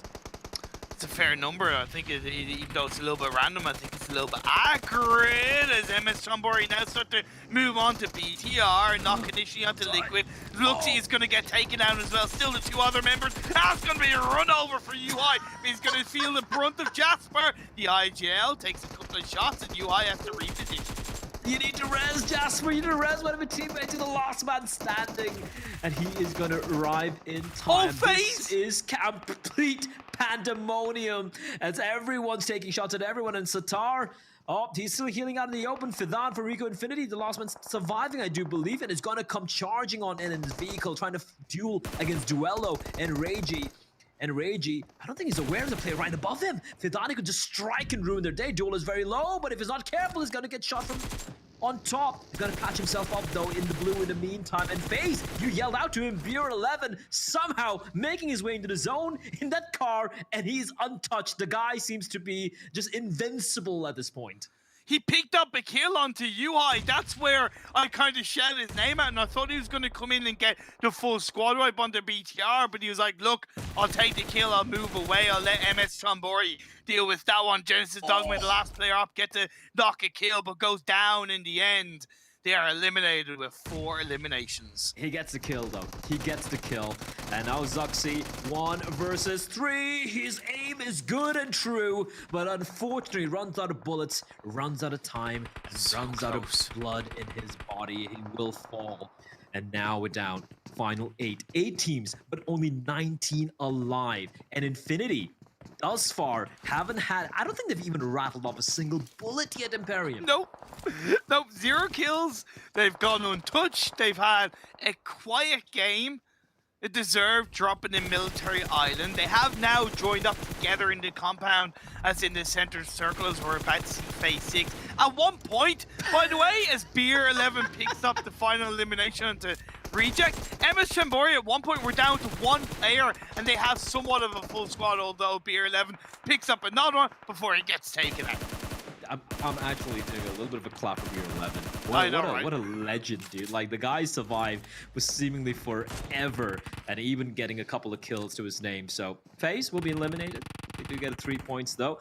Now the final 6. Now the 14 players. Senkai out in the open will be made quick work off by 33Z. And STE, 628, not Stalwart, 628, the Chinese side, could be the team who will have to take down Infinity. Because Infinity, they're watching, they're listening to whatever is transpiring around them, and even the zone is favoring them. So everything is going their way. But 628 could somehow ruin their day. Bit of a spread from 6 to 8. Presumptuous as they wrap around on the north side. The other Chinese team in this super weekend, Tong Jiao Bao. They have 6 kills so far, still with 2 players left up. I said they had been looking like a 17th place team. Well, this game is, of course, a lot better for them. Nigma, Gags, we have to highlight them. They've had 7 kills so far. Sorry, 6 should I say. Also with 2 players left up. They wiped out Down One Gaming in the end. They moved in from the west side. Has held things down inside military base until now. Was it Max or was it Professor Tarzan that said Tang Jiabao is a 16 Max. team? Was it Max? Well, Max, how do you like them Well, apples Caleris first, then Max. now? Fine, how do you all like them apples now? Because they're guaranteed a top 4. Attacker and Longs, but they just might be arriving straight to their doom. A Molotov, they're taking so much damage as well. Crossing from Nigma Galaxy of all teams. Freak and Lord, you can never count them out, it looks like. And Longs, no way. It looks like his days are also looking numbered. And there you have it. Uzi with the nade. And we say we kiss goodbye. Long kiss goodnight to Tang Jiabao. Final 3, 4v4 v2. The MENA team, the Chinese side, and a team from Southeast Asia. I love this finish right now. 6-2-8 have a 2-2 split, which is very strong. Holds a couple of angles onto the Infinity. Nigma have the walls of the military base to their advantage, also having a good angle onto Infinity. Despite the Infinity having the comfort of the buildings, because there's so much pressure around them, which I'm pretty sure they're aware of, they can't really stay in one spot. They can't really rest inside these buildings. They, you know, because every single like angle is to an extent under pressure. So this is going to be challenging. But luckily for them, the circle stays in their direction on phase 7. It also stays towards Nigma. 6-8, they're now the ones that need to reposition. They have to make their way into the circle. And they need to find a way to neutralize Nigma Galaxy, if not with their weapons, but at least try and just, you know, obscure the vision perhaps. A few smokes being deployed. That's exactly what they're going to do. Are they going to push smokes in? To obscure Tunny's position. It's going to throw a preemptive nade as Mela is going to find Yu Yang, and Sunan will get knocked as well. And this is a lovely opportunity for Nigma Galaxy to strike. You can see Lord getting on top of the watchtower, trying to steal a couple of kills away, but Infinity, they're going to come being pushed at by 6-8. Oh my god! Absolutely decimated by Infinity. You come at the king, you best not miss. But that is going to be Nigma Galaxy now, a guaranteed second place, and freaking Lord. It's looking unlikely, but it's not impossible. It's 2v4. I like the fact that Freak is across the road. It kind of gives a little bit more area to move around, a little bit more pressure. Unfortunately for them, Infinity suffered 0 knocks, 0 losses in that fight against 6-8. And they have Newsy on the roof. you know the crazy part is they had 0 kills and 0 bullets fired, and now they have 7 kills and almost a guaranteed chicken dinner. Freak will fall, make that 8, and Lord, the last man remaining, Mela. Oh, nice name there. He should get the knock. Oh my God! Get the knock. Incredible cover fire being provided by Infinity, and that is gonna be a chicken dinner for Infinity, who were. I guess they took a nice, happy nap, you know, they woke up, they had some breakfast, and they're like, all right, zone 5, time to take the fight. They get 10 kills and a chicken dinner. Business as usual. And it's like, they're generally a quiet day. Nothing really too amazing coming into this game. They had a total of 30 points across 4 games. By no means like a bad day, but compared to what we'd seen in the league play and last week's Super Weekend, it was just okay. It was decent. And then the final game, they do nothing for the first 20 minutes. Like you highlighted, 0 kills, and then suddenly they had 7 just like that. And it's what makes them so dangerous, right? Because they understand that there's no need for us to move too far away from our drop spot. Yes, we do have to be aware. That's why they had a 4-man spread up until, I believe, phase 4. But it wasn't outside the realms of the base, right? It wasn't too deep. Because if you cover the hills outside of the base as a split, that's where it becomes risky on phase kind of 3 especially. Yeah. But they stayed quiet, they waited, and then they struck. And it's such a good finish from the Infinity. Such a good game as well. We saw some pretty crazy vehicular action breaking out earlier, you know, with all the teams trying to go for a mad dash down south towards the military island. A team I want to highlight, look, it's very easy to highlight some of the big dogs like Infinity, but you know, we have been critical for a couple of these other teams. And Enigma Galaxy, if you look at their performance in Super Weekend number 1, turnaround, you compare it to just the one day today, it has been an incredible turnaround. Big turnaround, and that takes a lot. We all knew they were capable of better. I said after the last day of the first Super Weekend, I put up a dedicated Instagram story. Follow me on Instagram, EVT_Imperium. But I said, look, I know Enigma Galaxy are capable of so much better. And I'm really glad they proved that. Such a strong game. And although they didn't end with the chicken dinner, they can be very, very proud of the massive turnaround they've had. Oh, absolutely. They should be proud. And, well, giving up, I think we're done for the day here. But, of course, we have the wonderful gentleman on the desk to break everything down. But, Max, Thank you, Bao. Thoughts now? They are not a 16th place team. That's all I can say. Like, hell yeah, they get themselves a nice top 4 position at the end. They got a little high ground position. Feels good. I like it. Hell yeah. Thanks, Blair. Okay, yeah, cool. Yeah, Tong Xiao Bao. I think Kalaris, when he gets back in the show, is going to be talking a lot about that as well. But the Infinity, as we saw, closing things out. But for me, the real story, and I'm sorry, guys, for all the fans of the Infinity out there, it isn't them. It's Enigma Galaxy bouncing back so well today. I really can't understate, like, how much, or overstate, how much of a good job they did today, considering their performances before. And we had a lot of questions, you know, going to Super Weekend too. Will it be the footballer's curse, doing well in league play and then falling short when it comes to the Super Weekend? But they have bounced back with flying colors, and it seems like they've been able to finally fix the problems they were having before. They almost got as many points as they had in the entire first Super Weekend out of, what was it, 2 games back-to-back throughout today. So they are definitely back on track in terms of how they've been playing these games. They're a little bit more confident when it comes to getting to those late game stages. And Tarzan, we say every time what would be the best play for Enigma to do. Here it was to get access to that wall side outside of Millie, and they just got there super early. They have a way better idea of what's going to allow them to get extra placement points, extra elimination points also, and they just go for the right play a lot of the time in these games. I'm super impressed. Yeah, I mean, there were so many things that could have gone wrong, to be fair, and there was one game, I mean, that was game 3, I believe, that was really, from start to finish, very impressive from them, but there was some luck involved. But here's the thing, I started the day talking about the flow state. I know what this team can do watching PMP Arabia. I just hope that the boost from today can bring them into that state more frequently, so that we can see the true colors of the team. But of course, on the second page, there's a lot of teams that we didn't expect them to be there, Jason. Yeah, and I love to see that, though. That's, like, for me, one of the most important parts and aspects of PMGC is you're not seeing necessarily consistently the same teams always in the top. You don't have some teams dominating the entire lobby time in and time out, except maybe if you're in the Infinity and how they played over these last 2 weeks. But we're seeing, like, any day, any match, any week, it could be different teams at the top. And I think that's a true testament as well to the amount of work these teams are putting in behind the scenes when they're not playing, making sure to fix things going into the next days, into the next weeks. And we're seeing it work. I mean, look at Enigma Galaxy here as Lord taking the MVP with his 933 damage and the 6 eliminations on top. It's no longer just Rauf on the team that's able to be the standout player. Yeah, even Freak has been doing great, but Lord, especially in these games, is really good when it comes to controlling the pacing of how the game's going to end. Here, yeah, that little watchtower, which was literally the perfect position.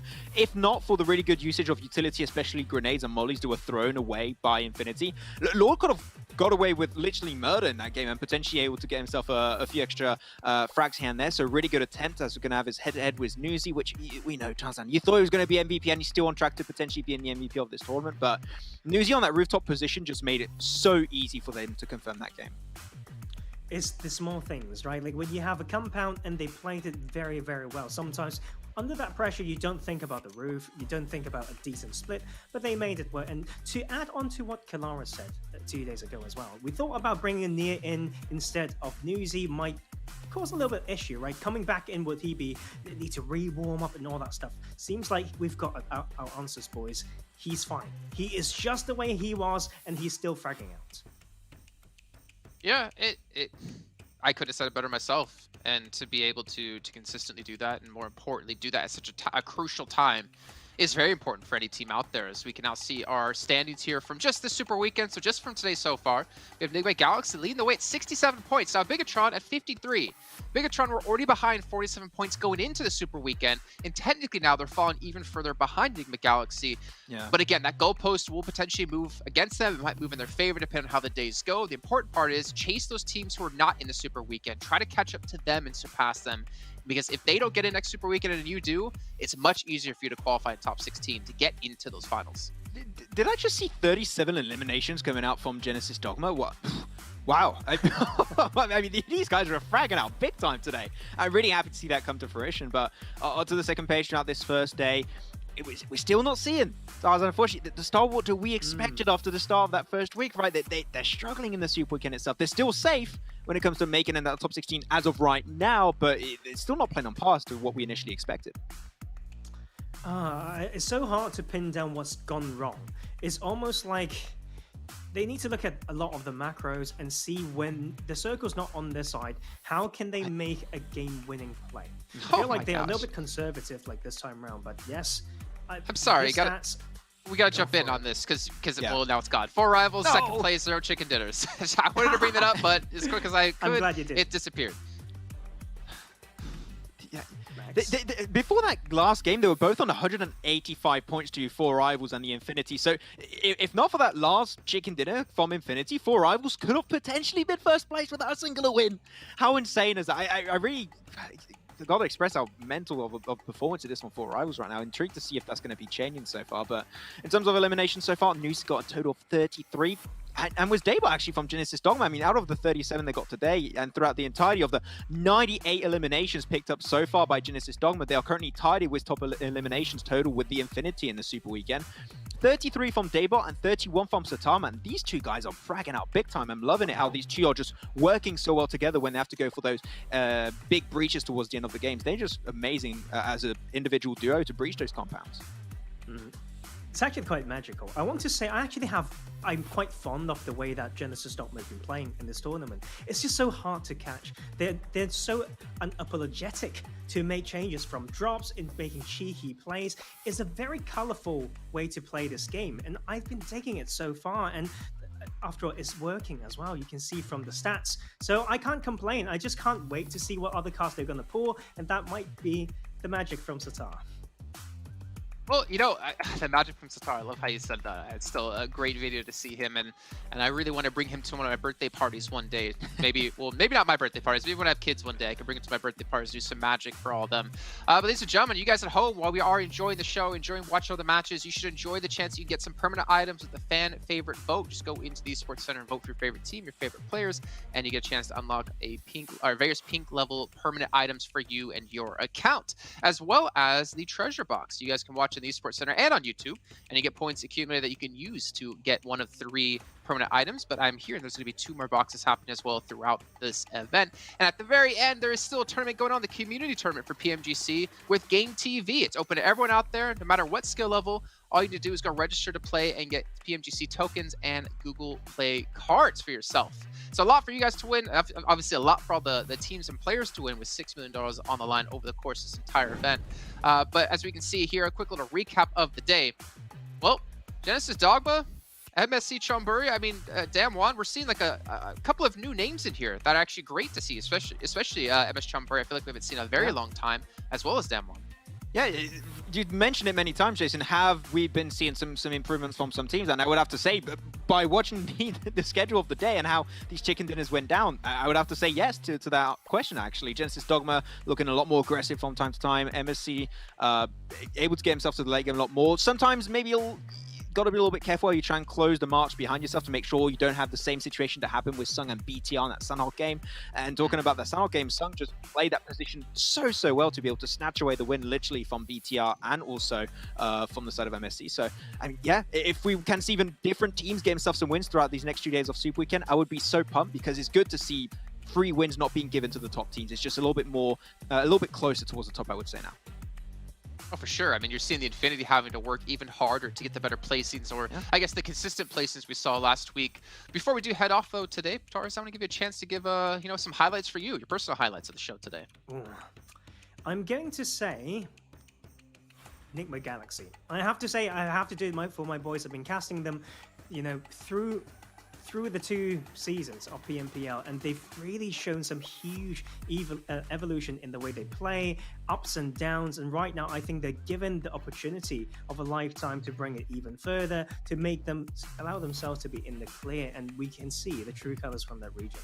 Well, we're going to find out, though, if that region can continue showing those colors brightly as possible, because we do have to end off today. But we still have 5 matches tomorrow and 5 matches the day after. We'll be back at the exact same time, though, for some more PUBG Mobile action, so don't miss it.